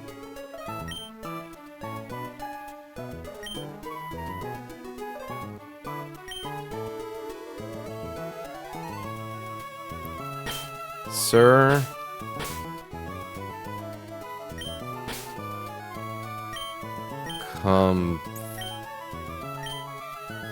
Oh wait, I can put the Volt name in. Nice.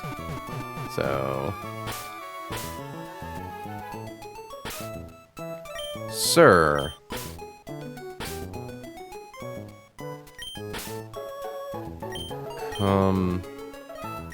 That's a cute. Comfrey. There we go. Sir Comfrey.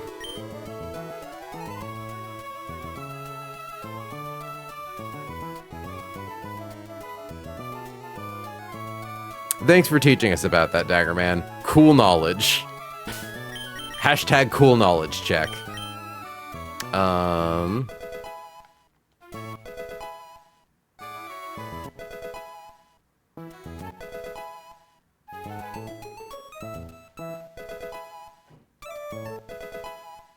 So I think all of the moves we're going to have on this thing we're like about to learn. Energy Ball, Thunderbolt, Volt Switch, and Explosion.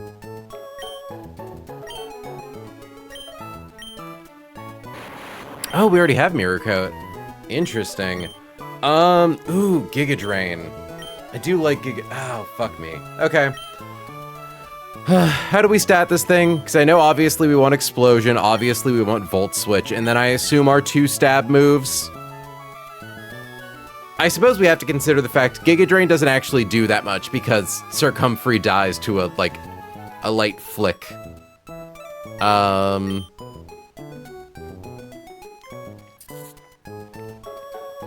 I don't think you actually want Explosion on this guy. Oh, I suppose that's fair. It only has a base 50 attack stat, so it can't actually do that much with it.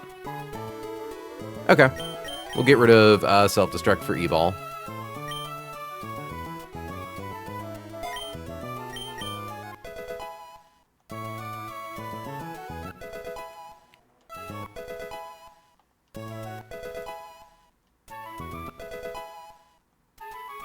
Thunderbolt. We presumably want Energy Ball. Do we want Thunderbolt over Discharge or Mirror Coat?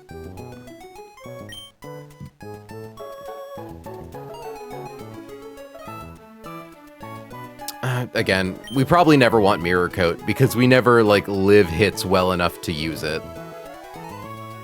And our HP is low. Like, Electrode, what are your stats? 60 HP, 80 special defense. Yeah, it's just, it seems like neat tech because counter moves are so rare, but like, I don't think we actually use it. So we'll get rid of that.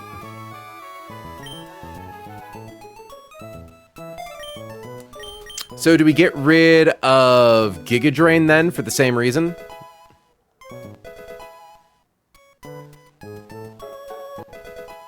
Oh wait, hold on a second. Oh, good to see. I didn't even realize there are 2 different ability options on this, Aftermath or Static, and we got the better one in Static.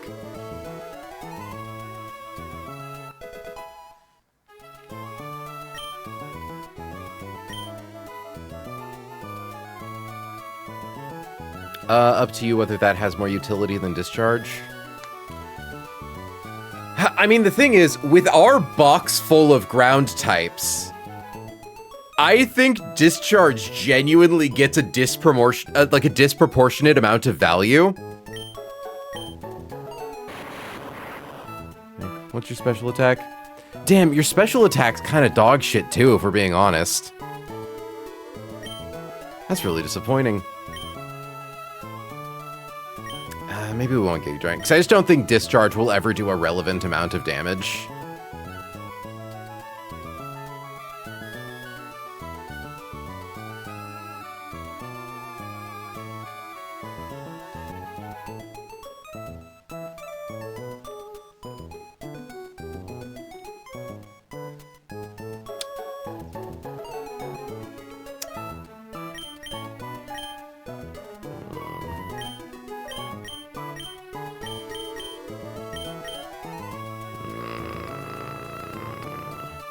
That being said, because we have incredibly low max HP, it does increase how much Giga Drain will heal us for. Like, proportionally.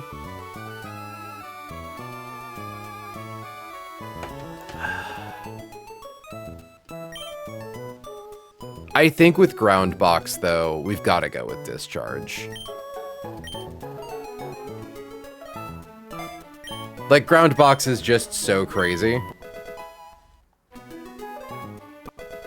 Alright, no explosion.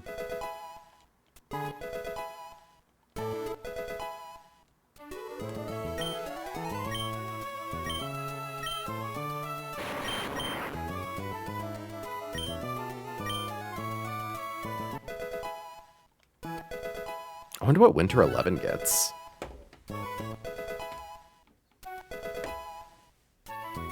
Control F, Sharpie. I would just get Liquidation on top of what it currently has. I'll say that eventually a move probably also leaves in favor of Magical Leaf / Shockwave. Okay, that's fair. Also, who knows? Could have a good hidden power type.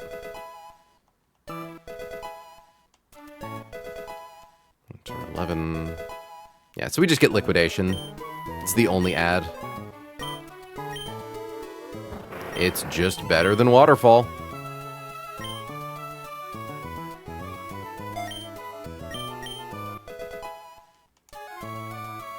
Nice Electrode name. Thanks, Faulty. Unfortunately, we got Sharpedo and Delmise, so we might have to pull for Barraskewda. We got Basculegion as our ship encounter. Swift Swim, specifically.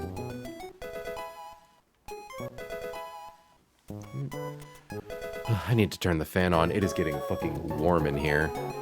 As you can probably tell by the fact that my face is slowly illuminated. Plus 4 friends. It's true, plus like 5 friends. Because we got Circumference, we got Winter, we got Mordwin, we got Diosa. Oh yeah, no, I think we've only pulled 4.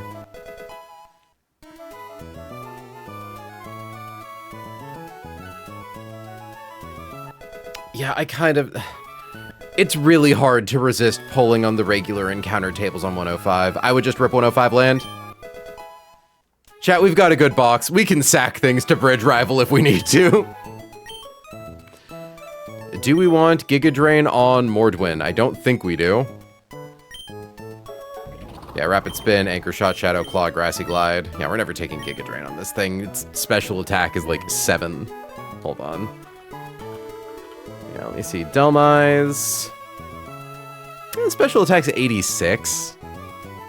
Which isn't miserable. But obviously we like Rapid Spin, and I think we like Grassy Glide because it hits off our better attack stat. Like, we need our 3 stabs. Because what else do you get? There are a few things in 105 land you'd be sad to get. It's true, but like, I could also get Luminion, and I'd be sad to get that. And the odds of getting Luminion aren't low. Ooh, Heavy Slam. Is Heavy Slam... Heavy Slam's probably better than Anchor Shot, I think.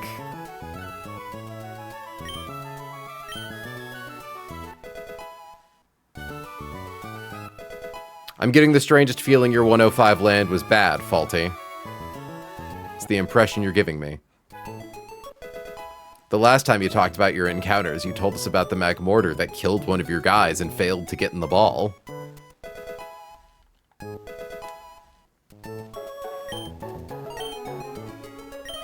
Like, Mordwin is like an incredibly high weight Pokemon. I wish we had the Iron Ball to make it hit even harder. But like 210 kilograms. Hold on, let me just look up Pokemon by weight.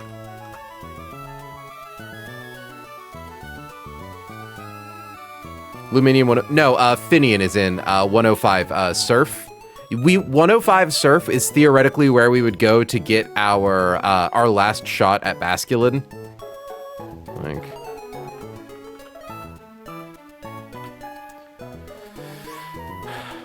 okay.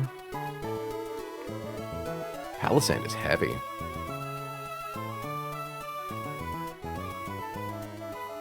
Okay, so it seems like most of the things that are heavier than Delmise are like legendaries.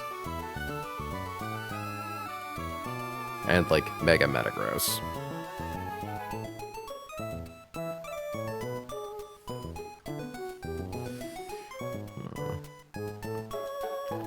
I'm genuinely unsure if I want Heavy Slam or Anchor Shot.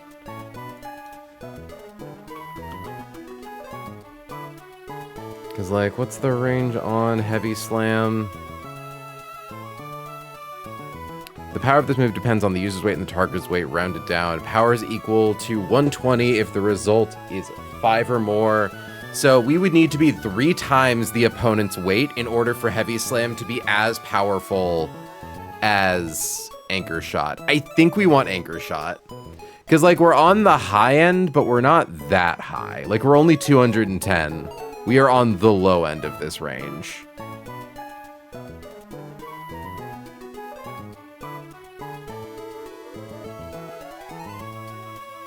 Yeah, 430.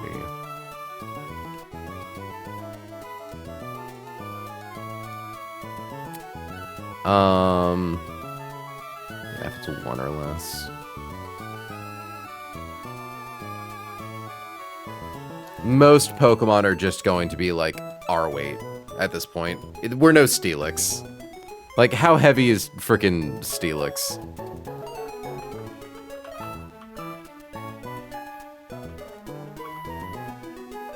Yeah, no. Steelix is a lot more than this thing. And we didn't take it on that. We go for Anchor Shot.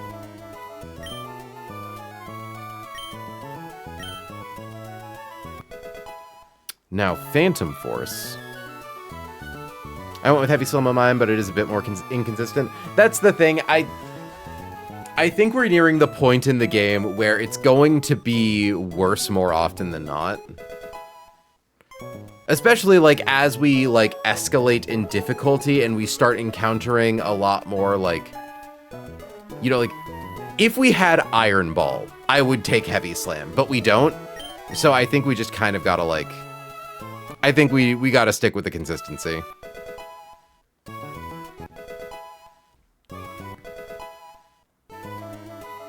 Now, Phantom Force is interesting.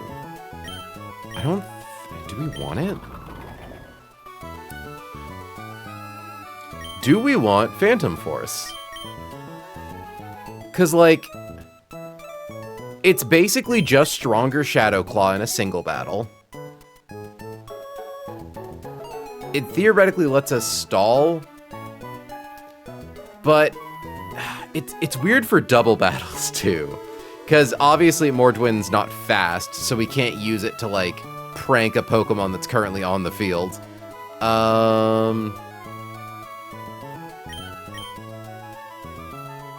High crit ratio. Like, run and bun gamers, do you know if there's, like, much to be gained from being a two-turn move?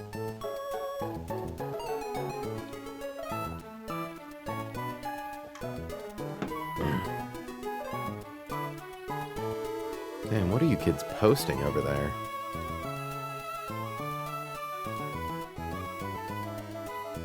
Oh my god, Fia's cat.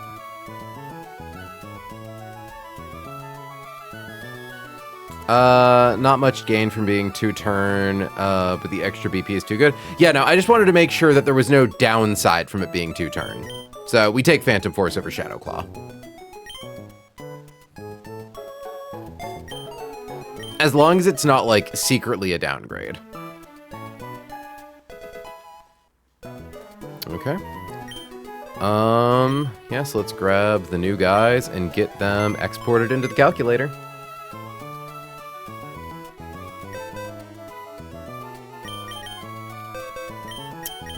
So I believe that's all of our new catches. Oh, also we got Greninja. Yeah, so we did get +5 guys. Yeah, no, Faulty, we got a pretty solid guy. So that was nice, as our Petalburg get. Theoretically could have been nicer in places, but like beggars and choosers and all that. Okay, tools, scripting, file, load recent script.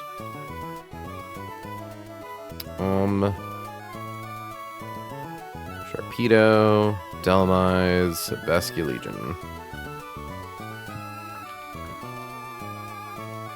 A batch of fellas.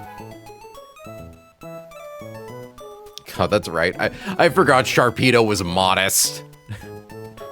Fucking shit.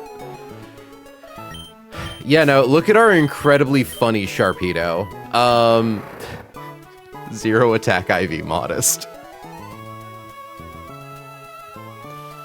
Shit's crazy, man.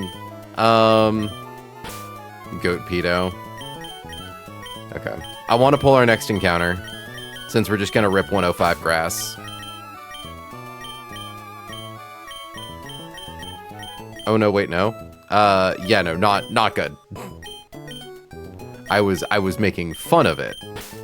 I do like Mordwin as a new catch helper. Grab Varley. Grab Rose.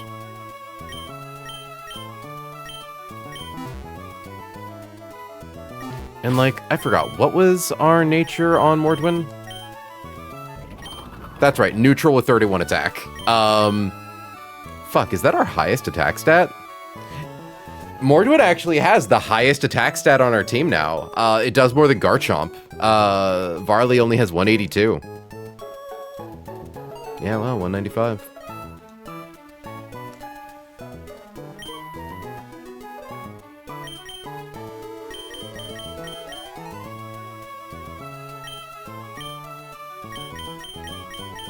Okay.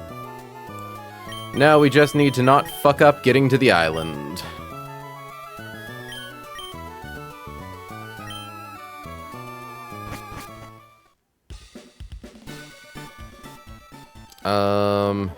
It will be faster backtracking and getting Acrobike.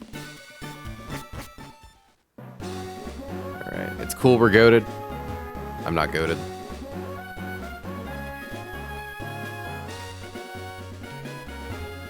Not goated. Cringe even. A bit of a failure. Yeah, I'm gonna turn on the fan. It's getting warm in here. It should not be this hot in fucking November.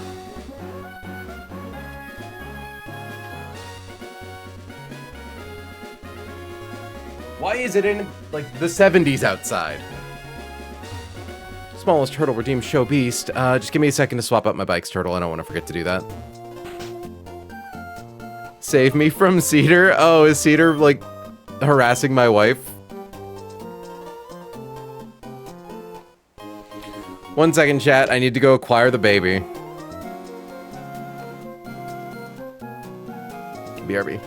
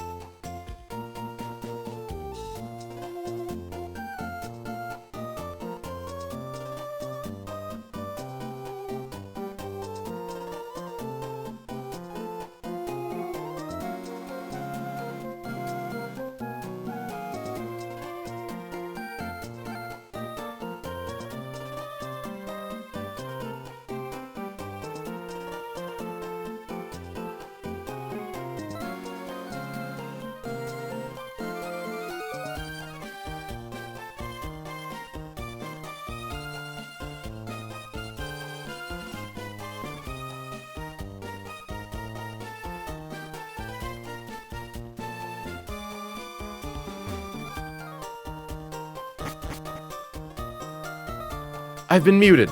Thank you, Mitmod. Thank you, Turtle. I'm dumb as hell. I was looking at encounters. I was looking at when we get Sharpie tonight, which is like the end of the game again. Can I please encounter a Pokemon that gets a Mega Stone before the end of the game, unless that's Audino Night? Hold on, when do you get Audino Night? Abandoned Ship, that's hilarious. Okay. Cause yeah. We can, there is only one kind of miss on the route we're going to. And it's Audino, but even if we get that miss, Audino is something that can hold a Mega Stone. Imagine 105 land being Audino. It could happen. That's why I'm like, hold on, wait, I just asked for, can this game please give me a Pokemon with a Mega Stone in this half of the game? It's like, oh, Audino's one of those. Okay, better make sure that I also show that I would be fine and happy getting a thing. Breloom is not a dupe. Potentially Toxiceel Breloom would be really cool. I don't know if Breloom's actually that good, but I personally like Breloom, so, you know, personal bias and all that. I should also start looking at the trainer encounter, because now we're going in through 105 top.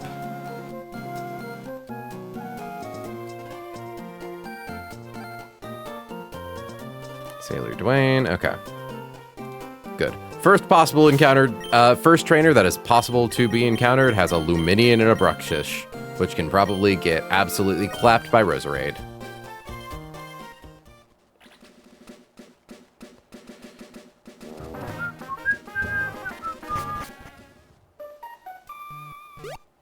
We would love to see Corviknight. We do have Jane. Breloom is a great mon up to normal. Oh, wait, you're saying sounds like, so you don't know for fact. Okay. I wonder, Mr. Bryony, are you home? No. Mr. Bryony, I miss you. Okay.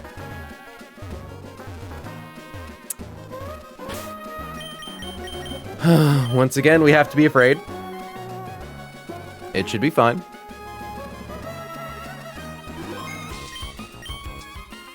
Mr. Bryony left us in the rapture. Also, just making sure. Repellent is deactivated. Repellent is activated. Good. The island is on the right side? Okay. In that case, we follow this wall.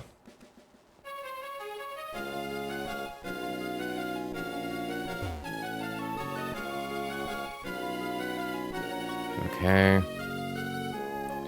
That's probably swimmer girl Imani.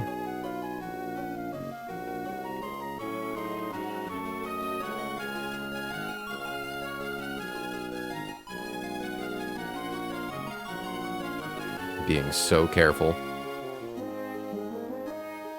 Next up is probably swimmer boy Dominic, who we can also probably beat with Roserade.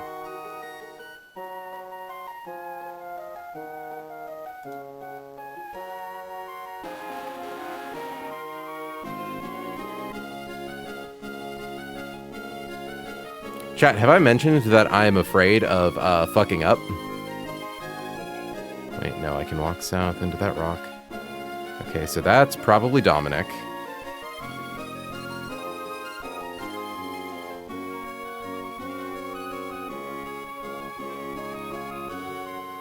Just gotta be smart.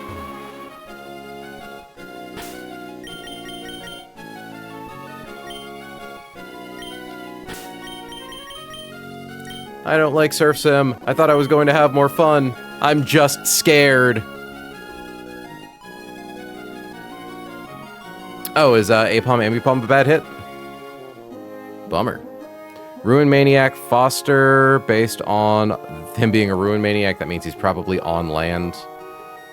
So I think next up is the Dratinis. I imagine a Dratini, even at level 70, probably isn't a higher level, or probably isn't faster than my Garchomp.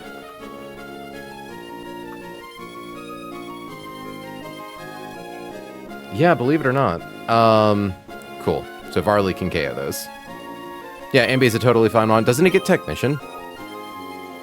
Fake out and U-turn by level up. Oh yeah, nice. And Fling. Ooh.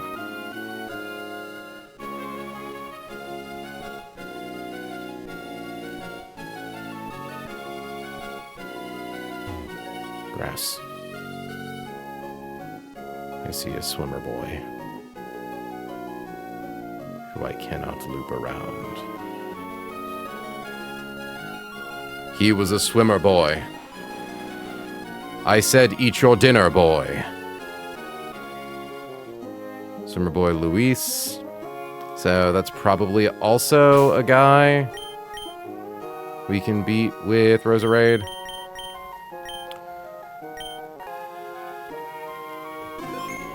Probably safer to go around.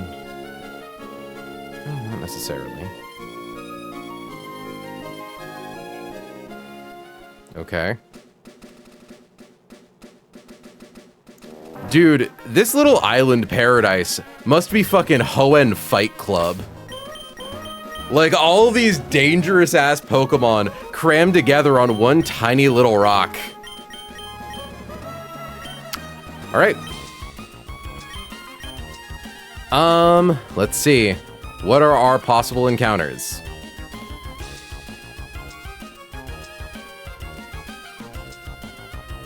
In Route 105.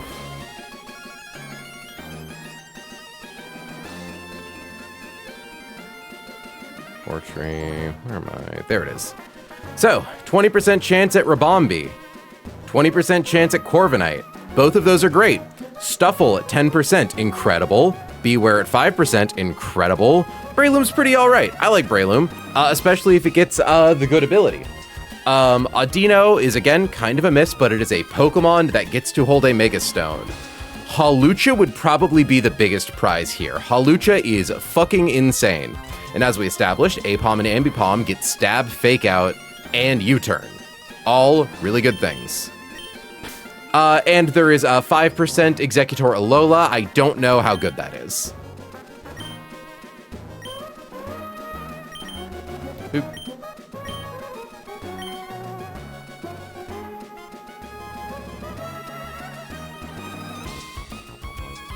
You know what? I don't think this patch of grass gets a lot of love.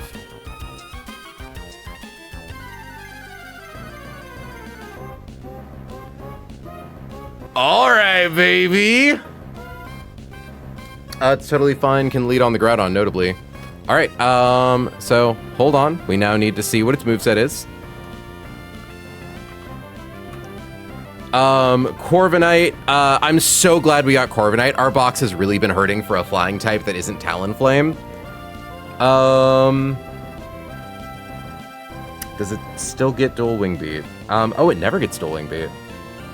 So, Brave Bird, Ironhead, Defog, Revenge. Sad, it doesn't have Feather Dance. It still has Defog. Brave Bird is good damage. Body Press. It gets access to Roost. We would have to use a Heart Scale to get Feather Dance on it. But, like, this is a guy. Unnerve.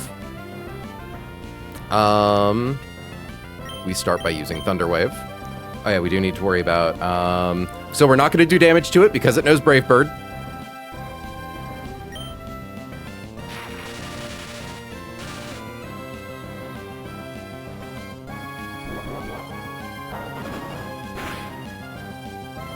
Okay.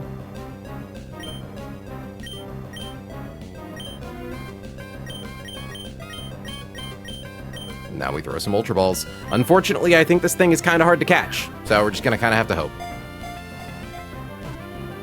2, 3. I don't know what I'm talking about. All right, that's a really nice win. After all of the kind of so-so encounters we've gotten, like, things we could find versus things we get, like, getting Corviknight is such a big win. And we used up Felice on this run, so let's see. Okay. Fire Steel, Ice Steel, Normal Steel, Electric Steel, Steel Ghost. Hi, Seamus, Ingrid. You know what?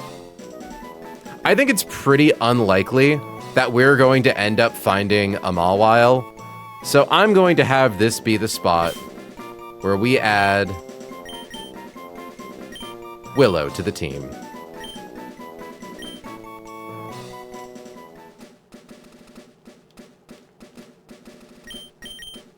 All right, now we just need to get back home.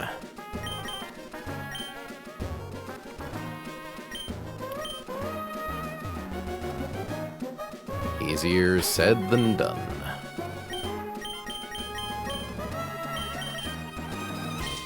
I think there's only 2 trainers we need to dodge. Or no, there's 2 guys swimming left and right. Okay. Should heal Jane, just in case.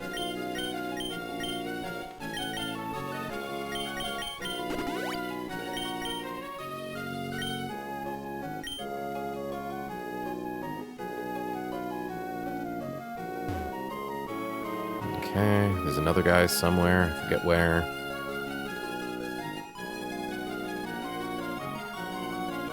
I appreciate Route 105 is clearly like the route that is meant to tutorialize you on like looking out for optionals. Where it's like, oh yeah, there's some people here and like, you know, if you're not careful, you could accidentally walk into their sight lines, but you should be fine. Like as long as you just kind of take it one step at a time. All right, we would love to see plus defense nature. Obviously the big 3 are plus defense, plus speed, plus attack. We want to see good bulk on this thing.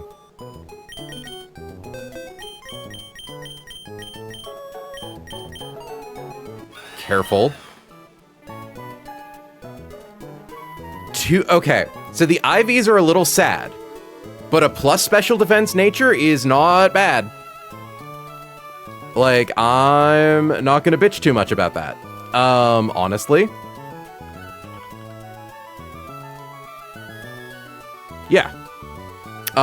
These are things that could potentially be shored up with heart scales, as are all things, and we have a good attack stat. I'm pretty happy about that. Revenge, Defog, Ironhead, Bravebird. Yeah, no, great nature. Special attack dropping is the best thing we could have gotten.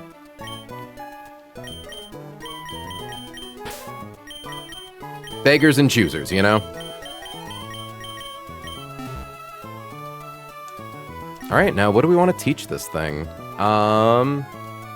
It's gonna get body press and roost.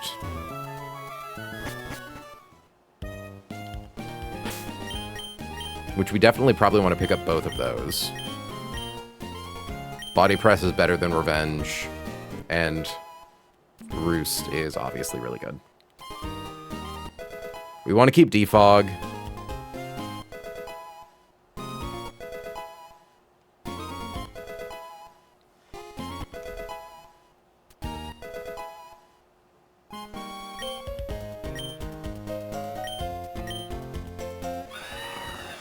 Yeah, what we have, Ironhead, Revenge. Yeah, Body Press is just better than Revenge. Probably.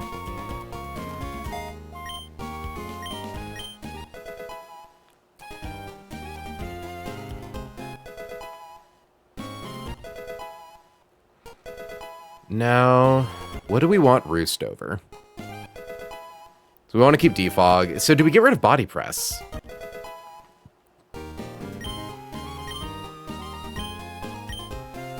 Because, like, Ironhead is our steel stab, Bravebird is our flying stab, Defog is one of the best moves you can get on a Pokemon. Roost is recovery. I think we probably get rid of Body Press, yeah.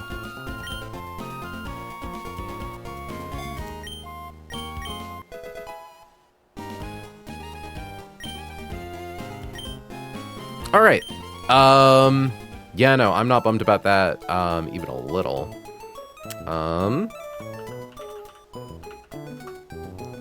Corviknight is a great tool to put in our belt.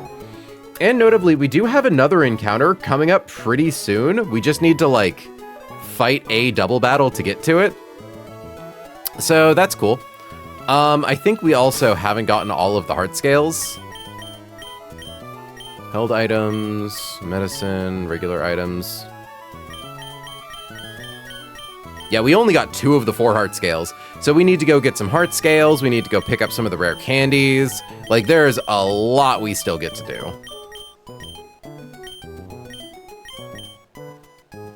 That double battle's so annoying. Well, good to know. But friends, I'm tired. Surf.sim took longer than I thought it would. We definitely had some downs. We had some ups. I would say that was like a gradually escalating like set of, oh, okay. Like, Sharpedo was a big miss. Delmise isn't bad, but it's the worst of the 3 options. Basculin is pretty good if we didn't get Muck. And then Corviknight topping it all off was fantastic. I'm really excited to get to play with these new tools. So let's move to face cam and let's go take a look at Twitch to see if there's anyone to raid into. So we've managed to hold steady at around 8 to 10 people all day.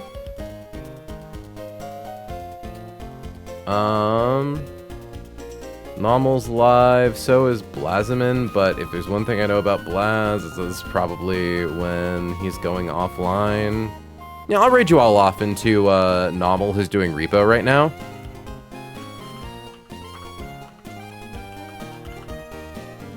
Did I spell that right? I did. Okay. But yeah, lots of cool shit. My Mondays are free now. I don't know if I'm gonna start streaming on Mondays. I'm definitely not going up to 5 stream days, but you know, I get to do like a little more flexibility. Bare minimum, next stream is Wednesday. We might do one tomorrow, who knows? I've got a lot of these tools. I want to see what they can do. So make sure to check in for that. But until then, friends, I'd like to thank you so much for joining me. I have been April, she has been May, you have all been incredible, and I will catch you all in the next one. Have a good night, folks. Send it out raid. And end.